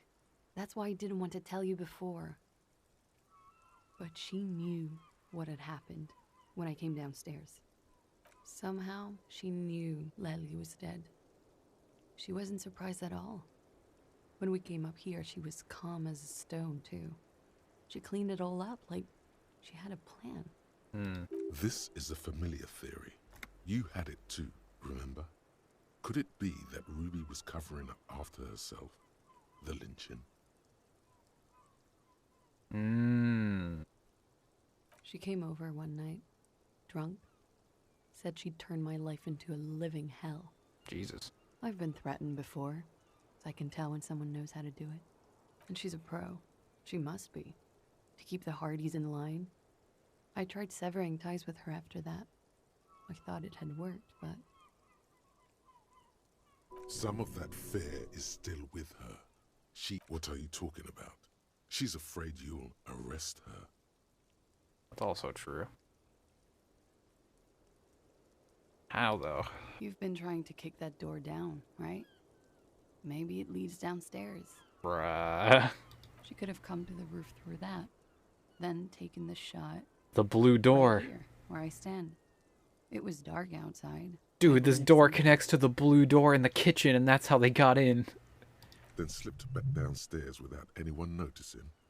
That is possible. Interesting theory. Did she know that door exists? Had you been out there with her? Yes, of course. She's been up here many times, jacking private stations off the ring antenna.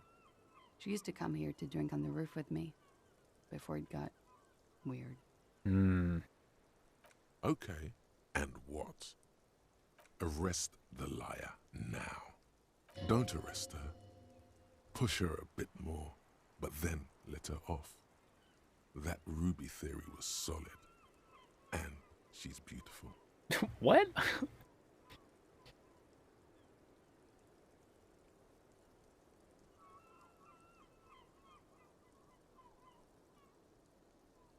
Push her a bit more and then let her off, huh? That's an interesting idea.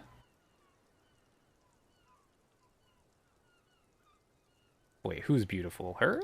Her. Stop letting her distract you.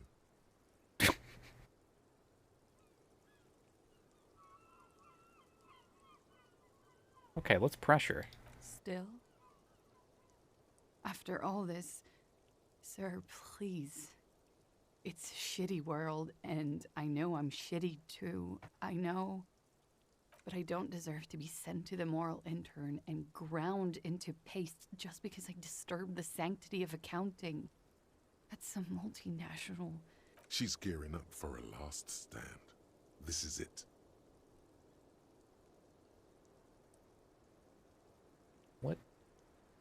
What other option do I have? You have those station calls, right? Where I have to show up at the station or I'll become a fugitive. You can write me one. You don't have to take me in right now. I promise I won't go out anymore at night. I'll be right here. I know you can do that. Just let me come in on my own. In 2 months, or maybe even 1 month. That's all I need. I mean, I think we both know that that's not going to happen. You do have the form. By God, she's playing him too. Like a fiddle, sire. Who would have known? Yeah, what will have changed? Everything could change. This city, the extradition rules, the people after me could be in jail. Or maybe Ravishal. Maybe Ravishal could be free. I could be tried in a free Ravishal. An independent state that doesn't hand its detainees over to the moral intern. A free Revachol.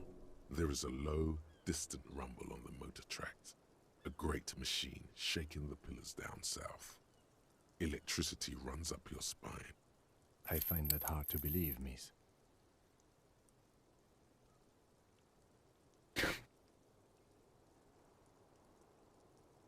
What was that feeling?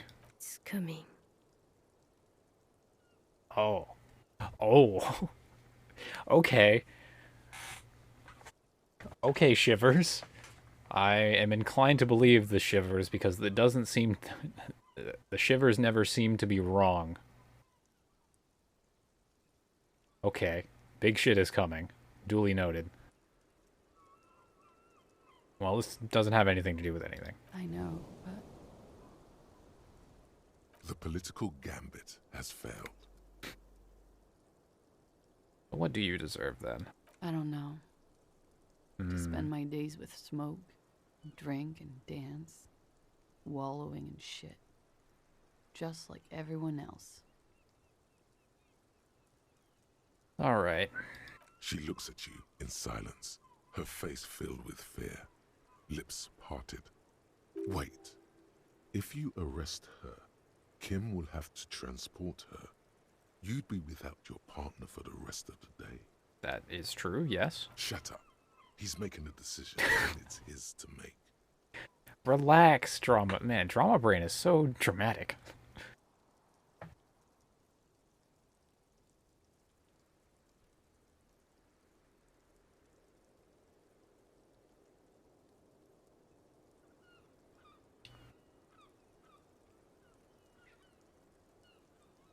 This is a big choice.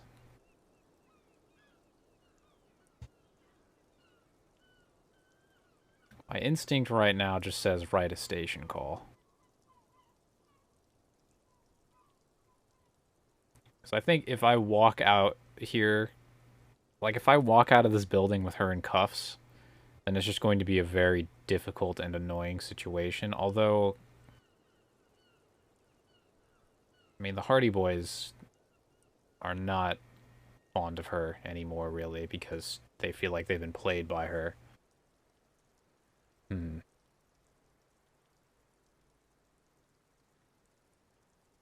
Hmm.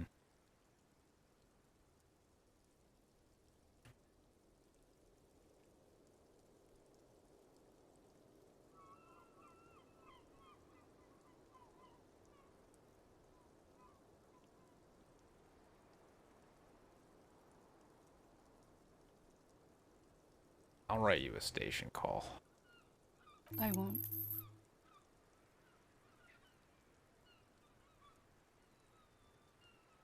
This may have been a grave mistake, sire. I promise I will be right here all the time, nights too. I'll help you any way I can in this investigation, and I will be at Station 41 in 6 weeks. I promise. She slowly lights another cigarette and steadies her breath, as if in the presence of some tiger. She could also be a valuable asset continuing with the investigation. You are. This is not the end of this.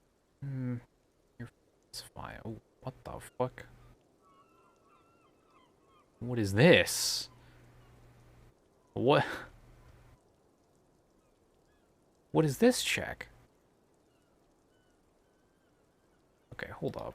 Hold up. Hold up. Wait just a goddamn second. I don't have a lot for shivers in here.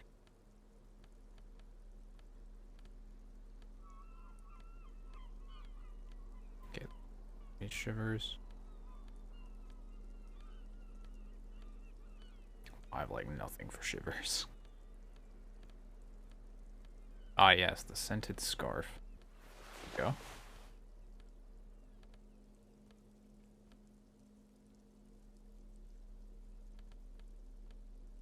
Okay, I put this on for drama. I can.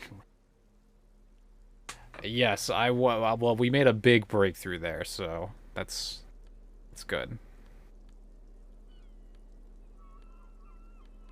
What was I wearing before? I guess I can take these pants off.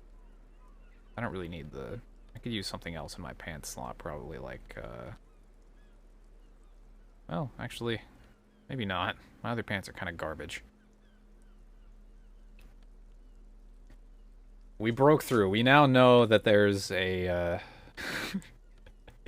Yes, we now know that there's... We know who the 8th Hardy Boy is, and that she may, in fact, be responsible for the death. Maybe. Responsible for the death of, the Mans.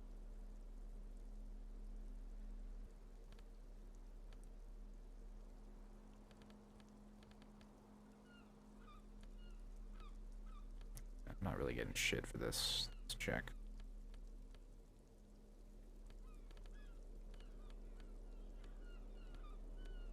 Oh yeah, I was wearing perception boots. I guess I can keep the boots on. This is a fine outfit. Let's try for this fucking shivers check that there's like no way I'm gonna be... yeah, 8 currently. It's a fine day for questions. I get the feeling this isn't going to go up very high. But I can pray. I can pray. I've hit more ridiculous percentages. Examine the window yet? No, not yet. Should I do that before doing the shivers check?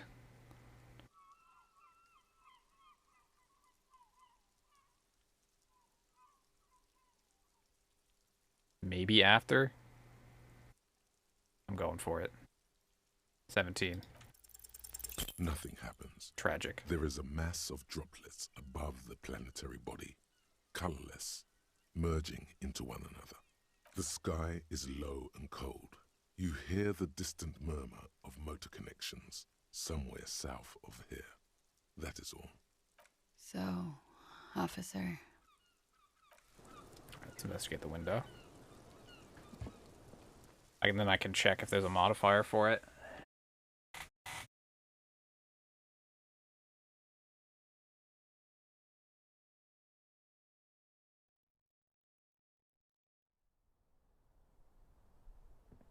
This window is pristine on the inside, right. unlike the one next to it.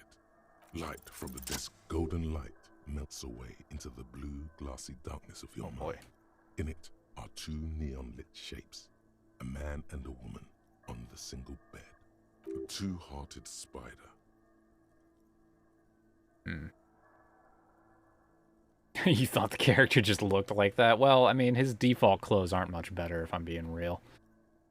Like the witness said, the man is kneeling, the woman is on her back. It's the night of March 4th and a shot has just been fired. The man looks directly at the woman. The shot's possible directions converge in his mouth, a ray cast from somewhere outside, entering his brain. From the roof outside, location A prime. The glass fractures around the bullet hole, shards face inwards like a corona behind the woman's back. This is some fucking real mathematics. Okay, let's look at A prime. The ray cast from the man's mouth unravels into a fan of possible directions, all on the roof at first. The shot could have come from any of them. This is composite location A prime, most likely of the origin points. Gun residue outside? There could have been. Then the rain and slush and wind washed it away. True, true. This was more than a week ago. 72%, with a weapon that fires jacketed ammunition, likely a rifle. This is a good short distance, but not too short. The perpetrator aimed with their back against the railing, or possibly kneeling for precision. This would explain why it only took them one shot. The lights were on in here. Outside it was dark. It was like shooting fish in an aquarium, a well-lit aquarium. The victim opened his mouth to let the bullet in. Neither of them would have seen anything outside in the darkness, too busy with their own bodies. Any arguments against? None that you've found thus far, but that doesn't mean there aren't any. Could it have come from inside, Point maybe? X would contradict the woman's testimony, rendering the entire proposition void. These figures would be wiped out, Detective. I see. That's a 28%, yes. In this model, the shot could have come from a greater distance. Nothing excludes the possibility. Should we extrapolate to include every possible point of origin in Martinez? I mean, I do have nutty visual calculus. I probably can run those numbers, but that seems like a lot. Let's look at the figures. The man does not know the bullet has entered his brain. No. He never will. Death comes faster than the realization. Alright, well, time to extrapolate the radius. According to your map of the district, this shot could have come from a wide angle of locations, starting with the northern edge of the abandoned boardwalk, ending with an islet in the bay. Let's call them B prime. B prime for boardwalk, B double prime for Land's End, and B triple prime for the islet, Detective. There may be smaller points in between, but those are too fine to zoom in on. I see. 700 meters away. The likeliest of these B positions, 20% chance. A skilled sniper could have made the shot, provided he had a safe sniper's nest. Even with the light on inside, we're talking military training. At that distance, the perpetrator would have had to take wind direction into account. That's true, and if we were to... it would corroborate the theory that he was killed by... 1.2 kilometers away, the least likely of these positions. Let's say 3%. A truly skilled sniper could have done it, possibly from a tent. No, too far-fetched. 1 kilometer away, an unlikely point of origin. Beyond the docks somewhere, on an islet in the Bay of Martinez perhaps. There are islets there, badly charted as they may be. The shot would have been a small miracle. 5% likelihood. There is an extremely narrow field of view from the bay to the window between Rue de Saint-Ghislain 10 and 33A. The angle would have been extreme, and access to the islets is questionable. What do you think, Kim? From where, precisely? I see you have given this a lot of thought. Are those the locations you've singled out in addition to the roof? And what is the likelihood, in your opinion, that it came from a further distance? Much less than from the roof. Okay, well, we should see if there is gunshot residue or sniper nests if we go down the coast. Rule these spots out one by one. Okay. It would be the diligent thing to do. Until then, personally, I'm going with the roof version. A simple hypothesis can be wrong, but it's something to build on. If there's anything we've learned, 3%, literally impossible. Not at all doable. Never. Oh boy. Okay. So 2200 I have to be down at the fish market, but there's like a window there. We need to get Ruby. We can do the buoy whenever. And we have some time to figure out where the shot came from. Let's do what's near, and let's get Titus to talk about Ruby. Hopefully he'll continue to be somewhat cooperative now that we've sort of cracked that situation open. Oh, I just realized. You remember when the gardener, like Elizabeth, the gardener lawyer lady, said that she was gonna leave, but first she was gonna go report back to fucking the union guy, except first she was gonna take a long walk down the coast? Bruh.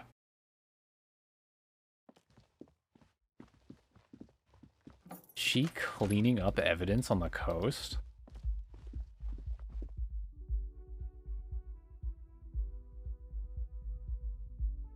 No way.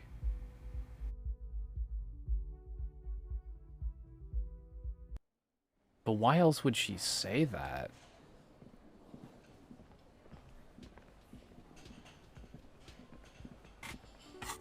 This has got me fucked up.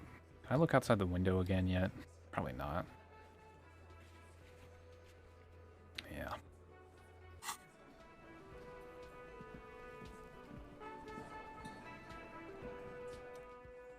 It's you again.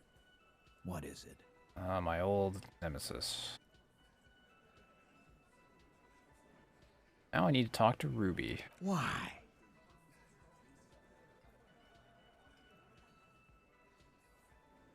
I've seen her in a laudanum-induced delirium.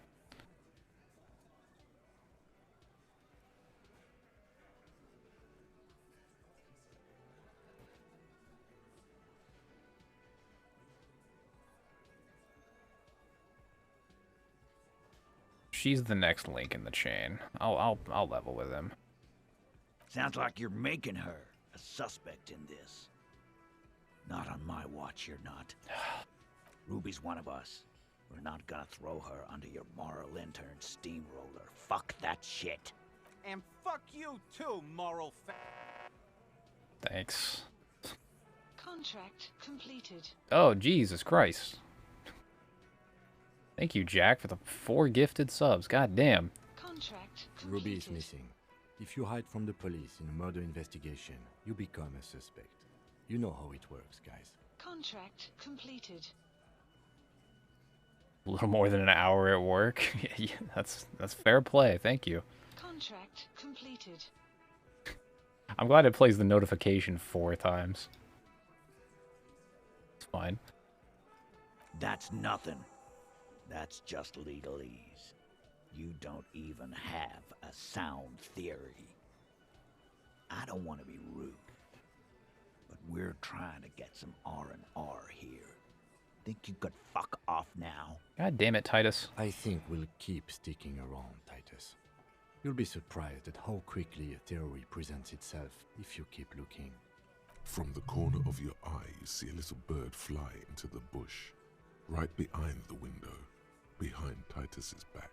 Ooh. Presumably, like, I'm pretty much bound to get this later. I do want to try this now. Thought you got it, gifted a sub, but you're not subbed. Did you win? I can check the logs. Okay, I want to try this.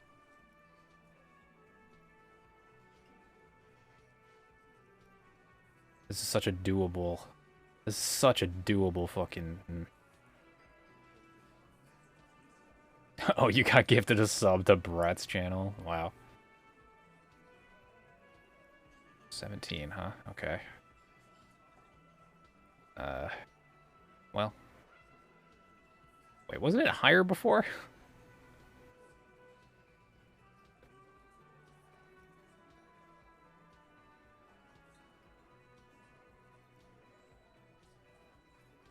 I feel like it was higher than 17 before. Wait a minute. Contract completed. It was higher before. What the fuck? Ah, there's the resub, the prime. There it is. Thanks. Nothing is happening. The pieces are there, but they remain unconnected. No, we can do this. Sorry, you're not coming up with anything. Again, the pieces are there. She could have done it. Somehow. Something else. Walla walla bing bang. It's just not coming together. Damn. There we go. Your mind is a relaxed muscle. Oh, well, that's it's nice. It's so nice and easy to give up, isn't it? On the downside, you have no idea what you were supposed to do now. I could have debriefed you. Blissful idiot. Say something. You stood there for too long. Yeah, that's fine.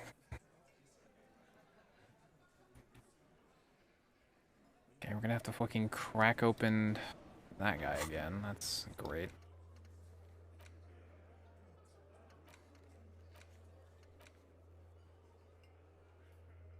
I guess we have time to check the boardwalk and shit, so let's do that.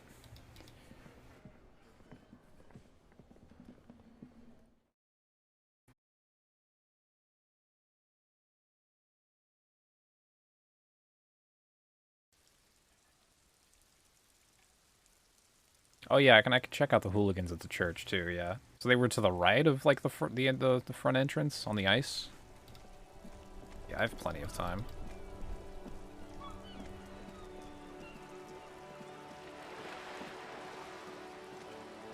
I don't know why I went this way.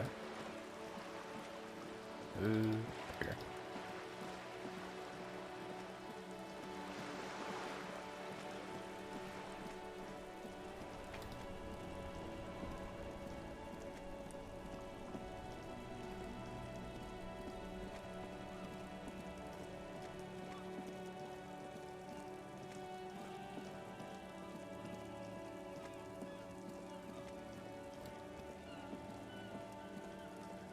Goddamn, the plot has really thickened. It is like a gumbo now. It is no longer a soup.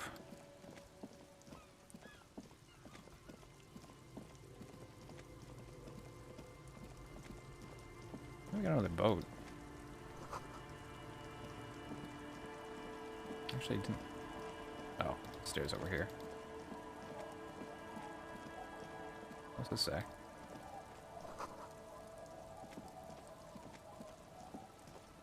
It's gelatinous, yeah.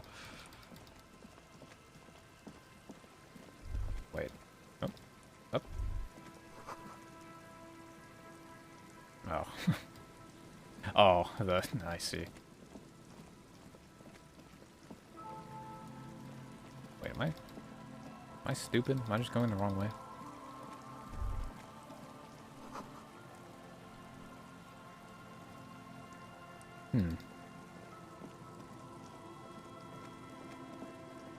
Oh, the snow melted. I see. That's why I didn't recognize this. Well, I don't know where that text went.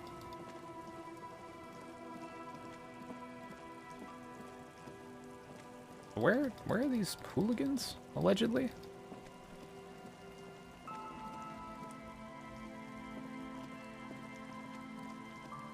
I missed this.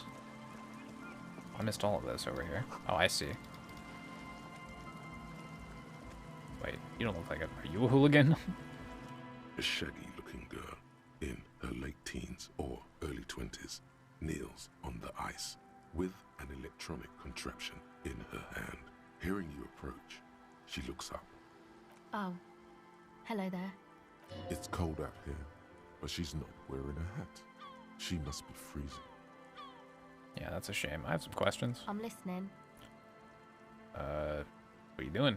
Recording, I guess. I think I'm recording cracks in the ice, but there's no way to tell. Not without headphones. I think I just recorded your footsteps too. Not sure how that will sound. Oh, she's got like a contact microphone. The musicians in the Palaceum used them for making music. They looped the stuff, cutting the tapes together. They make music out of cracks in the ice and keys jangling. Crazy sounds like that. It's hard to explain. Nice. Anyway, I thought I'd make some too.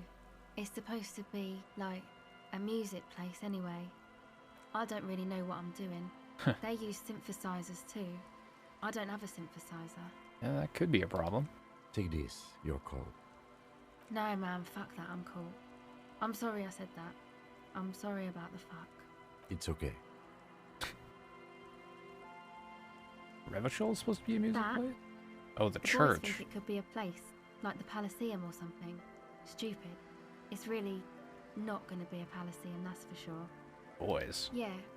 Andre and the guys, they're inside, in the tent. And why is that?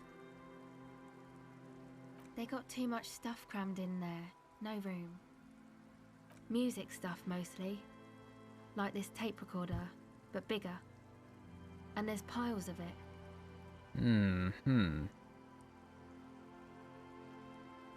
So you can't leave it That stuff outside is more because it's... expensive than I am. Yeah. More expensive than any of us, really. Yeah. Doesn't matter. I can take the cold. Go ahead. Oh.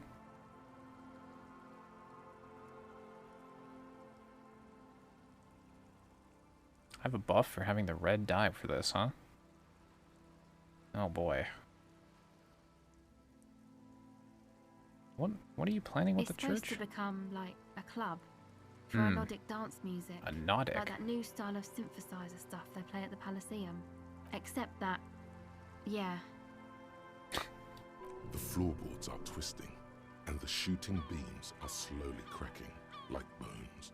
Far east of the Golden Delta, beyond the industrial port, there is a black patch of unlit coast with the smallest creatures on the ice. There will never be a club for anodic music here.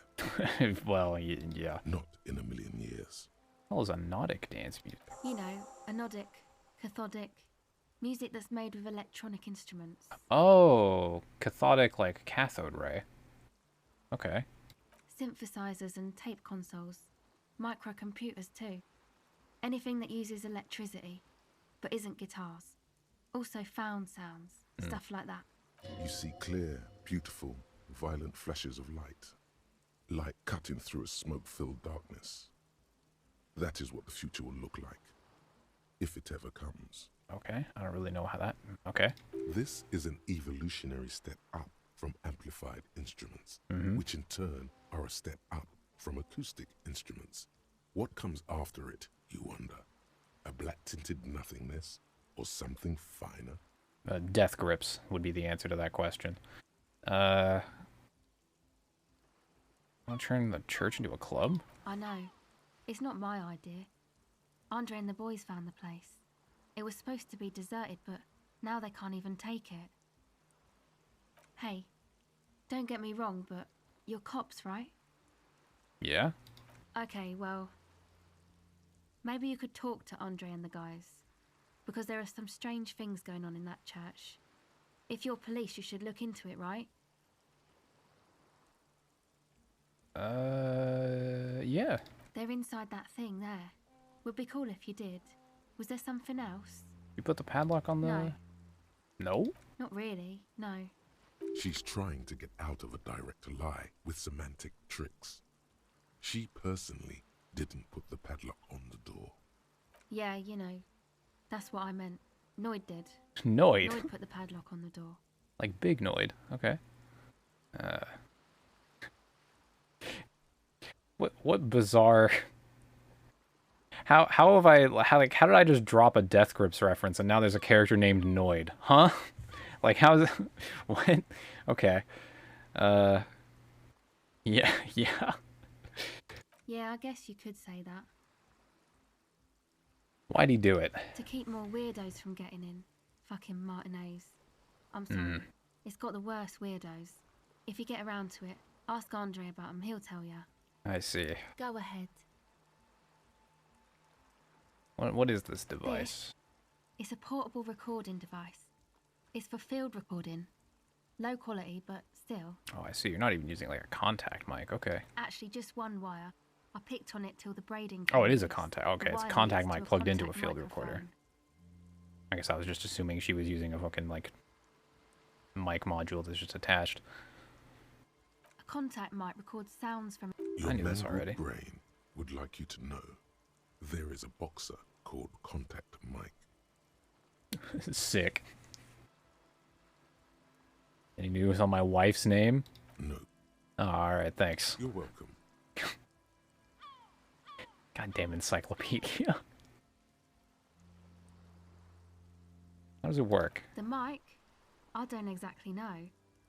Somehow it doesn't pick up vibrations from the air. The book said it only picks up structure-borne sound, if you like technobabble. Well, yeah, it's all vibrations, you know, it's not, you know, just picking up vibrations from a surface rather than from the air. Where'd you get it? Same place I got the recorder from, the Palaceum. Oh man, you haven't been to the Palaceum? It's the coolest place in this whole drug-addled shithole. It's a music club and a synthesizer workshop on Boogie Street in Jamrock. Musicians live there, Oh, it's like in real Jamrock. musicians. I once saw Arno van Eyck. Arno van Eyck. Wow, that is an electronic artist name. Sounds like a place for... Jesus Christ. Oh yeah, guess you wouldn't know Van Eyck. Or really be a Palaceum going kind of person. I get down. I don't know what that means. I grind. I don't know what that means either. Oh.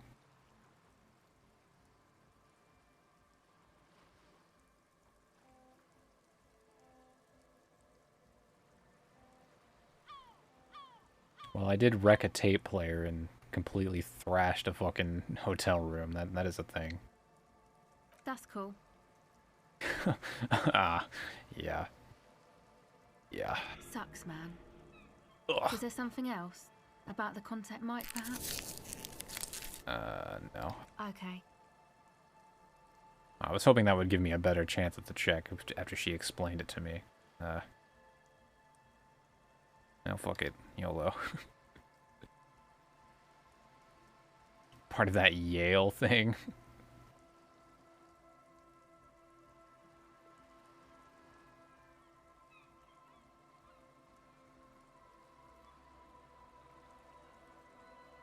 $28.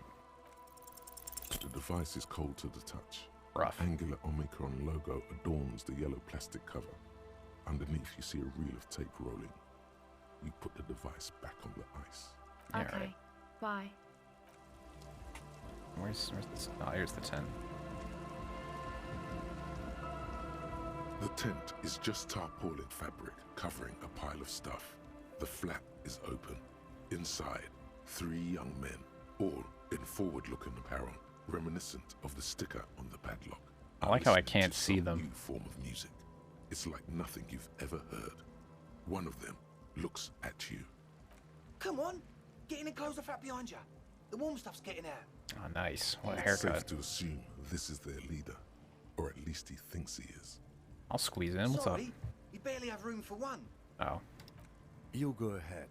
I'm too old for this. Oh. Yeah, and I'm not. I'm actually not, he thinks. I just dislike delinquents. Yeah. I'm sure you will feel right at home. I'll keep watch. Thanks, Kim.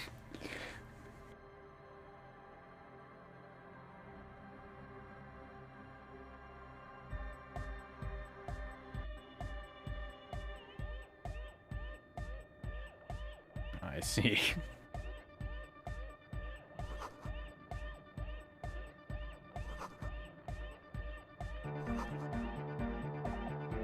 You see a youngish man bleaching the tips of his hair with a toothbrush. He puts the toothbrush down and extends his hand in Andre, greeting. huh? Hello, I'm Andre. It's a pleasure to meet you. There is definitely something futuristic about his hair. Aggressively so. You get the sense that this is what the future will look like. Imbecilic. Yes, should the future ever come, it will look deeply imbecilic, like this guy. I'll shake his hand. His grip is strong, sweaty, and warm. He's trying to project and inspire confidence. This is my posse, Noid. The young man with Oh. earrings looks at you suspiciously. God damn. He's got like a long ass mullet in the back. Oof. And Egghead. Egg!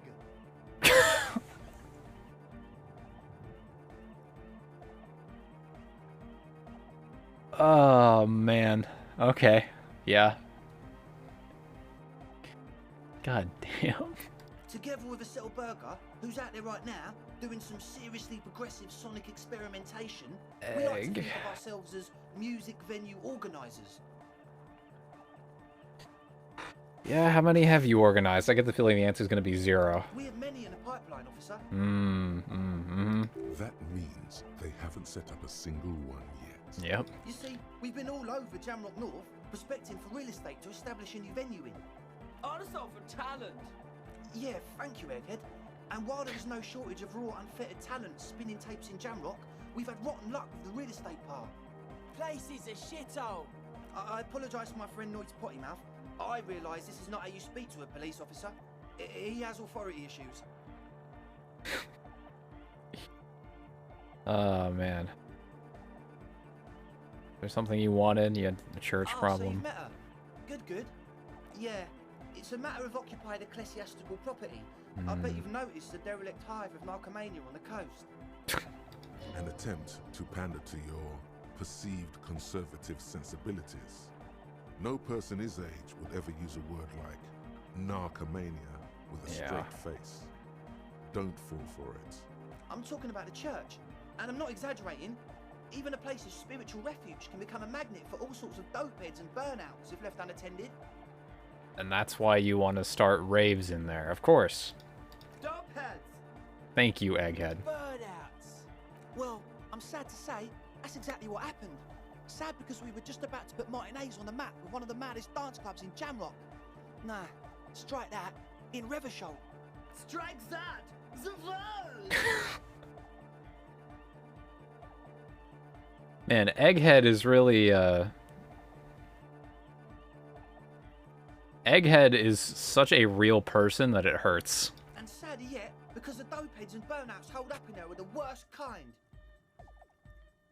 He leans back a little, watching you with a steady, serious gaze, letting you imagine just how bad those dopeheads and burnouts really are.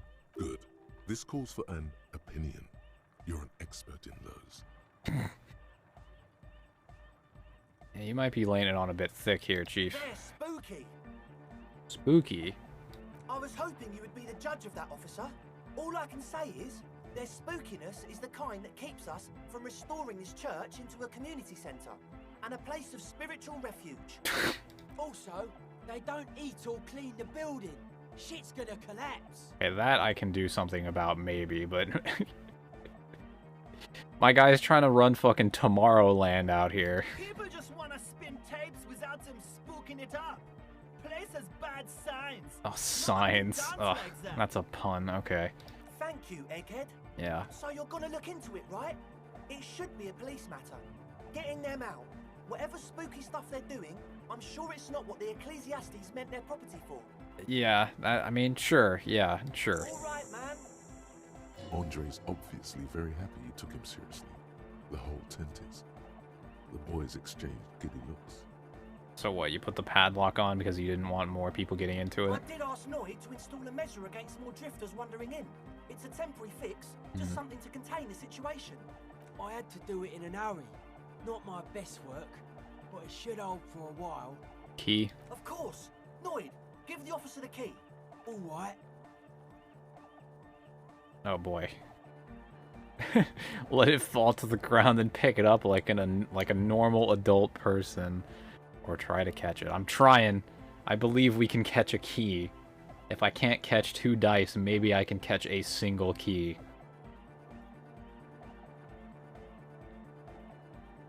I can be cool once, maybe. Oh. Uh-oh. It's as if time is frozen somehow. You think you can sense the key moving in the air. Oh no. Yeah, this is going to be way cool. Oh, it's gonna go right between my fingers and hit me in the face. Blam!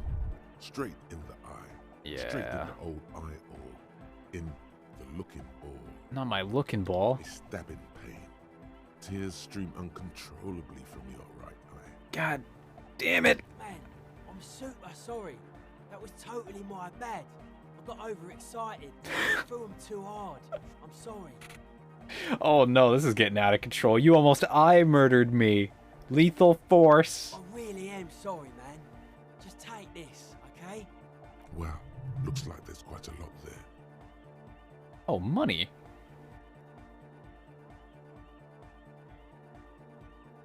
Alright. I hope that settles it. 25! The key? He is shifting in his spot, uncomfortably, still feeling sorry for the mishap. Yo, that dude, one health for 25 real. That's the best deal I've ever had, dude. You want to beat the fuck out of me? What's up? We were talking about the padlock, I think. Yeah. Long? Like a week, maybe? Oh, you locked them in there for a week, huh? Are they alive? I'm super sure they're alive. I mean, come on. I'm at least 90%, maybe 85% sure they're still alive. I see. Somewhere in the ruinous past that led you here, there was something called exams. You may have learned the term involuntary manslaughter there. Do you know what involuntary manslaughter means? Yes, I do.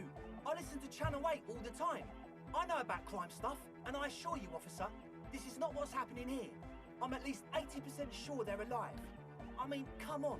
Most people aren't ever that alive in their entire lives. Yeah, I see. I knew you'd get it. You're one smart cop. It feels good to be the smart cop, doesn't it? That's a good cop to be. Has a nice ring to it. Smart cop. You wouldn't want to be stupid cop, now would you? But still, maybe he's just sucking up to you. Yeah, I get it. He nods attentively, ready to answer the questions of one smart cop. Sure, man. Tell us what you want to know. Let's do it. Actually, tell me about the tent full of stuff. What? You got some Nosafed. The what now? This? Oh, the old Ultra.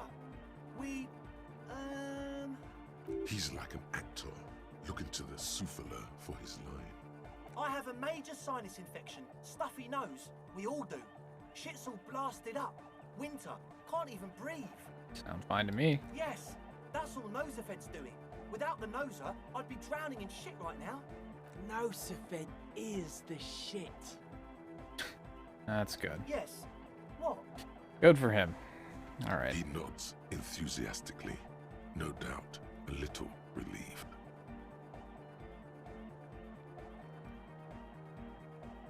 Oh. Oof. Eh, well. As always, we'll be right here, waiting patiently for the news. Yeah. There's some aspect to this that I'm missing, apparently.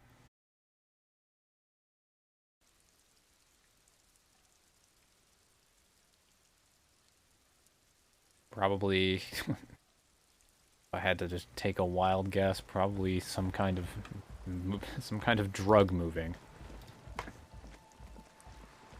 Okay, so where are these spots that I need to look for, like actually important stuff?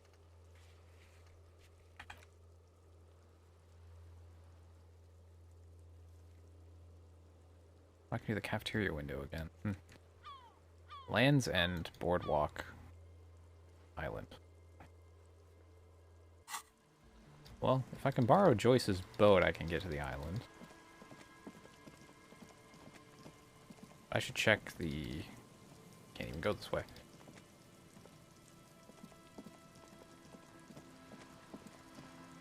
Where the hell is Land's End?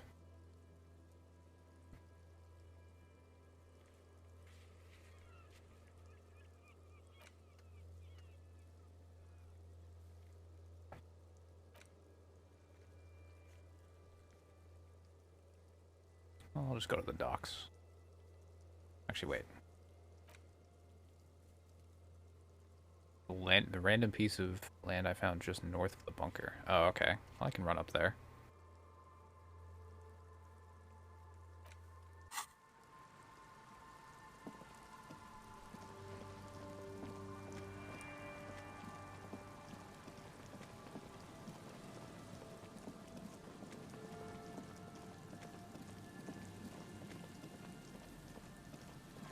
I'm just going around to the back end of the... Wait, no, this connects up here.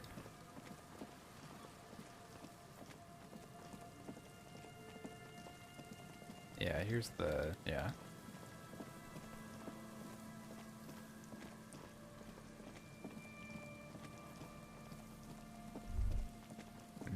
Is there something here that would indicate a sniper used this place as a nest for taking the shot?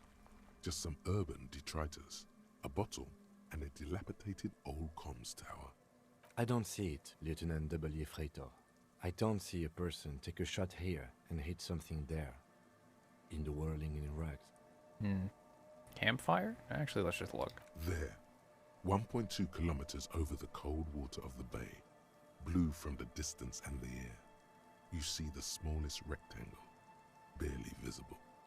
A glowing light on the third floor of the whirling in rags. With binoculars, you would see a young woman's shape move behind the glass, her limbs long and slender. Campfire? To warm his hands before pulling the trigger? Perhaps. Truthfully, this seems like a very poor choice to take a 1.2 kilometer rifle shot from. Visibility is awful. There's water vapor everywhere. I think we can rule out... Biddable Prime, was it? What about climbing the tower? It's not possible to climb that ladder. Yeah, it's... And even if it were, why? There's no platform up there to aim from.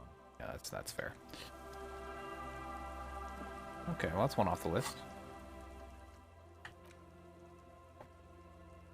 Okay, back to the church so I can fast travel.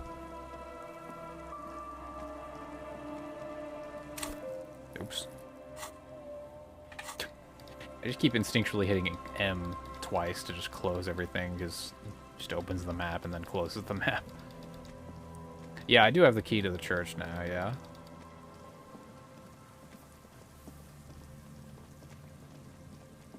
I'll open it since I'm walking down this way. And then I can use the church to fast travel from when I'm done investigating. Heavy wooden doors. The lock turns easily. Let's go. As you do, you hear the echo of the doomed commercial area.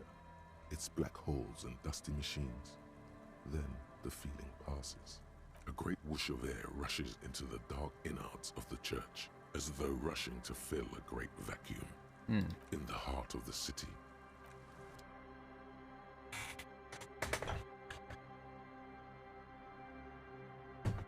Oops.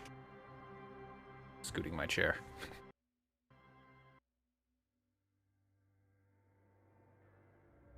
Oh boy.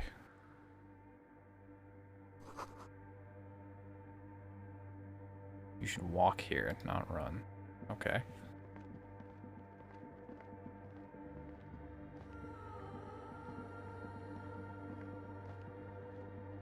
It was a big fucking building. I guess it was large from the outside, too.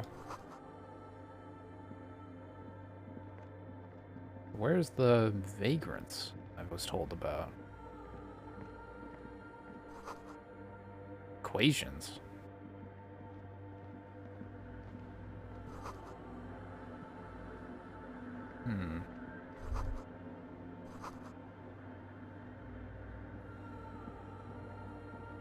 Well, this is a lot of technology. A machine stands in the corner, watched over by the figures on the stained glass window. Another radio computer. And this time it's already turned on. These machines sometimes harbor traps, he thinks. Alarm systems and the like. Let's be careful. We should leave. I doubt this place bears any connection to the case.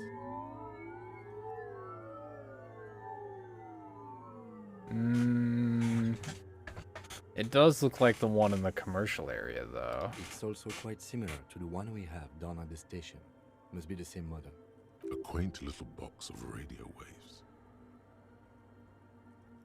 You see fluorescent play and print buttons on the keyboard. A hatch, the lieutenant says nothing. You see the machine's glowing frame reflected back from his diamond-shaped glasses. You're free to proceed. Behind the hatch sits a cube-like crisscross of filaments, smoldering in the dark like fireflies. Silver tape on the side says, in black marker, log, February to March. Another filament memory. Press play to talk with the repeater. The speaker comes to life. Static seep. Good afternoon. Right. Accident. It's the same old woman you spoke with through the radio computer in the doomed commercial area. And I need a password for this still. Good. Please repeat the password. Let's look around. There's no use trying to guess the answer. Received. Votre accident. Goodbye. The machine's keyboard. Well, this is a big fucking thing. In white, silver, and apricot faience, the young mother of humanism stands above you. A crack runs across her body. She is impossibly tall, oval-faced and sad. A dark and radiant majesty. This is her innocence, Dolores Day. Cradled in her arms are a pair of glowing lungs, clearly visible from underneath her flowing dress. You should kneel. Should I? No. Cold wind seeps in from the crack in the glass. Snowdrifts cover the floorboards at your feet. Above, you feel her multicolored eyes on you, inspecting you, as if under a microscope. No. As that bitter thought passes through your head, the lieutenant draws an X-shaped cross from shoulder to shoulder with 3 fingers. I'll do that. Kneeling's a bit much. Your fingertips touch your chest 4 times. When it's done, you're still standing in the apricot-colored light of the window. The woman smiles her distant smile, unmoved, struck in half by the crack in the glass. Wait, but how did I know this? Despite the damage you've done to yourself, the title appears lodged in your hippocampus. This is Her Innocence, Dolores Day. The innocence of humanism, internationalism, and the welfare state. Perhaps the most famous human being ever to have lived. Damn. No amount of Commodore Red can wipe her sad smile from your brain thing. It has survived the deluge and haunts you still, and will haunt you forever, as it haunts all men. Many things, you know she was a woman of the court, the wife of an influential Marchese, and eventually the principal advisor to Irene La Navigateur, Queen of Serene, modern-day Sir Laclais. Also that she was gorgeous beyond beauty, draped in ancient sadness. Are you sure you want to remember this bit of historic trivia?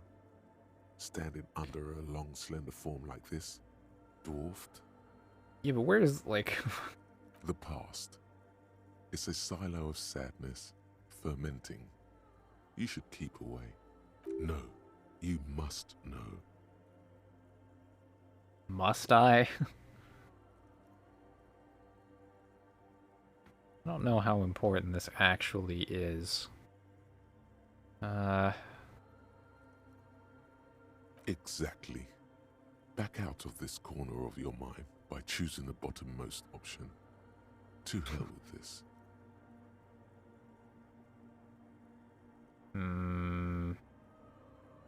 But she was not hell.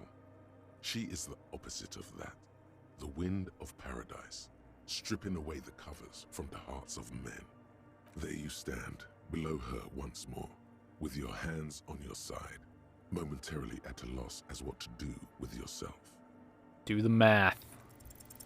The shards glimmer in the What do you mean? You see little pearls of light. 72, okay. That splits the female figure. Something was written. I knew I should have. Remains of broken letters line the emulsion. Should have taken chat buff. What it said, you do not know. God damn it.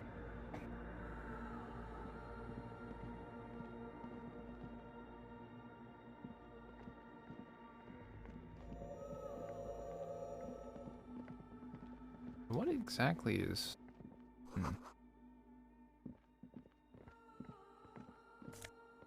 Oh, shoes. +1 empathy. And money. Evidently there could be a password around here. Ooh, maybe that'll give me a buff on the window check. Maybe I can retry it. It's wishful thinking. Scarf. Pain threshold. Eh.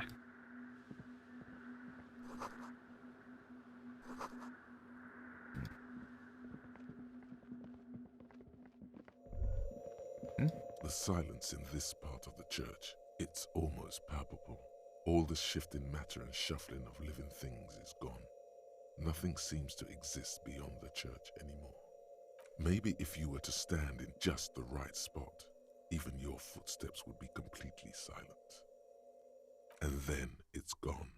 Almost all of it, but for the faintest of hums. You can hardly hear your own breathing. Stomp and clap. You produce a few muffled thumps, after which the silence feels even more total, somehow. Oh, Jesus. What time is it for me right now? It is 7:47 p.m. It's time to scream. Your voice is barely audible. Not a howl, but the softest of whimpers. Kim? The lieutenant points to his ears and shakes his head. Then he leans closer. Can you hear anything?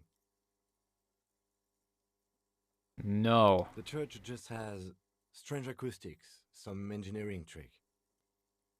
Yeah, West Coast. Maybe the church was designed this way to prevent boisterous activity, singing and dancing on its premises. Oh,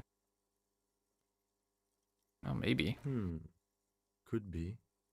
He doesn't seem entirely convinced, though. 11 p.m. for you? Yeah, well, you know. It's up to you.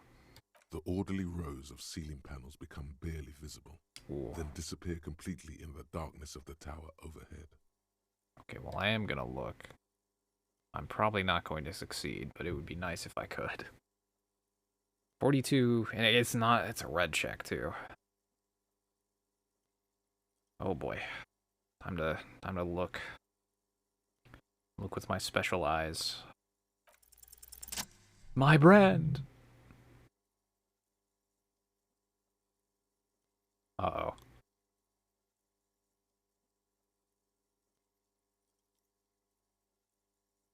It's like there's something moving up there. A shadow has emerged from the tower and it's making its way toward you through all the other shadows. I'm sorry? On the ceiling? Yes. The darkness makes the ceiling feel infinitely far away. It's not a shadow anymore, becoming more substantial as it gets closer. The shape of an animal descends. Officer, is there something up there? Oh no. You've lost sight of it. Where did it go?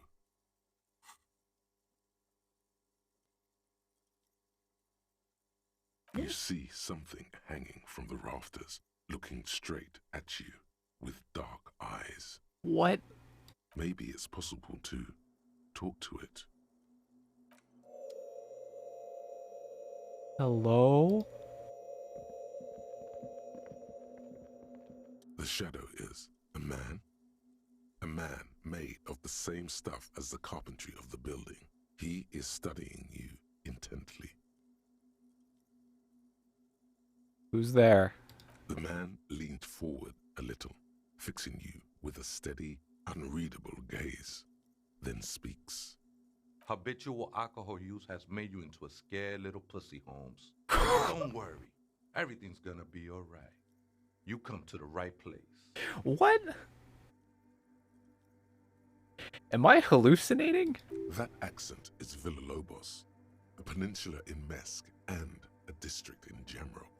There's a sizable contingent of Villalobos-speaking Mesks in Rivershore. Right place for what? Here you can receive the mother's love. And when you're ready, she will take your hand and lift you out of the despair at the bottom of that bottle. This man is obviously a habitual narcotics user. Do we really need to question him? Okay, well, Kim acknowledged him, so he is real. That's good. I'm put off by this religious stuff, he thinks. And maybe the ceiling climbing, too. It's all very hard to square with the lieutenant's own view of reality. Hey, and what was that about, the bottle again? You haven't even drank that much lately. Lay off it already. Shish.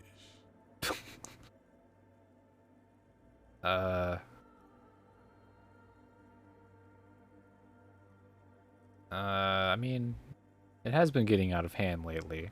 Está crudo, way. I see deep inside you. Your body and your spirit are suffering greatly from overindulgence. And you don't even know it. Well, I think I actually do know it. I'm very in touch with that. Not all of it. I was like you once. You don't know all the havoc El Vino is wrecking on your mind and your spirit. Necesita parar, homie. No. You know, actually, since we're here, you may want to pay attention to what the ceiling climber is saying.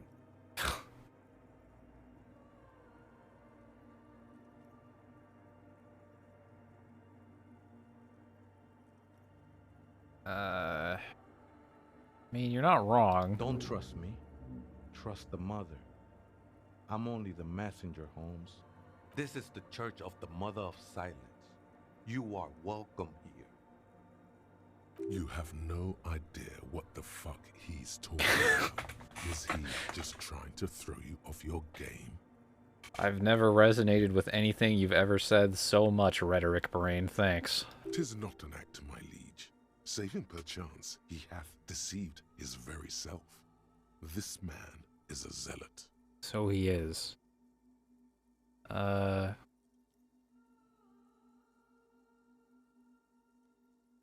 just climb down. Sure did, Holmes. Okay. The sinewy figure lingers on the wooden beams, blending into the shadows.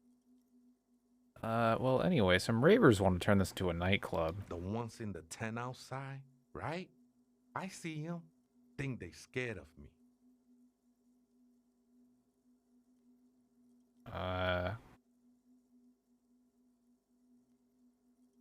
Do they have a reason to be scared? Nah, man. They look pretty funny. And I don't harm no one anymore.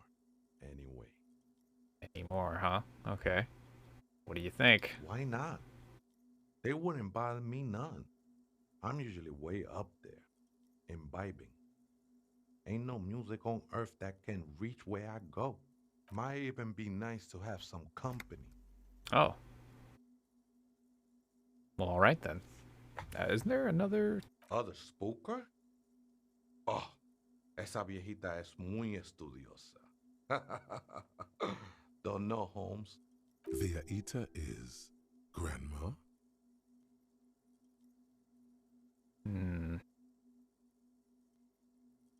No. I just call her viejita because of her clothes. She's actually quite young.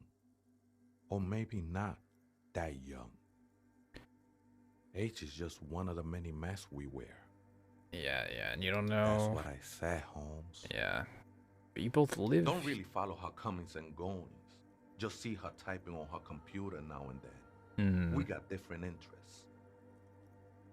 I see. I'm afraid not, Essay. You just have to wait until she comes back, or search through her radio computer. How about the goddamn password? You know the password? Too many times, essay. You need it for something. Surveys are a good way to fish for personal information, especially in the name of public safety. Thank you, Drama Brain.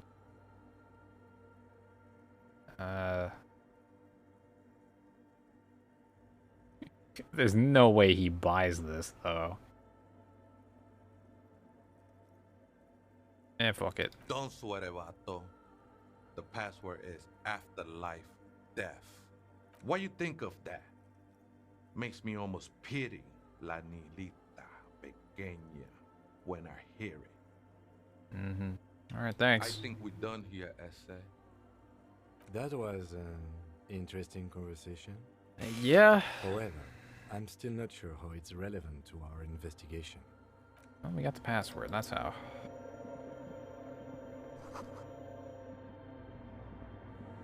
Maybe I should have asked what he is. The machine's keyboard is the speaker Good evening. Votre accident on Saint-Brun. This is good. Please repeat good. I have unlocked the filament. After ending the call, please press print to act votre accident. Is there anything else I can do for you today? I think the one in the dunes. I have 2 machines registered to this company name in Martinez. I see. One on Saint-Brun, the other on Rue de Saint-Ghislaine. Saint-Brun, that's the church. And Rue de Saint-Ghislaine, that's the doomed commercial area. Anything else I can help you with? No, thank you. Sleep well. The machine's keyboard is still illuminated, revealing the printer prints out a long text document with dated paragraphs. It looks a bit like someone's journal. The first entry, made on the 4th of February, 51, by an unknown author, is short and concise. Arrived at the church, the door was boarded up, so I used the crowbar to get inside. Looks like the place has been deserted. Nothing out of the ordinary, but I'll ask around. Need to figure out how to get the electricity in. The lieutenant leans closer, scouring the printout over your shoulder. Just as you finish reading, he looks up, muttering under his breath. 4th of February. That's over a month ago. Whoever set up those machines has been here for quite a while. 6th of February, 51. Had a little chat with the local fishermen. Said I shouldn't go near that place, that the church was spooky and ridden with narcotics. It's a little spooky, all right. Still haven't figured out the electricity. 7th of February, 51. Finally got the electricity in. Next on the agenda, a new antenna. I'm thinking ESCA series, something advanced. Why would anyone need any of this equipment here? 8th of February, 51. Bought the antenna. Had some problems setting it up. Called Simo for help. Heard the others are back to making art. Drinking somewhere out of town. Sulislav started a rock band again. Lexi has been seen asking money from strangers. But at least the artists have their act together. They're qualified labor. They can get work anywhere. Graphic design. Ads. The programmers are doing fine too. I mean, they're programmers. The writers, though, they're fucked. So that means, okay, so this is logs from, that, like, game company after this is logs from someone who worked there after that game company in the district shut down and all of the employees scattered throughout the various industries. I just have to find out what caused that data loss and be done with it. Still don't understand how it managed to wipe out the backup when the backup wasn't even connected to the front. I know. Everyone thinks it's impossible. They say I must be lying. I'm here to set it right. And so that was what caused their project to fall out, was that data loss. Seems like something to do with radio computer. Something about the backup data getting destroyed. Right. And how everyone thought it was the author's fault. Let's just keep reading. I think these people worked in the radio computer games business. Right, yep. Commercial area. Yep. 12th of February, 51. Brought some food from the grocery store. Apparently, there's a strike going on in the harbor. Definitely not happy to see the Martinez people again. Everything's now set up in the church. Going to start working tomorrow, 8 a.m. The strike. We are nearing the date of the murder. Keep reading. I'm interested now. I want to know what's that radio anomaly that sent this person here in the first place. And now we've hooked Kim. 25th of February, 51. I've been sending data up to Lintel for a while now. Lintel? Trying to recreate the data loss, but nothing. Lintel? Didn't even feel like logging in, the disappointment. But I did discover a curious audio-spatial anomaly at the back of the church. I've named it the Swallow. It swallows sound. Need to get some mics. Is she talking about? Yeah, probably. 28th of February, 51. Yes, the first recordings confirm that the Swallow is real, and I'm not just losing my mind. It's a pillar of silence with a diameter of approximately 3 meters. Seems like the higher I go, the less I record. This might be a coincidence, or it could be connected to the data loss that led me here. Could it be? The pillar of silence. She is talking about the silence. Is she suggesting it's more than just an architectural quirk? The lieutenant doesn't answer. He follows your gaze, studying the basins. The water shines in them. No ripples. Huh. March 51. Some kind of young disco men have appeared next to the church. Yep. I've been trying to record the silence to find the epicenter, but now it turns out I've also been capturing the future of dance music, one neo-disco song over and over again. Fortunately, the song is so monotonous, I was able to devise an algorithm to factor it out. The other day, one of the disco men came in. Before I could even say hello, she got scared and left. Good. I don't want anyone distracting me from my work. I see. Girl on the ice? Sounds like her, yes. March 51. I got a call from the repeater station. Someone has tried to access the radio computer in our old office in Martinez. Can't do anything about it. The storekeeper still doesn't want to let me inside the building. Thinks I'm part of some kind of curse. Yeah, that's me. That was me. I knew it wasn't a good idea to meddle with that machine. Nah, it was fine. It worked out. March 51. A new 2-meter aux cable. Noodles. Crackers. Ping pong energy drinks. That says ping water, ping. Toothpaste. Gum. Also some canned air. You're interrupted by the sound of the church door opening. Oh fuck, they're back. A strange woman makes straight for the radio computer. Hello.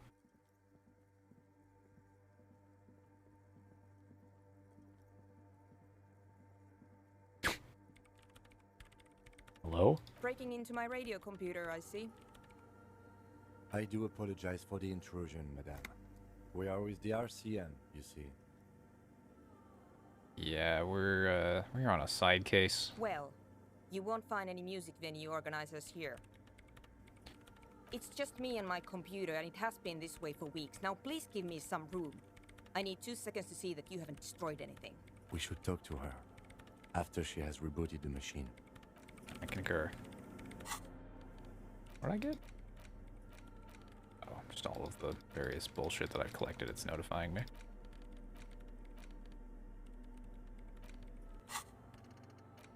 Wasteland of Reality. 20-hour research time.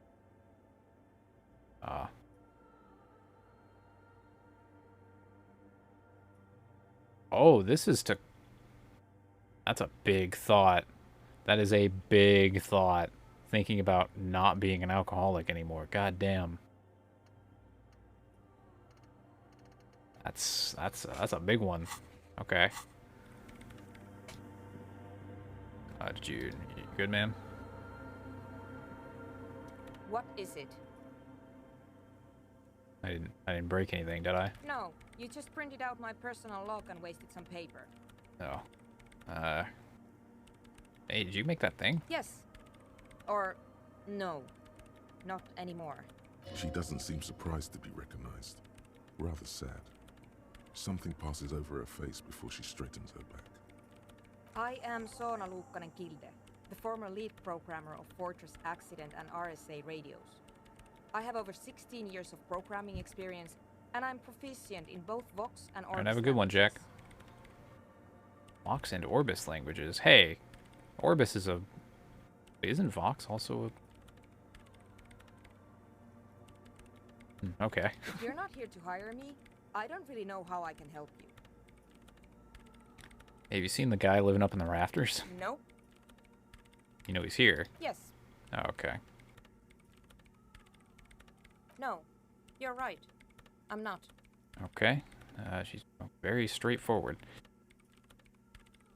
What the hell are you doing here? You really like those questions, don't you? Well, yeah. I am a cop. I'm conducting scientific research here. You can't throw me out. Well, that's probably not true, but... I'm looking for the location of a 2mm hole in the world. A what? Wait, what? I agree. She's looking for a disruption in the radio waves. That's what her personal log said. Oh, okay. The lieutenant raises his brows, but doesn't say anything. The data loss. Yes, that's what led me here. But I suspect it might be something a bit more complicated than that. A hole in the world. Exactly. What does it mean? Up to now, it has been impossible to say what it is because it's impossible to measure nothing.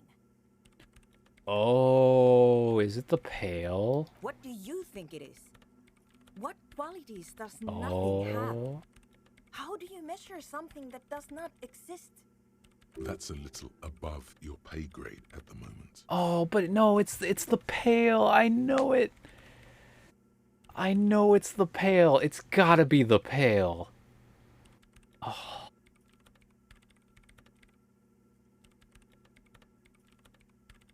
I don't know. Are we? That's what I'm trying to figure out here.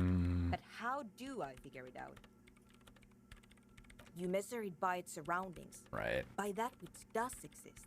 Which is what I've been trying to do. Yes, that's... Hydrotransducers. So that's what those water basins are.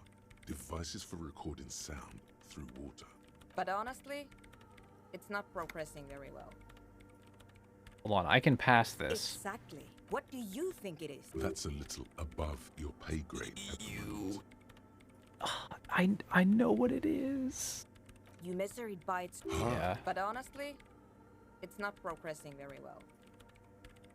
Somewhere underneath those roof beams, I assume. Only a faint crisscross of rafters can be made out from the dark. Most of the tower disappearing into the shade. Yeah, I need to... Strange things may flourish in the dark. There's this It's a place static back check, of the isn't it? church. A place where all audible... The Pillar of Silence? Maybe. But it's oddly close to the physical coordinates of the data loss that led me to this place. That is where the guy lives. I know. So you don't... No, I don't. Okay. It's not going well. Because it's just trial and error. Yeah. Trying to locate the swallow, the exact point in space. Yeah, it's and tough. I don't have a... You know what? It would be really helpful if you could just stop talking and let me work.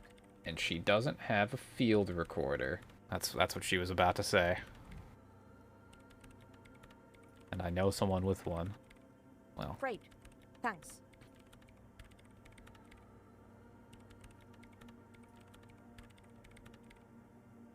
Hold on. Hold on just a goddamn second. Logic. Logic.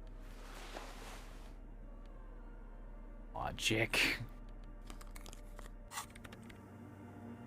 Yes, what is it? The swallow, you mean? Exactly. What do you think it... Easy. You measure it by the world around it. Oh, I thought we could draw the conclusion that it's the... Exactly. But honestly... Yeah. Okay, well. How do you feel about hypnotic dance music? What? I hate it. Wow. I bet she hasn't even heard it. What are you, 40? Yeah, that's what I want to say at age like 52.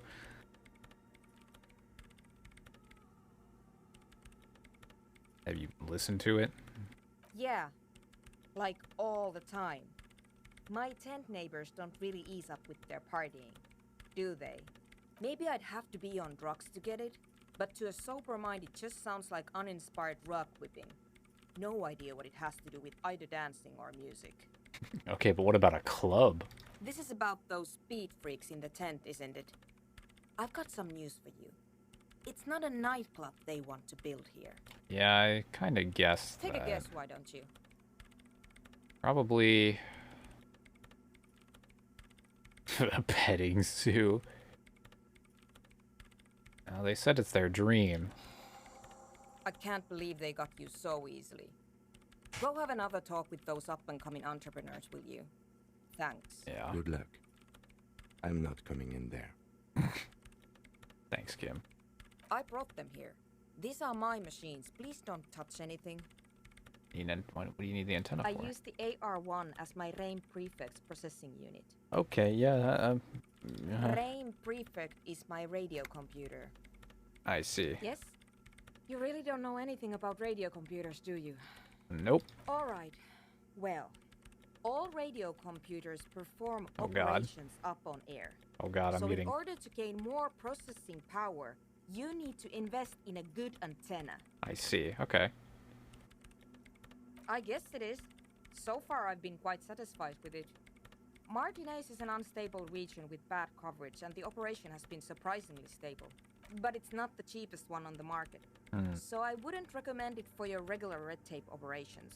Fraser 1000 is a foolproof line for civilians. Anyway, you should do some research before you decide to buy anything. Yes, Ask naturally. around, compare the prices. Okay. Great. Okay. That's good information. Can I redo this check? The mother of humanism stands above you, a precious and complex. Give wax me painting the calculus. on a single pane of glass. A crack runs across the length of her body, her face oval and sad.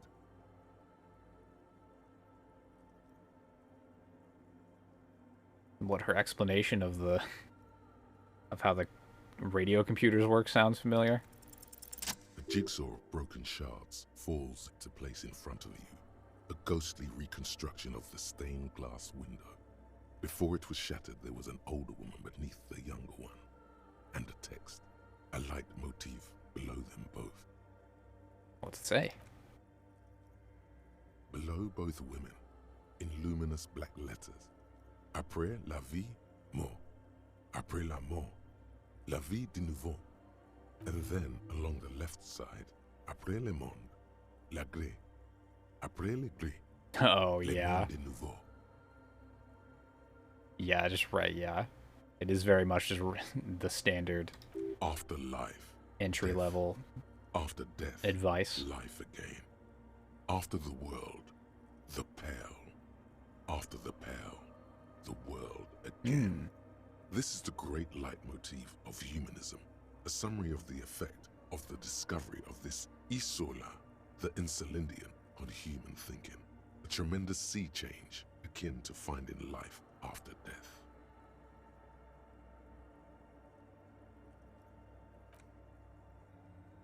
Unknown.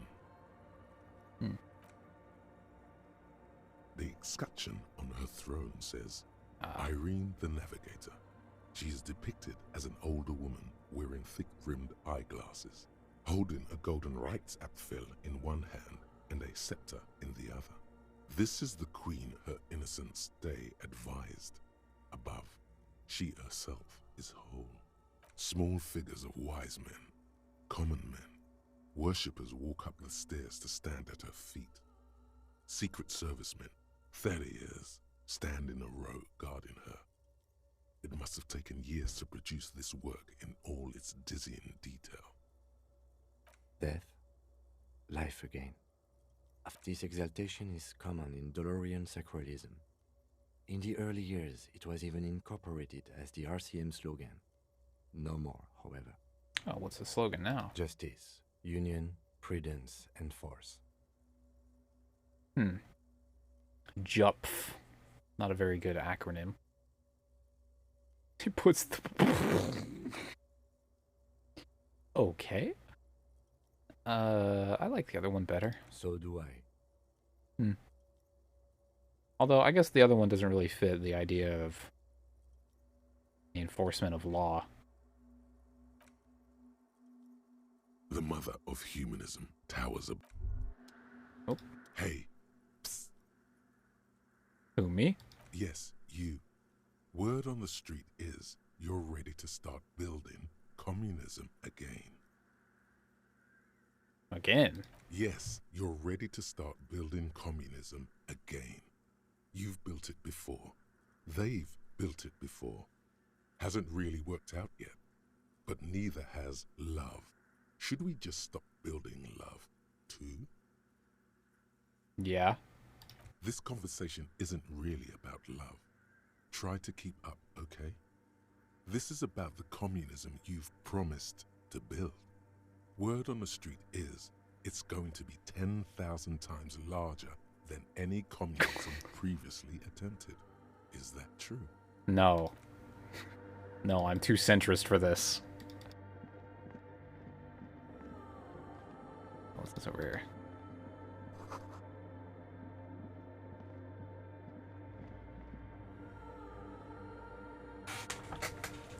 Goddamn rave kids. I'm trying to... Probably trying to move drugs through their fucking rave operation. It's always drugs. I'm gonna be surprised if it isn't drugs.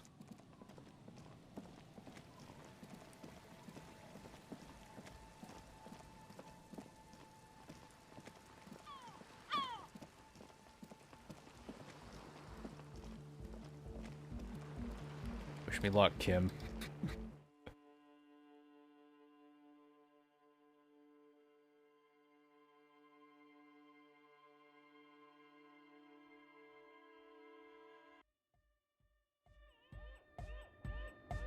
Hi again.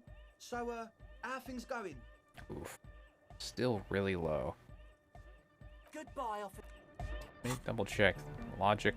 Yeah, I've already stacked out logic basically at this point. These clothes.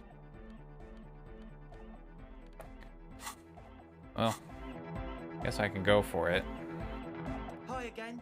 So, how are things going? Here we go. 17. Can we raise it to not 17?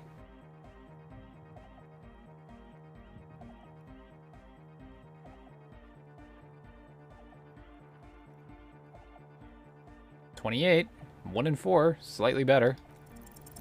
Well, first of all, you're a smart cop, and a smart cop like you would understand if something wasn't quite right. So this should be easy. The gist of it is, they want to turn the church into a club, but a suspicious element has overtaken the building. It's very important to understand what the gist plus, and it has to be considered. You can't invent the future of dance music in this smelly old tent. Imagine if you had the church. That settles it. Analysis complete. Their story checks out. It still feels as if this didn't quite go as it should have. But? Oh yeah, that's a meteor and name for the founding party. If you don't know what the founding party is, there might be a way to mask it with minor demagoguery. We can mask it. Come to think of it, I've never really looked them up, you know. I can't give you a precise definition, but they're a very powerful religious organisation. And they have roots in ancient mass society. And they're the custodians of the Pericarnassian Church. Plus, they anoint the innocents. They, like, made the innocentic system, no? Totally. The Pericarnassian Church is about love. And Nordic music is about love. I got love for my Pericarnassian posse. Love is the relay out of death. We dance. Thank you, Egghead. Love is hardcore. Unity. Unity. Make some noise for my Insulindian posse.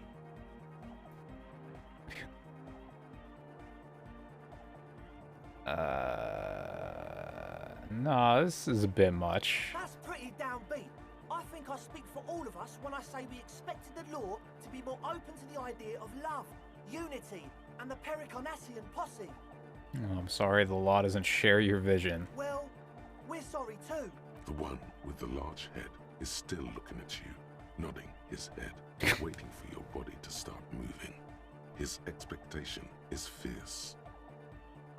Well, I checked out the church. And? What happened? Well, I talked to a man living in the ceiling. Oh man, the crab man you mean? Who is he? What did you think? Seemed okay. Really? Huh. Interesting. What's he doing in the church? Just preaching and praying, I guess. No matter. Is he gonna be a problem? Yeah, Noid is right. Let's get back to the... These guys will never catch him. You will never catch him. There's nothing to do. I mean, yeah, he won't be a problem, but you'll never see him. I don't know, man. Doesn't it feel like a major hindrance to you? A spooky guy climbing around when all the guests are trying to have nice, friendly hyper time? Oh, sorry. I guess it's not a massive problem, now that I think of it. Everyone is welcome to dance till the morning light! Yeah! Maybe. I guess we'll figure something out. Okay, but what about the other spooker? The one in Grandma's clothes? Yes. A programmer? Yeah. That's odd. What was she like? Did you ask her about the nightclub? Well, you haven't been plainly honest about your plans, according to her. Come on, man. Who will you trust? A spooky programmer or us? We just want to make the world a better place. Feel the love! Get down and feel it! A half-hearted sell of something which does not seem worth buying. I'm not really feeling it, gentlemen. You'll get there, believe me. When we've got our gear set up, things will be flowing and pumping. Things, huh? Anyway, now that it's settled, how did she seem? I mean, disposition-wise, about the dance club idea. Yeah, not a fan. What a pity. That's my favourite thing in the world. And she doesn't like it at all. A shame. What can we do now? Do you see a way out of this jam and into a laser-lit future of dance and unity? Unity! Dance! Yeah, she's got to finish her shit. Can't just evict her. No.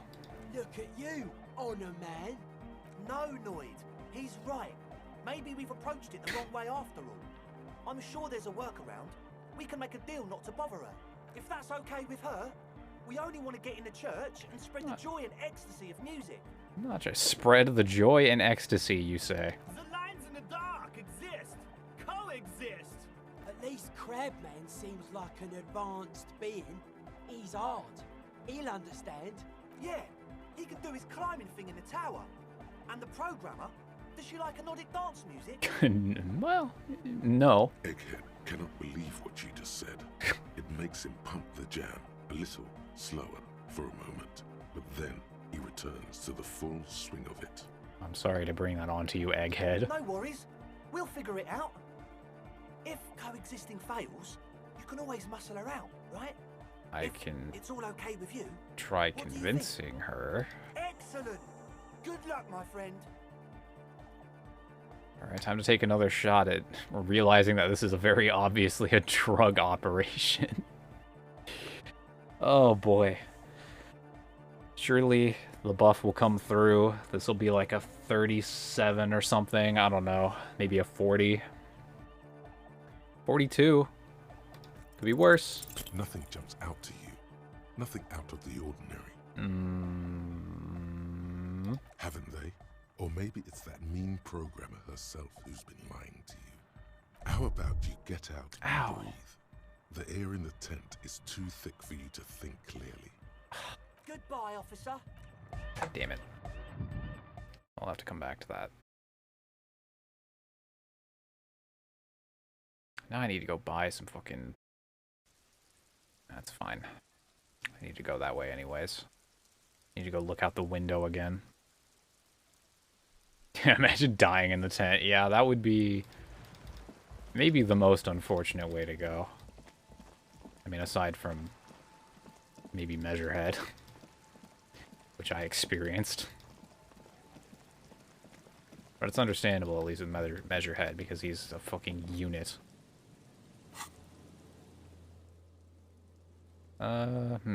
Cafeteria.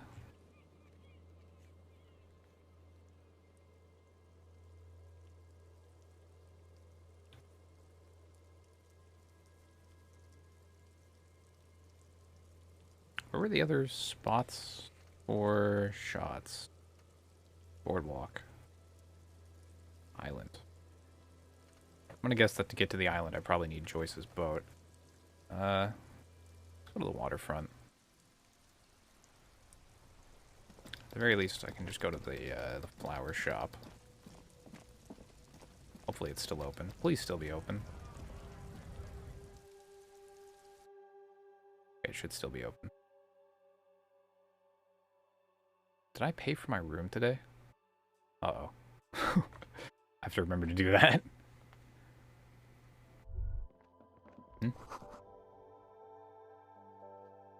Those aren't the flowers that are left fruit.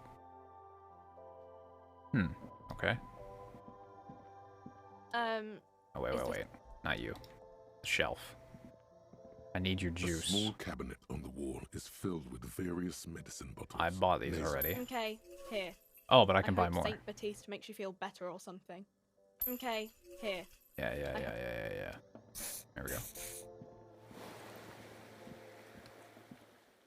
Nice.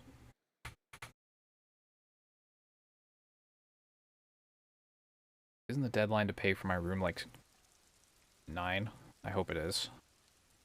I really hope it is. I hope it's not 8. It would be very unfortunate.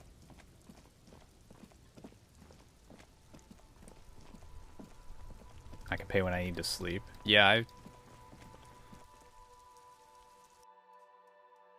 figured about as much. I just want to be diligent about this.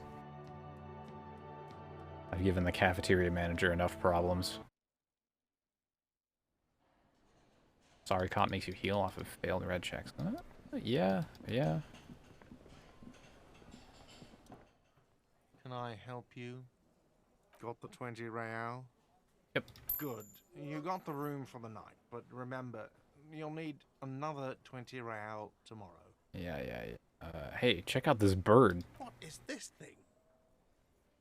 The bird. Put it on the wall. The interior decorating kind? Yeah. You know, I'm sorry. This is actually a nice bird. Yeah, it is. Competent piece of taxidermy. Goddamn right. I can fix it to the plaque and have a new bird in the establishment, I guess. So, I don't know. Thank you. I'm gonna go with thank you. I feel good about our work here today. It's all about the little things, like bringing people random stuffed animals. That's right. It's not actually about that, but he liked it. I'm not even going to mention that I'm going to sing karaoke to him. Not even... Oh, yeah, window. I need to look. Perception. Perception.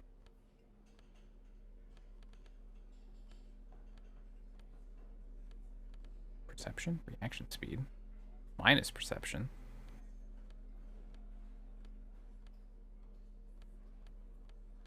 I guess I'm already wearing my... I thought I had at least one article of clothing that gave me perception. Maybe I'm... Oh, my boots that I'm wearing. Okay. I'm gonna try for the window again. What are my odds? Behind the dock workers, a 58. window. And with a buff, that's like 70. Glass, like bony fingers. I can believe. I can believe. This is probably my last opportunity for the day to get this unless I get a level.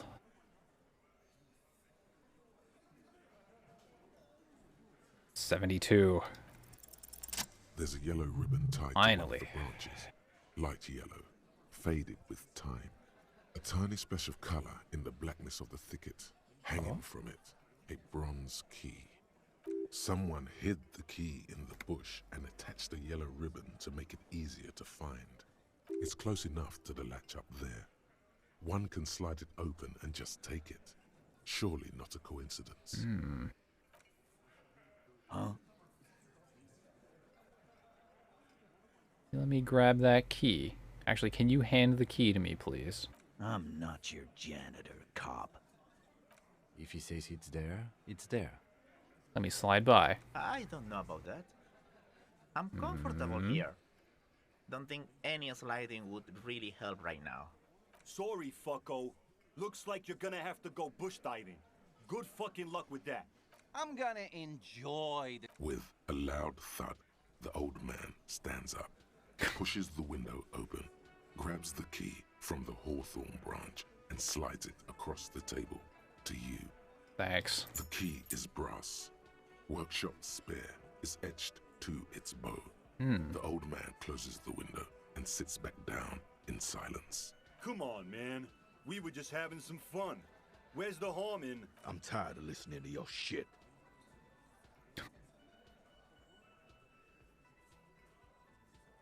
Huh.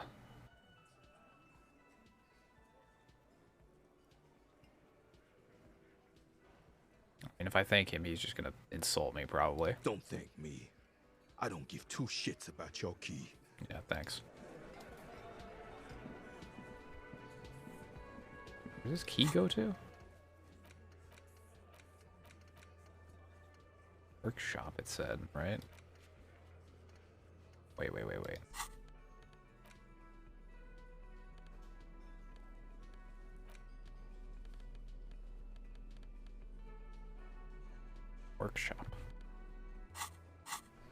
Workshop.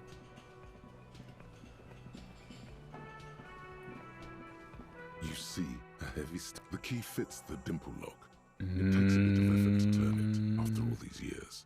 But then, the lock clicks. Dust rises before you like mist. A tomb?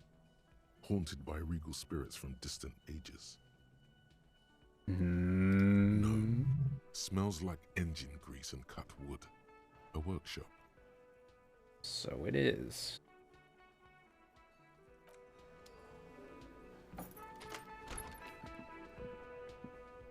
Ooh.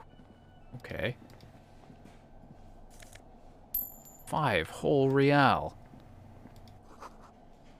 Pinball? More pinball? Damn. Oh, there's the spare key. This small elevator is dimly lit by a bulb that's been glowing for ages. The latticed cage is open, inviting you to step inside. Smells of nougat and sweat. Your head brushes up against the ceiling. There is a control panel to your right, and just enough room for 2 people to fit in. The maintenance card under the control panel reads, Last maintenance, 88. 10th July, 88.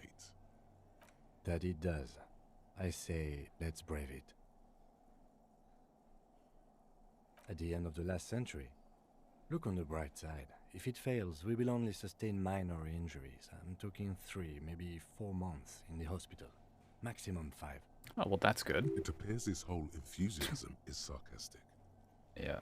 There are large rectangular buttons, monter, descend, and an international call for emergency assistance. That third one appears to be broken. A small steel plaque reads Halter 800. Halter is a Koningsteiner lift company who went out of business a long, long time ago. Let's go up. I get the feeling I know where this goes.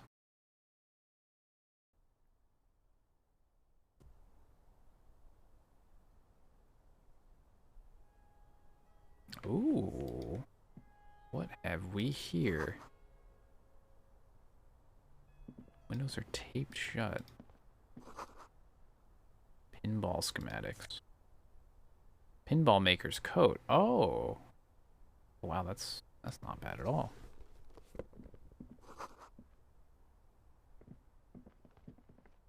You clearly see footprints in the downy carpet of dust covering the workshop floor. Jackpot.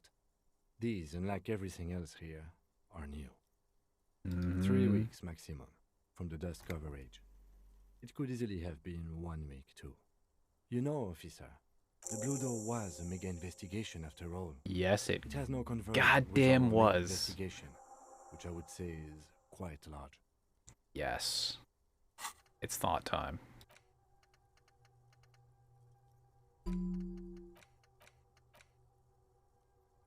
It's time to think about the wasteland of reality and maybe the chance that we could one day not be an alcoholic.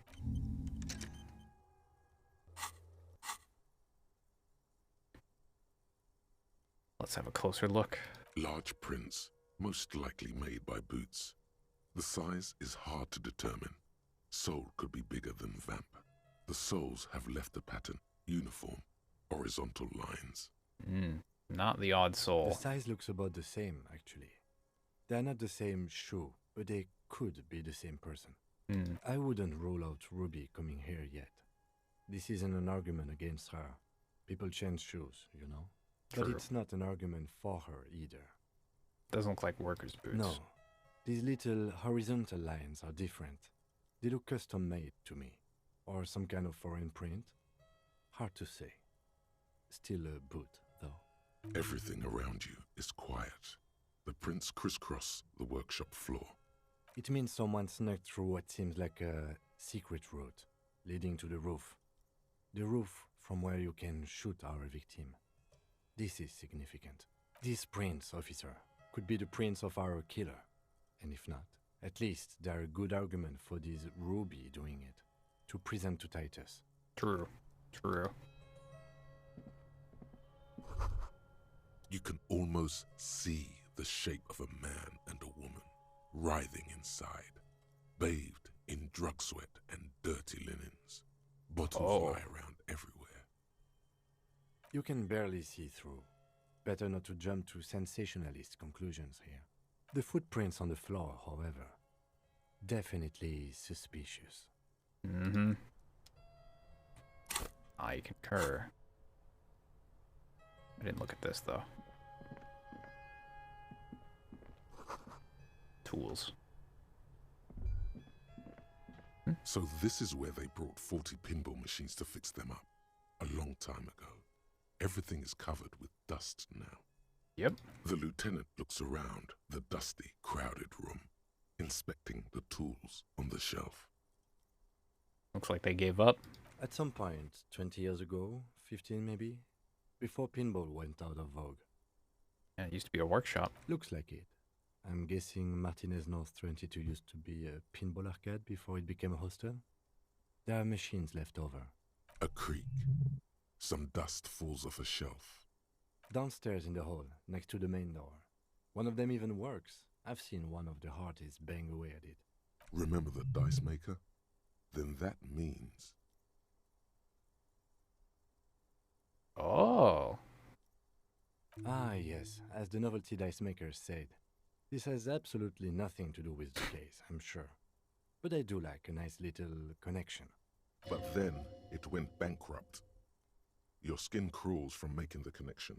Which means that it really is a part of the doomed That's commercial true, area, and yeah. Our cafeteria manager is not going to like it. We should tell him what we found up here. Yep. Omitting that suspicion. He does not appear to be the kind of man who likes his establishment to be part of a neighborhood ghost story about bankruptcy. True. Stupid superstition. But still, it would be interesting to see what the cafeteria manager thinks of this. It's not a ghost story. It's a curse, and God ought to be made knowledgeable so he can perform counterspells. Okay, yeah. Okay. Can I step out here? And this door opens here. This is the barred door you tried to kick in before.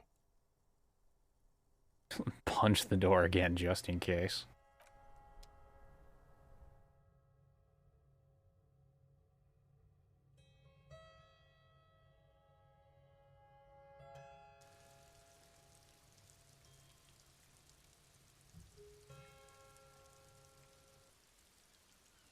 Hey, I found what connects to your rooftop access.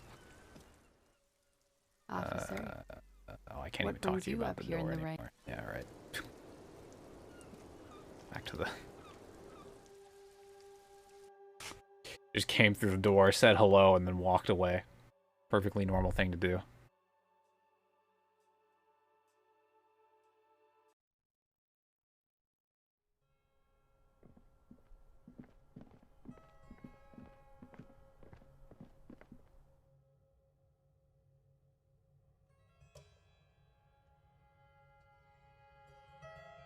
Interesting how the Hardy Boys had access to this key, and the cafeteria manager was not aware of it. I wonder how they got it without... All these mesmerizing machines, just waiting to be plugged back in and played. Huh? Feels like it might jump back to life any moment. The lights illuminating the white-robed woman. Let's play some ball. You can't fire them up. They are Damn. broken. Only that one machine in the main hall works. The Royalist Pinball. What a dumb name. Royalist Pinball. If they weren't broken, he would kick one of these machines about now. What is this check? Hold up. About Kim? Connecting him to Royal... Hmm?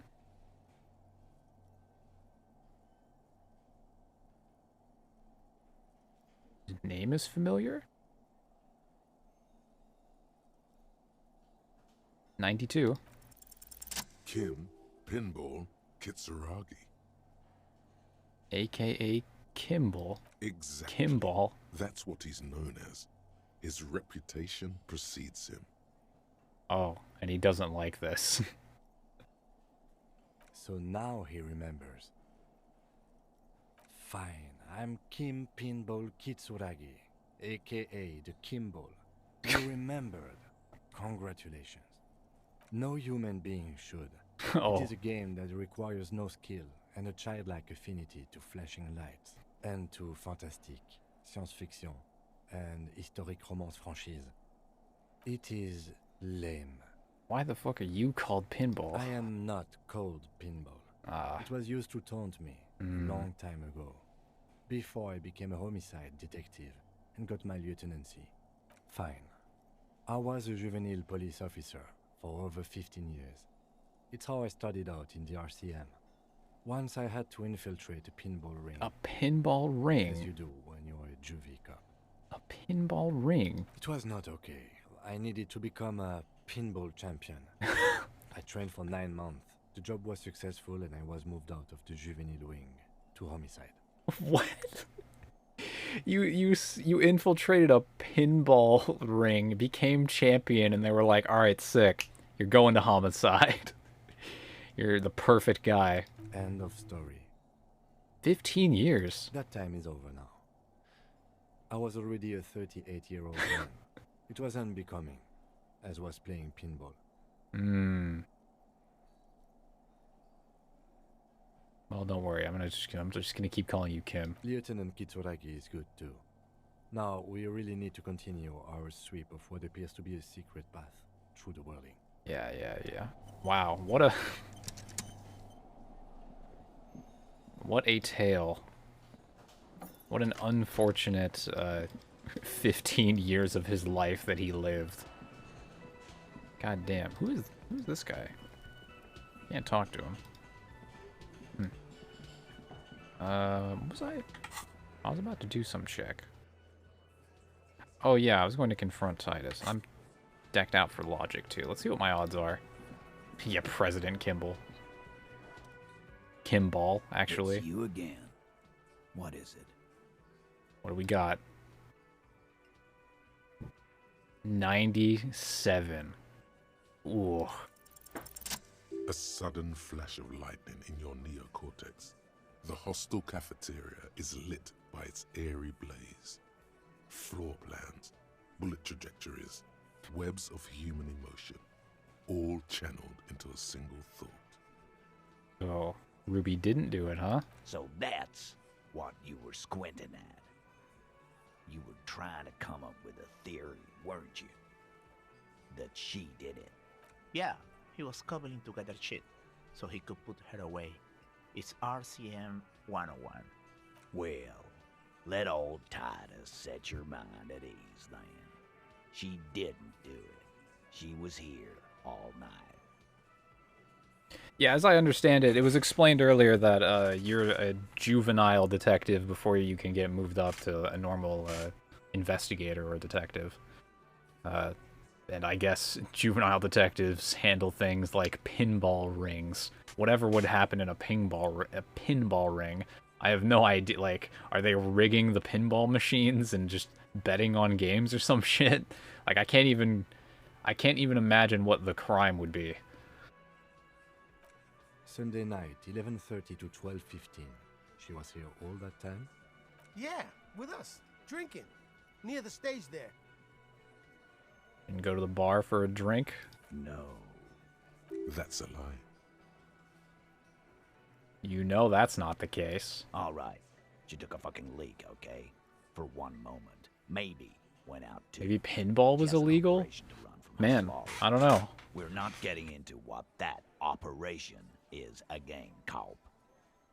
And just 'cause she was gone for 5 minutes doesn't mean she magically got to the roof and shot him. I've been through this. It's not plausible. All right, we're in.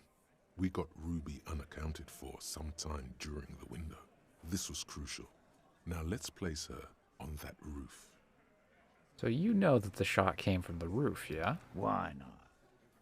You can't draw a straight line into Clausia's window from any of the surrounding buildings. Not from what I know about Martinez. Maybe from the coast. But like I said, I've been too busy dealing with you idiots. So Ooh, maybe I should have secured that. I don't think it was a sniper. It was close up. Yeah, there's a 72% chance. 72%. There's a percentage and all. Where'd you get it from? Your guys in the lab? Definitely lie. The truth is not credible. Yes, we have a ballistics lab. Wouldn't hurt to have one of those in Martinez. Still, all the labs in the world don't put her on that roof. How'd she get there? Climb? Yeah, there's a route in the back. How? Goes through the. You had the key right there. People say there was a pinball arcade here, sometime before the hostel. What was it called, Theo? East Delta Pinball Arcade. Weird place. Went bankrupt. Okay, but how'd you get up? There's no room for a staircase in this building. Or an elevator, for that matter. There's literally an elevator. The elevator is outside the building. It's an old dumbwaiter used for moving pinball machines up and down from the workshop. Yeah, you could just go right Ruby there. Could have gone up, shot him, come down, all under 7 minutes. That's quite the theory. We need to have a look at that secret passage, boys. I'm on it, boss. Right when the law clears, me and Angus are going up there. It's a dumbwaiter, not an industrial lift. How about I go instead of... Just now. You got something else to back this route up? Or is that it? I mean, it's possible, yes. Firmly doesn't go well with could've. There's a route to the roof. Me and the boys need to check it out. That's what we've established. But a route does not put that bullet in his head. Mm-hmm. A gun does that. And Ruby doesn't carry one. Phase 2. Murder weapon. Get a gun in her hand. If not that, then at least a shadow of a doubt. In the shape of a gun. Just don't contradict yourself. If it doesn't sound like Ruby did it, maybe keep it to yourself.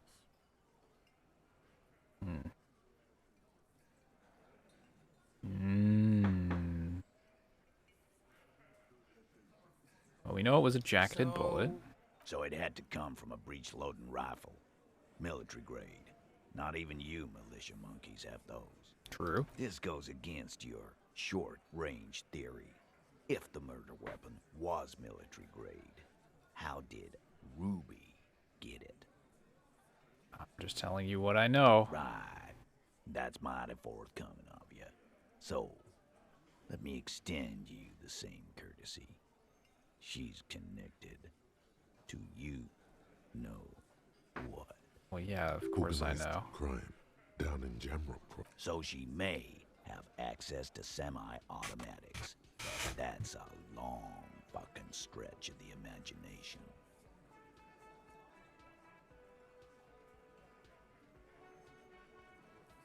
What's up, Pipey? This is a tough position. I should have confirmed those spots before I came to talk to him. And just like, so that I knew 100% that she was shooting from the roof. Or that it was shot from the roof. God damn. That's just about your favorite topic, isn't it? Every fucking 5 seconds.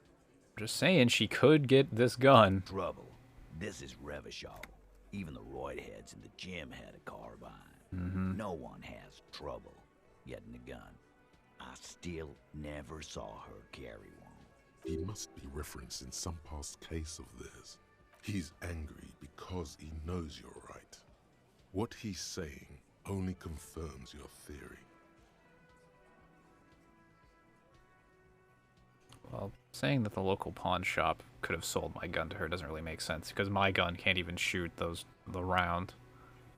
And this would only be bad, so we just need to find her. All right, Carl. Keep talking.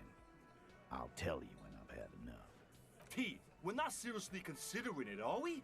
Ruby wouldn't do this. Why would she do something like this? Phase 3. Motive. The last component. Well, it's pretty yeah. Yeah. Like what? Apparently she had a thing. A thing? You mean? Behind his squinting eyes, dominoes are falling. Fast.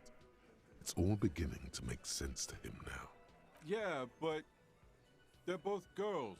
Shut up, Angus. Girls like girls too, Angus, sometimes. This is one of those times. She liked Glacier.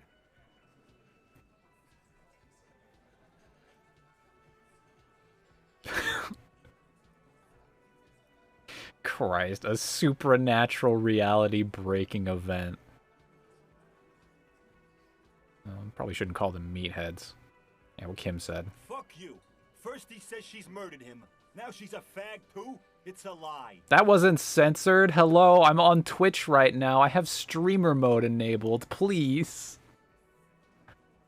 God damn it. Come on, Glenn. She likes Monica's titties more than you do. Everyone knows which way the wind blows there. I did. I knew it. That's why she didn't fuck me at Fatty's birthday party. She didn't fuck you, 'cause you're 40, and you still live with your mom, Dennis. Ruby then threatened her and told her to end her relationship with the deceased. This is some sordid shit. It's also the kind of garbage our Miss Aronier puts out to cover her own ass. Sort of, but he doesn't have to know that. Yeah.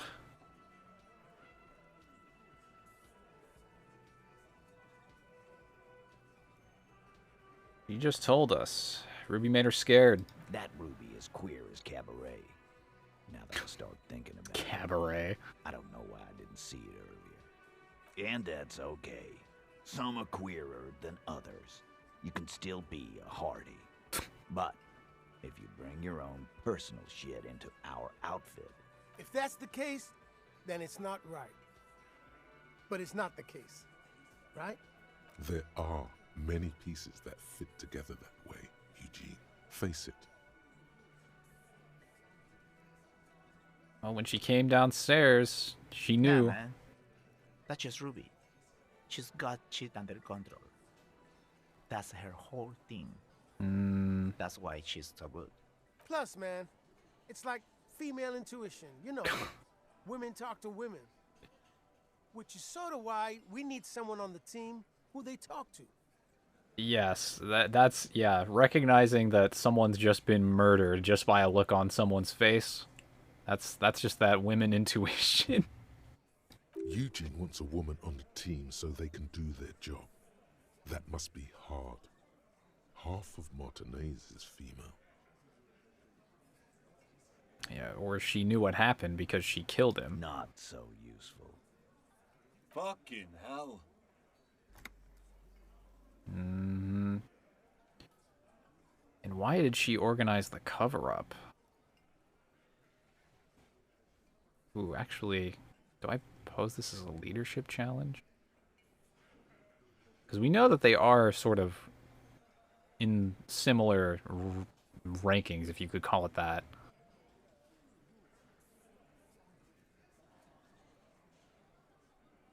No, I don't want to muddy the waters here.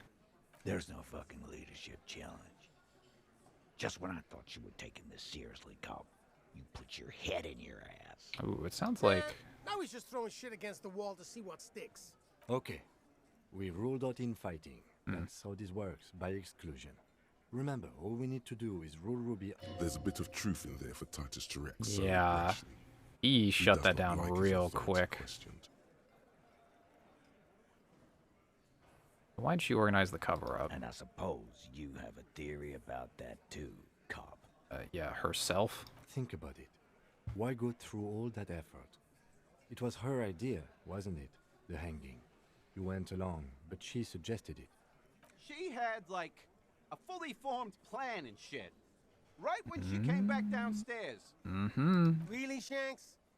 Claudia wanted to talk to another girl, that's all. She was just the first one up there. I could have come up with that plan if I'd have been first. I'm sorry, Eugene, but I doubt that. Time for a logics demonstration. Eugene, let's assume you killed him. He scoffs. Think. You kill him. Get up there. Shoot him. Get down. Where do you go? The man is silent. Yeah. If she used us to cover her own shit up, well, that's a serious violation of the Hardy Code, boss. Which is why she didn't. This is fucking stupid, Titus. This and the queer thing, all of it. Why aren't more of you defending her? This is fucking stupid, Titus. Well, Glenn. I thought the same thing when she skipped town and left us in this shit. Oh, so he didn't rule her out completely. And she skipped town. This is good. Yeah, we gotta talk to her, my guy. Silence. He looks around the room. The old man in the corner nods. A very small nod. And a trickle of tobacco spit on his lip. This is the only option he cares for. Only opinion? Excuse me? Yeah, I see it. There's one more thing I've been wondering about. Oh boy. Ever since you asked me where she is. Add it to your list of suspicions, if you want. Okay. I don't know. I don't know where she went. She just got up and left. Got real scared, too. Wouldn't tell me where. However hard I asked. Want to know why? She was afraid I would tell you. Maybe she was right. By now, I probably would. She knew there's evidence on her, and she knew we'd find it. This is typical suspect behavior. Why fleeing is always incriminatory. Perhaps. Ask her if you find her. It won't be easy, though. She made sure of that. Nice. We're in. Any clues? She's not far. We know that much. She didn't take her lorry. So, she's on foot.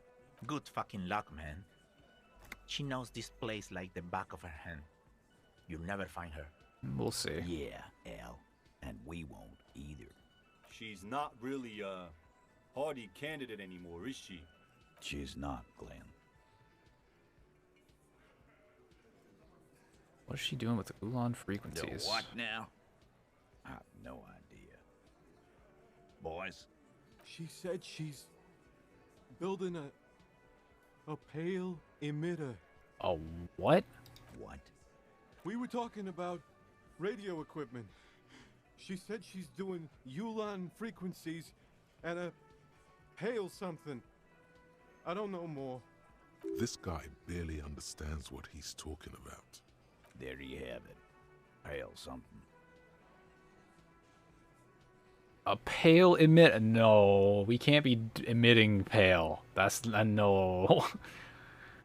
When did she go? Friday afternoon, when you first arrived. I got word the RCM was in town. Then she came in to see me. Told me she was leaving. That's when we had our little conversation. I see. I told you. You. Me personally? Yes, you. The cop with the sideburns and the disco clothes. I've come to declare the ending of the human experiment. I'm just a normal cop with regular thoughts in his head. No, I'm just gonna apologize. I am the sorry cop. It seems you have that effect. especially on women. Right. That's the second one now who's trying to flee you. Damn. You know, when I first saw you limping here, I thought she was paranoid or sniffing her own supply. But now I'm not so sure. What else she tell you? She said you have a funny taste in clothes and that you won't stop until you have something on her. She said she's heard of you from Jamrock, that you're a human can opener, that you play suspects against each other, open them up like cans. Indeed. Fucking hell. Titus, did he just open Angus up like a can? Yes, he did. Now, we can whine about it, whack him, or we can go on with I hope I have a thought for the human can I'm opener. gonna go on with our lives kind of day, Al. How about you? It's not an actual question. Silence. He nods. Anything else? Yeah, there was something else. She wouldn't tell me, though. I could see she wanted to. It was burning on her lips. This called Titus. This called Pete. But she was too scared. Oh. I wonder... Okay, that is ominous. A little. On the coast. Where have you looked for her, more precisely? More precisely, on the coast, past the waterlogged. I see. She's not here, so I'm thinking she's there. Interesting. Okay. Where should I start there? Sure. There's some shit houses there. A Yep. cinder block town. Fisherfolk there refuse to unionize. So, that's one place we haven't looked.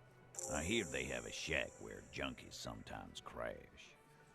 Time for you to step up. We will start there. One more question. What does Ruby look like? Boyish. Hair's red. Dyed. She looks like a Lowry man. It'll do. It'll have to. Oh, he's offering a hitch. You know what? Thank you, Titus, for cooperating. Finally. His grip is firm and reassuring, like holding a piece of unpolished granite. God damn. Not just granite, tightly packed RCM sergeant material. You should be a cop, Titus. And we just think that. No, he already is a sergeant. Yeah? That's what you're feeling. He just wasn't sure what you are. Okay. Do I get another thought slot? Is that the gamer move here? Date of birth generator? I mean... When's that meeting for my gun? Now. Fortunately, I have some time on that.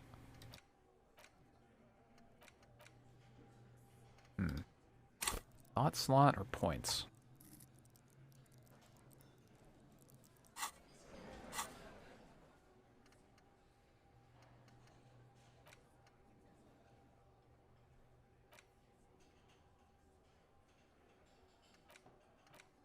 I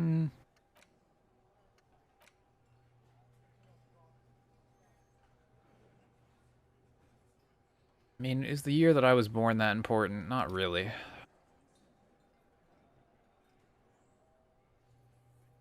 Yeah. Yeah, I can use more skill points. Give me,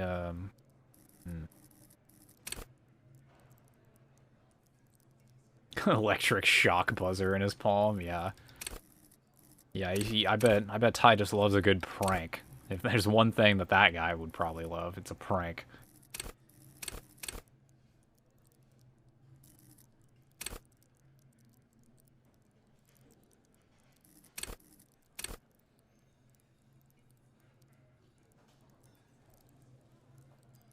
Yeah, hand-eye probably would be useful when I have a gun.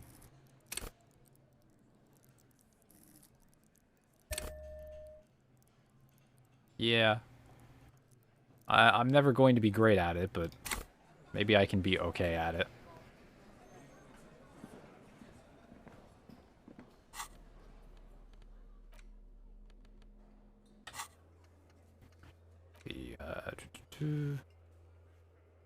Oh yeah, I can talk to the manager about this hotel being a part of the doomed area. Let me do that.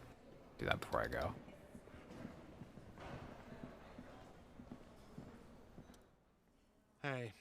Was there something you needed? Well, well. Bringing him that new bird sure made a difference in his attitude. Oh, can I not? Can't bring it up to him. Oh, I saw another thing. Another thing. Great. I love those. Yeah, she fucked up the phone line. Why? No, fuck it. I don't want to know. I don't want to know why these degenerates do what they do. I thought we had one good guest in the building. Lena? Yeah, well, she's not a guest, is she? What? Did someone mention my name? Nope. We were just paying you a compliment. And finding out a degenerate from room 3 nicked the phone line. Everything is okay here. Good thing that guest pays for her stuff on time. I'll forward her the bill and be done with it. Was there anything else? Oh yeah, I got the blue door open. Oh, okay. Well, I did hear you make noise back there, so good for you. It takes a lot of willpower not to ask. Obviously, he's been wanting to know what's behind the door. You gonna ask? Okay, what is back there? Pinball machines. Ha! I knew it. I've always wondered where those machines by the door came from. And they told me there was some kind of pinball thing here too. I knew it. Were there any back there? In working order, I mean. I didn't check. I was just wondering, if you found pinball machines there... He was wondering about something business-related, about how much money he could make of one. Turning it back into a pinball arcade. No, yeah. But we could diversify the entertainment options, seeing as you've opened the door back there. The machine we have in the corner now is broken. Oh, that's unfortunate. It wouldn't hurt to get a little life in here, other than the hellish karaoke machine. That one's always causing trouble. Yeah, those numbers he's adding up must be making good sense to him right now. Sounds like he cares about the place. He's not going to be overjoyed to hear that it's part of the doomed commercial area. He should still know. You have to be forewarned about these things. There's a peephole in the wall. That's important. What wall? To her bedroom. I'll have it fixed at once. Thank you for letting me know. I assure you, the Whirling does not abide spying on its guests. Thank you. I'll patch it up personally. Was there something else about the establishment? I hope not. No. Yes?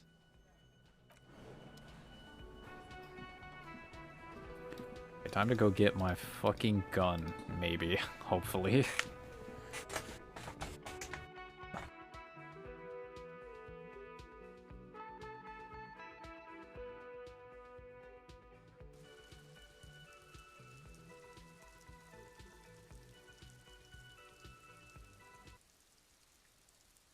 You know, it's funny, for all the disco talk in this game, I don't think I've actually heard, like, a straight-up disco track.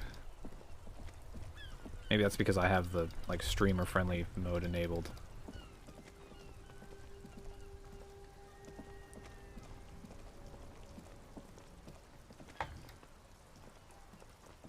Yeah, I got some alright tunes over there. Why am I going this way? I know it's down by the coast that I have to meet. Wait, do I? Also, I was going to... Okay, no, I don't even have to check the other spots anymore. Oh wait, no, I can still check for the other gunshot spots. Okay. Old Fish Market at 2200. Just walk past the fishing village until you see the boardwalk. Okay.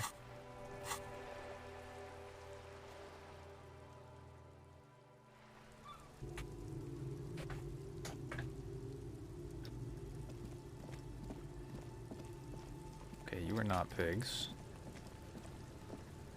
Yeah, you must be pig. Wait, Joyce? I'll just keep the Corda Lacey in the channel, if that's okay. It's too shallow near the pier. Aye, ma'am. And it's a jetty, by the way. Of course. Jetty. I prefer a good jetty to a pier any day. Jetty? Something about the way she says it makes you want to sing. Hello, ma'am. Hello, detectives. It's good to see you here. What brings you here, madame? Nothing, really. I've had my eye on this jetty for weeks now, so I decided to investigate it personally. This cluster of buildings isn't on any of the official maps, as far as I can tell. That, and she's also keeping an eye on you. How do I like it? Water drips down eaves of Eternite. The jetty below her feet creaks to the tune. The smell of salt and dog shit in the background. It's pornographically poor. The street has no name. All the men are dead or missing. And is that the carcass of a motor carriage over there? Yeah, who knows where that came from? I'm surprised that woman hasn't put me to the sword yet. Maybe she will. Dark eyes survey the coast leading up to Martinez. Fortunately for you, madame, the RCM is on the scene. All right, politics time. Let's react. Real men, real politics, real thoughts in your head. Don't egg me on.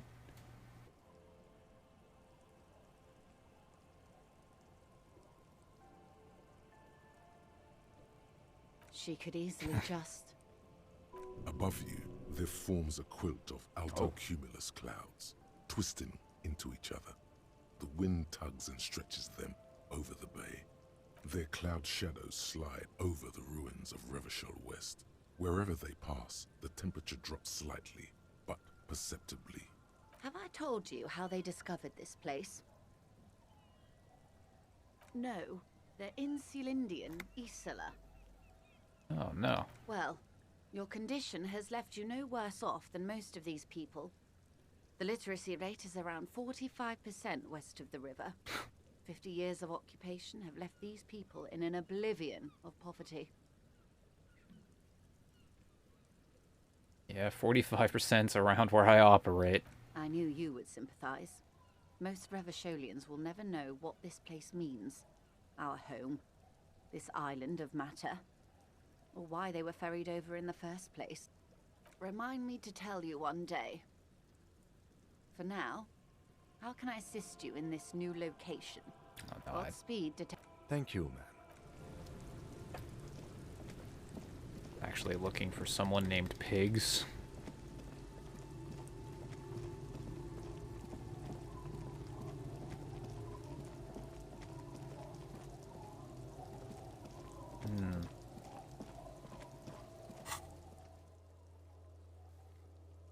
Oh, 2,200. Oh, that's now. Old Fish Market. Where the fuck is the Old Fish Market?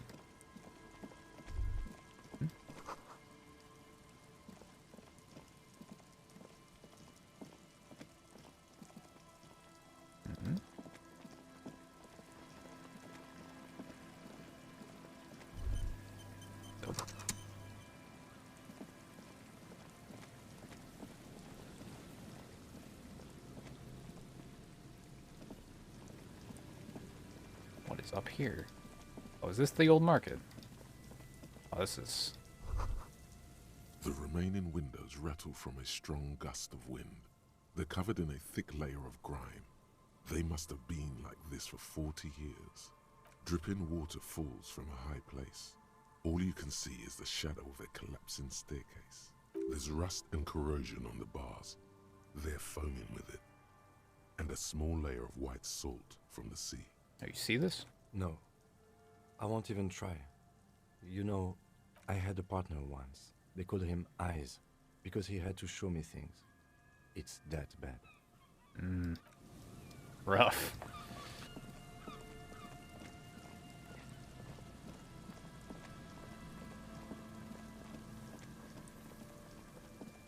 Oh, there's this. Okay, I've been here before.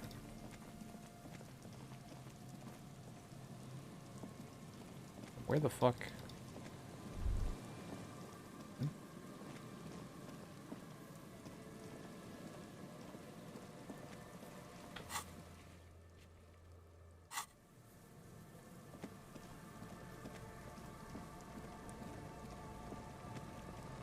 part where this dude dead, body's gone. There's no pigs here.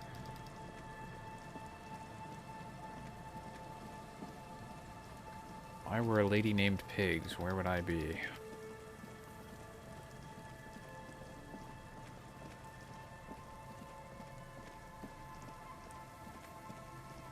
Ooh. What have we here? You see a once bright mural towering above you. The signage has peeled This off area over is the the fish years, market, okay. but you can still make out Feld Electrical R&D. A slogan used to intertwine with the loops a long time ago. Now, only a shadow of peeled letters remains. It says, tomorrow is just a whisper away. Oh, she needs to spawn? Looks like tomorrow never came.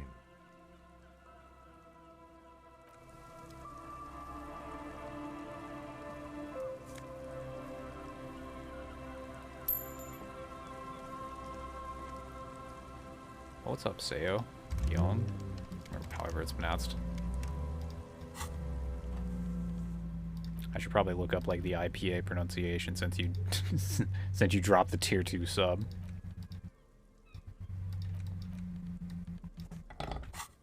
And I guess I should also look up how to actually read IPA pronunciations. Ooh, that was fed.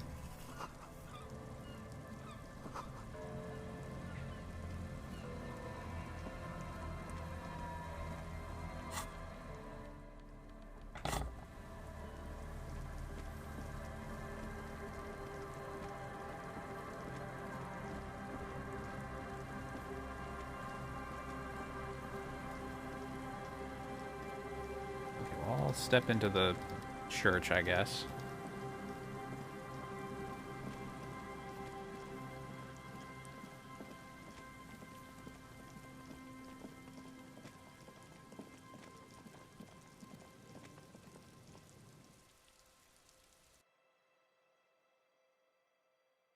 I haven't checked my white checks in a minute.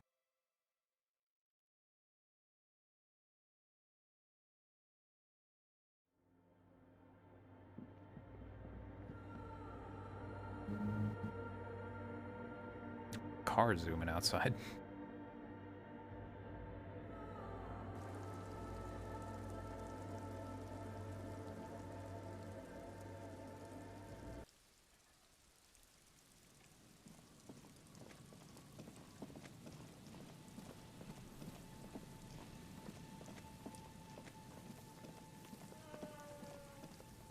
What the fuck?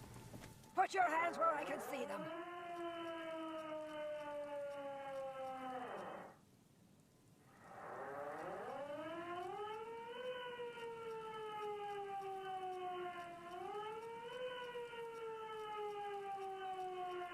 What am I looking at? Show me your hands. This is the pace. Show me your hands. Right now! Show me your hands! Right now! Scavenged, battery-powered police lights protrude from her back. The flickering light show reveals a gun in her shaking hand. Uh-huh. Madame, please drop the firearm immediately. Raising my hands. Man appears to be pulling out an object from his pocket. Fear the threat! Fear the threat! Superseding event. Split-second decision. Get on the ground. Get on the goddamn ground! I wasn't taking anything out of my pocket. Get on the ground! I want you on the pavement right now! This is the pace! Subject yourself to a full body cavity search. Prohibited materials concealed in nostrils, ears, mouth, navel, urethra, foreskin, vagina, and rectum. Be careful, detective. Don't do anything that might set her off. Yeah, I'm working on Go it. for the gun sooner or later. Perhaps you can learn crucial facts before you do.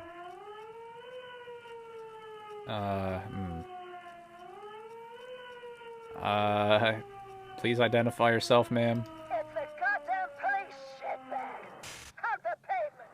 You're under arrest! As she waves her hands, you notice familiar-looking ampoules and packets sticking out of the mountain of police gear on her back. Medicine or drugs? Are you on drugs, ma'am? Confiscated contraband! Restricted access! 2 kilos missing! Eyewitness report compromised! I don't think she's on drugs. Being off drugs might actually be the problem here. Ah. I see. We can solve this peacefully. Please just lower the...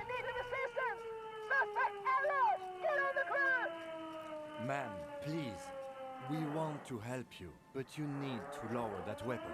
Let's just talk. Disturbance reported. Authorized deadly force. Sector, take the shot! Big red key! Big red key! Big red key? That's code for the battering ram. Cop talk. You know this. I'm gonna get fucking shot. Oh man, if I say that we're the police, well, this is like my, it's either I scramble for my gun and get fucking shot. Alright. Back up! Back up! Back up! Status unconfirmed. Status unconfirmed. This is my part. Oh no. This is hello. No. No. I thought Mr. Moran. Gareth. Aggravated assault! Man down! Officers in pursuit! There's a scenario unfolding in her head right now. I It see. has nothing to do with what's happening here. What's the situation, officer? Law enforcement compromised! Impersonating a police officer! Does she not believe you two are actually police officers? What if she's right? You, my badge? License and registration! License and registration! Come in dispatch! Sector! Azimuth! It's not a code, just disjointed words. Oh, fuck me. Alright, well, I mean, time to go for it, I guess. I mean...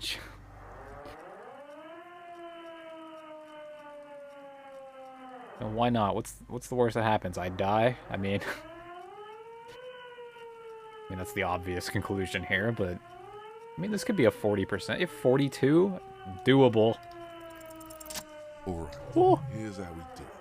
As soon as that gun isn't pointed at you again, you dash right. Then immediately close the distance. Get a cool scar, Left yeah. hand grabs the barrel. Right one breaks the wrist.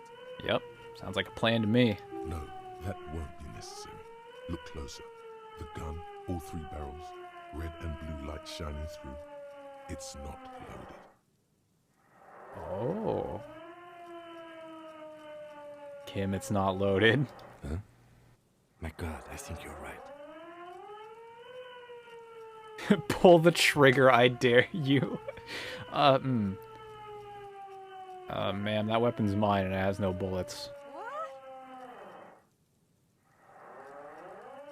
This isn't police issue. Police weapons have bullets. This isn't real. What is this? Police guns always have bullets. Ow, my ears. What is this? Why did you sell me this? Grab the gun, right now. This might be your only chance. Can do. No one ever cares anymore. Why would they treat me like this? This limbed and headed machine of pain and undignified suffering is grinding to a halt. Tired of walking the desert, it doesn't want to feel or think anymore. Poor woman. We need to figure out what to do with her now. Nobody's ever around. Nobody ever comes to visit me. What do you think, Kim? She's in a stupor. I've seen this before. God knows for how long. Could be days when they get like this. I've had disturbances similar to this before. Many calls, but never this bad. Hopefully she doesn't punch me. Her scratched skin is warm to the touch, but the person inside doesn't even know you're there. Should we just arrest her? I Like, don't think there's any need for that. In her current state, and without the gun, she isn't really a threat to anyone. Where did she even get money for a gun? Like, we could let Titus know. This is a perfect problem for the local peacekeepers to handle. They might even know her family. yeah. Yeah, we can do that. I mean, the union doesn't really work out here, but okay. Then we can ask him once we get back to the whirling. But we have to hurry, because it's late, and they might have already gone home. Oh, but yeah. I think we're done here for now. Please, leave the radio on. Reflex to what? Being left alone. She stands motionless. Just a heap of clothes and flashes now. Maybe if you search her once more. Hmm? The woman stands slumped. She looks catatonic under her mountain of RCM paraphernalia. Is one of those things a police cap? There were narcotics in there too. You're thinking of taking them? Do. Grab the cap. She doesn't even flinch as you reach out and disentangle the familiar-looking lieutenant's cap from her mountain of RCM paraphernalia. Oh, is that yours? Is it? It's hard to say. It's been so long since you wore yours. Probably. It's your hat.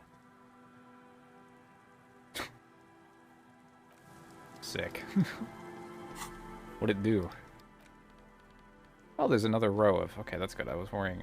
Oh, just +1 authority? Okay, okay. I mean, it's understandable. It's not particularly great, but...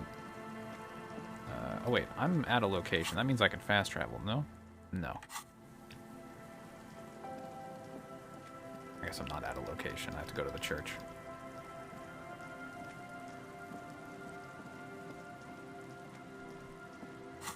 Now I can go.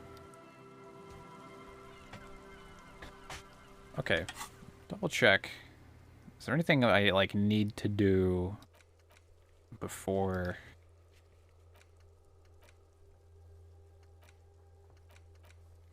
I can do that later. Mm-hmm.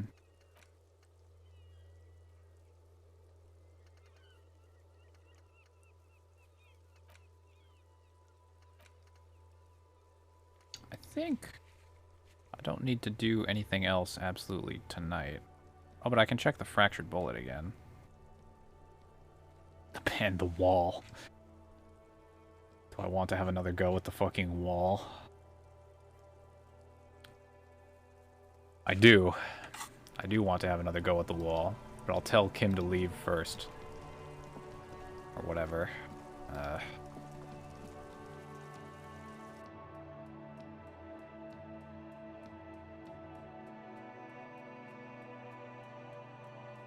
No, yeah, my current hat gives me, like, a logic buff, which I'm enjoying. Actually, I equipped it for, like, a specific purpose, but... Yeah, -1 suggestion. Yeah, I could switch it for...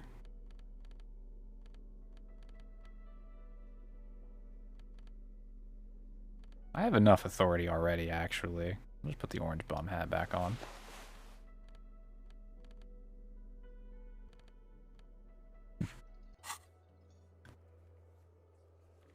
Oh yeah, and Titus and the boys are...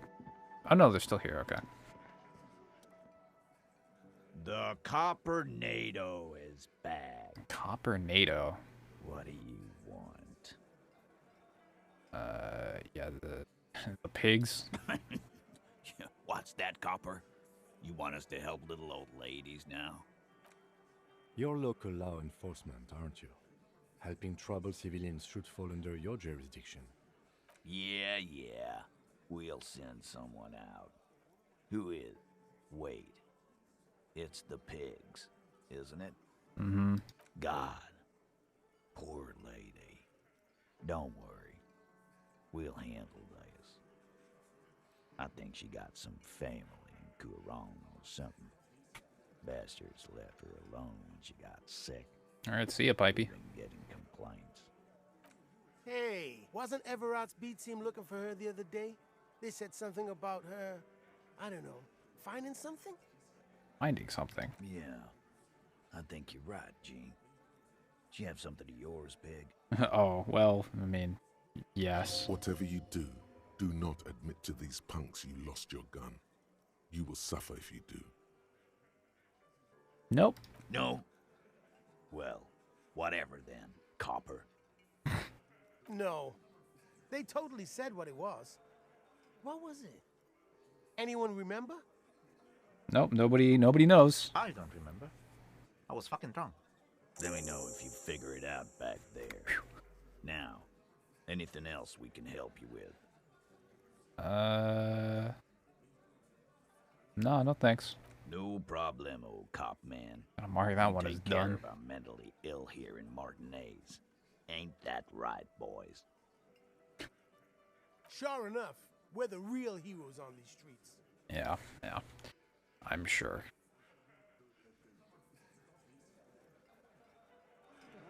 Okay, one last go with the wall.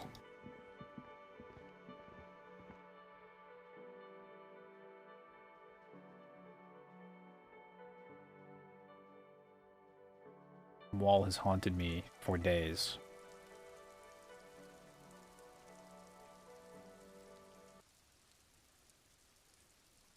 In-game and in real life days.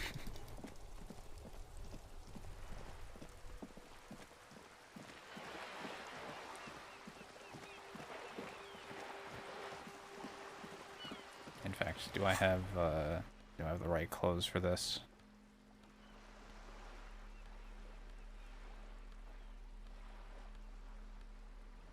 I don't even think I have any clothes for this, actually, now that I remember properly. This is what? Fucking just an ordinary conceptualization. Nothing to see here.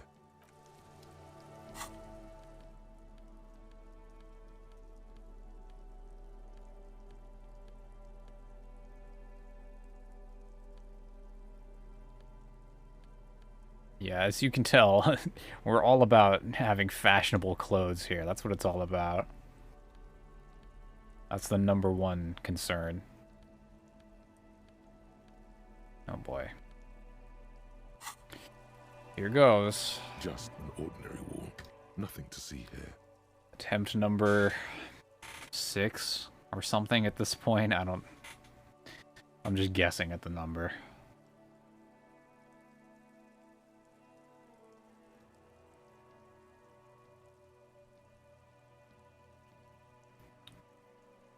Oh, I'm just getting cut. Wow. Y'all are leaving me out in the cold with a 58, huh? Okay. Yeah. Why? It's a wall. An ordinary. Why must we... Shut up, Kim.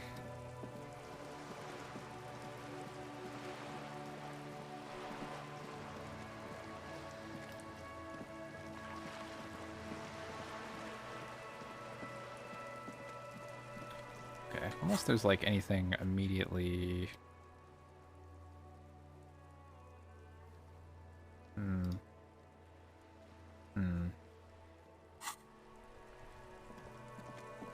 Do I have hand-eye clothes?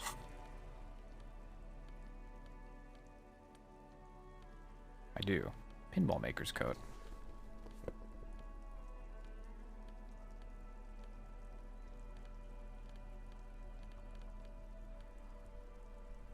Okay, I guess I'll go for the bullet before I go to bed.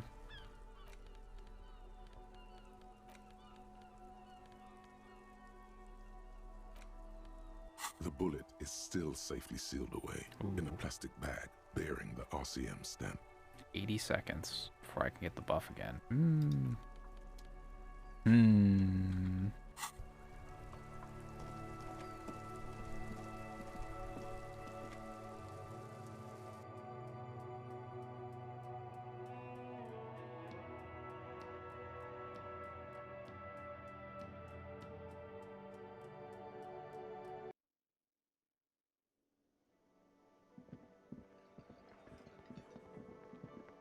Wait, karaoke?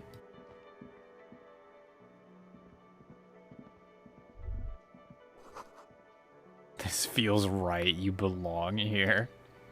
Yeah, I don't have the song. Sadly.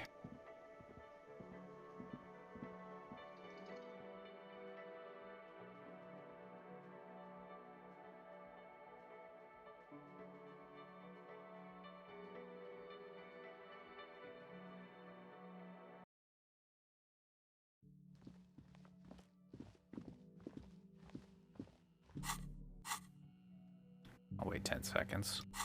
Gotta examine this bullet.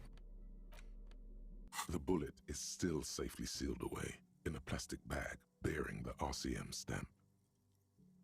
I believe. With the correct hand-eye coordination, this is possible. Plausible, even.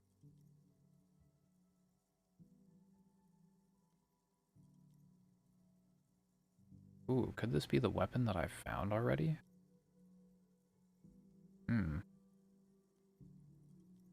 Oh, it's still just a 42. Well.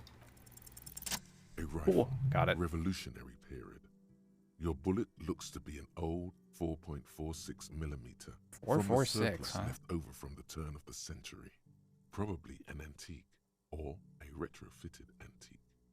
The 4.46 caliber was widely used with the Belmargrave rifle, a Revacholian manufacturer.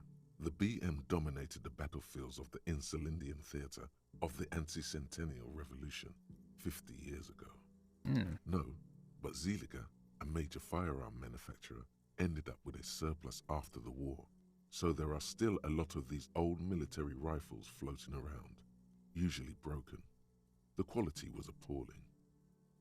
Who uses them? Antiques enthusiasts, guerrilla fighters in distant countries, a few lucky jamrock bangers.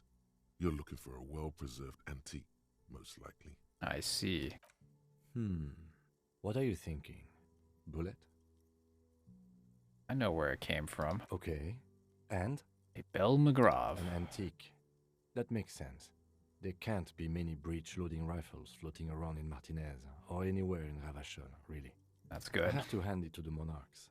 It's quite admirable that they took the advice of criminologists last century and banned the use of breech loaders in peacetime. Some new RCM recruits get impatient with their muzzle loaders once they've trained with military-grade weapons, but they realize it's worth it in the end. Prohibiting peacetime law enforcement to front-loaded rifles is a policy enforced by the Moralist International in all the nations of the Real Belt.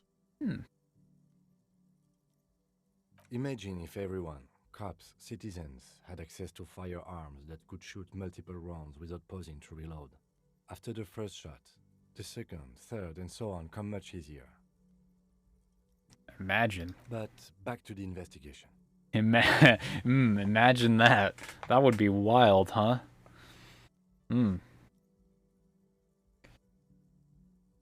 Imagine.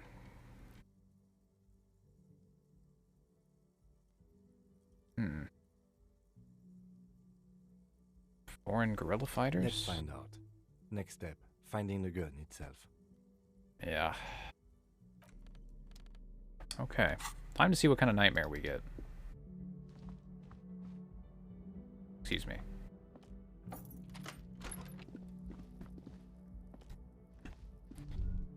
Oop. Ah.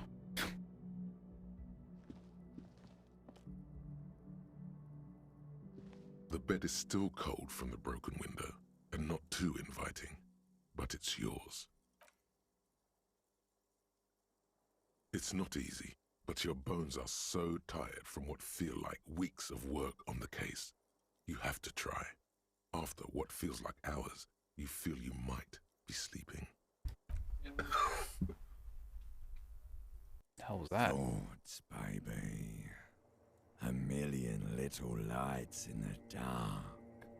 You're one fine instrument, brother. All those faces and all those names. All that laughter and screaming and scheming around. Every corner and every street. Recorded in you. Forever. On Faraday.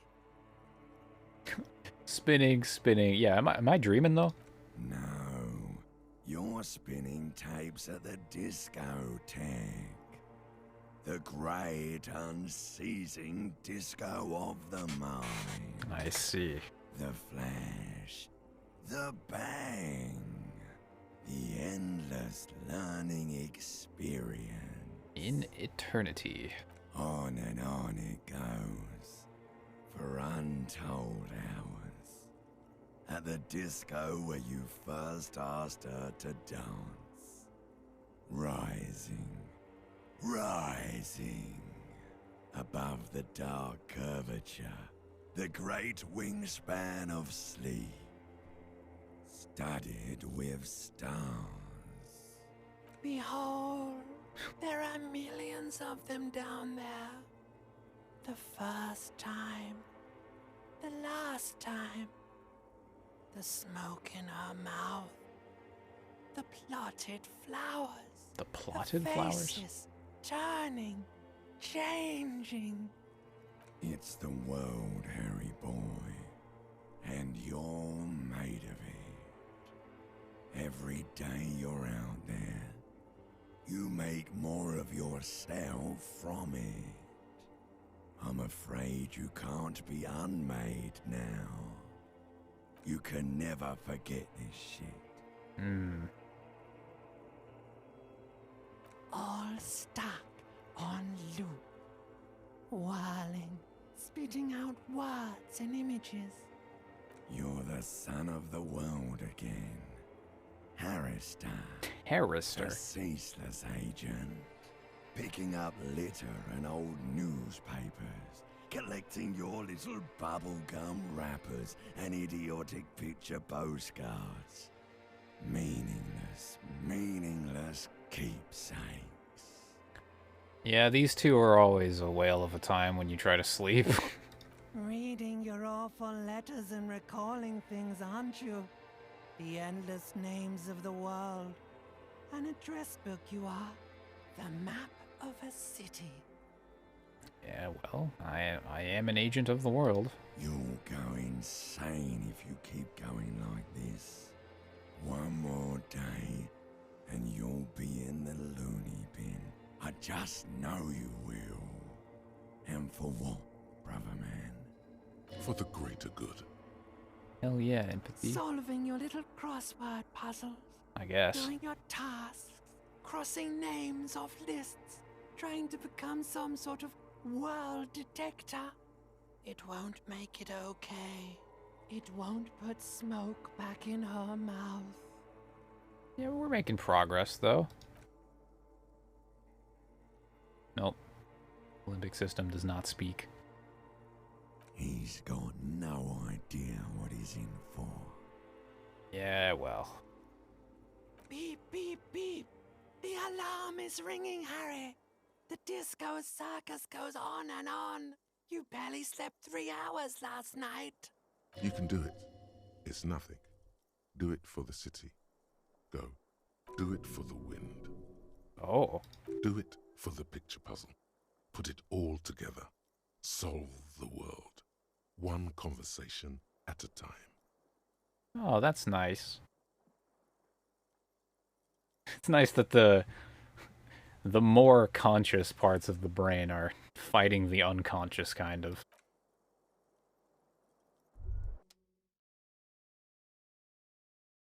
And they kind of agree on something for once.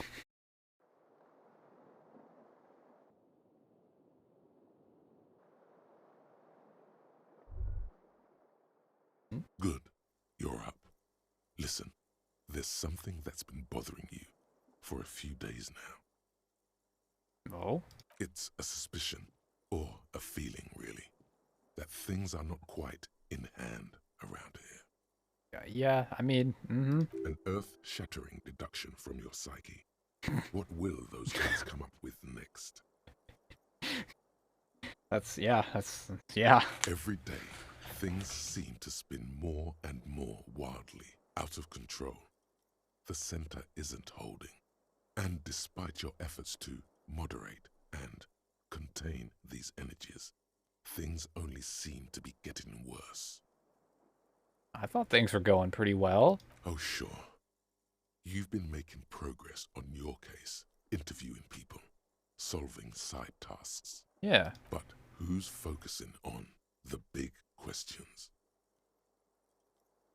Well, what am I supposed to do? You've got to find out who bears la responsabilité. Well, yeah, wait, what? The most awesome, terrible thing. It is human nature to crave la responsabilité and to deny it. That's why it must be distributed across many different organizations agencies, offices, and portfolios. All right, I'll accept it. Whoa, whoa, whoa. This isn't some kind of dictatorship. You can simply seize la responsabilité for yourself. It must be given by legitimate authority, like a committee. And who's on the committee? Only the most even-keeled minds in Martinez. Your half-brother, the lieutenant, is a natural place to start. Okay. Wait, half-brother? Together, you'll be able to discover who has la responsabilité in Revachol. And, if necessary, you'll have the wisdom and expertise to assign it among yourselves. Okay, and once we've assigned it? Most likely, your findings will be collected in a report, which will be carefully reviewed by your superiors. Once they've reviewed it, those same superiors will produce a set of recommendations to be taken up at the next meeting of the Standing Committee. Rest assured, no matter what happens, it will be done through the proper channels. Sounds like a drag. This is a grave abdication of la responsabilité. A note will be appended to your personnel file.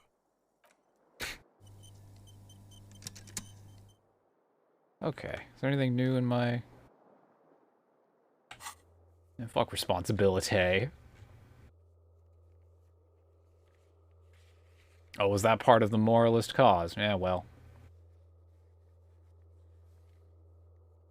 Sounds like too much work for me. I already have enough work.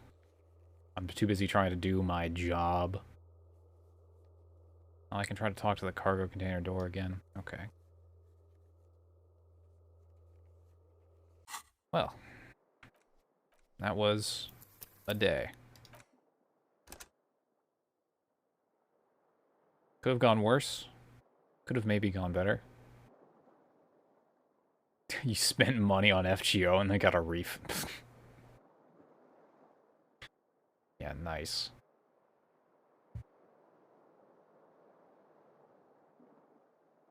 But yeah, English is like many other languages, in that it's just like a bunch of old languages cobbled together with glue and tape that people have just kind of decided that there are rules for. Ugh, okay.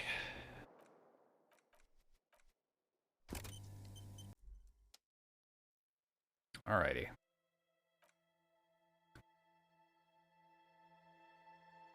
It's time to, I don't know. Time to go... I need to go eat. That's what I need to do. I'm fucking hungry. And then, I guess I should work on that video. Ooh.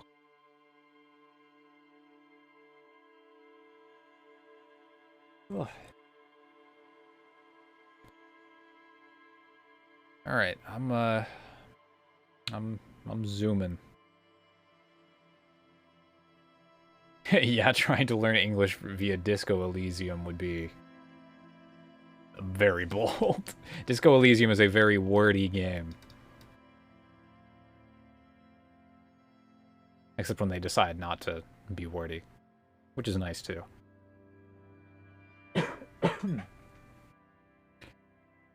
All right.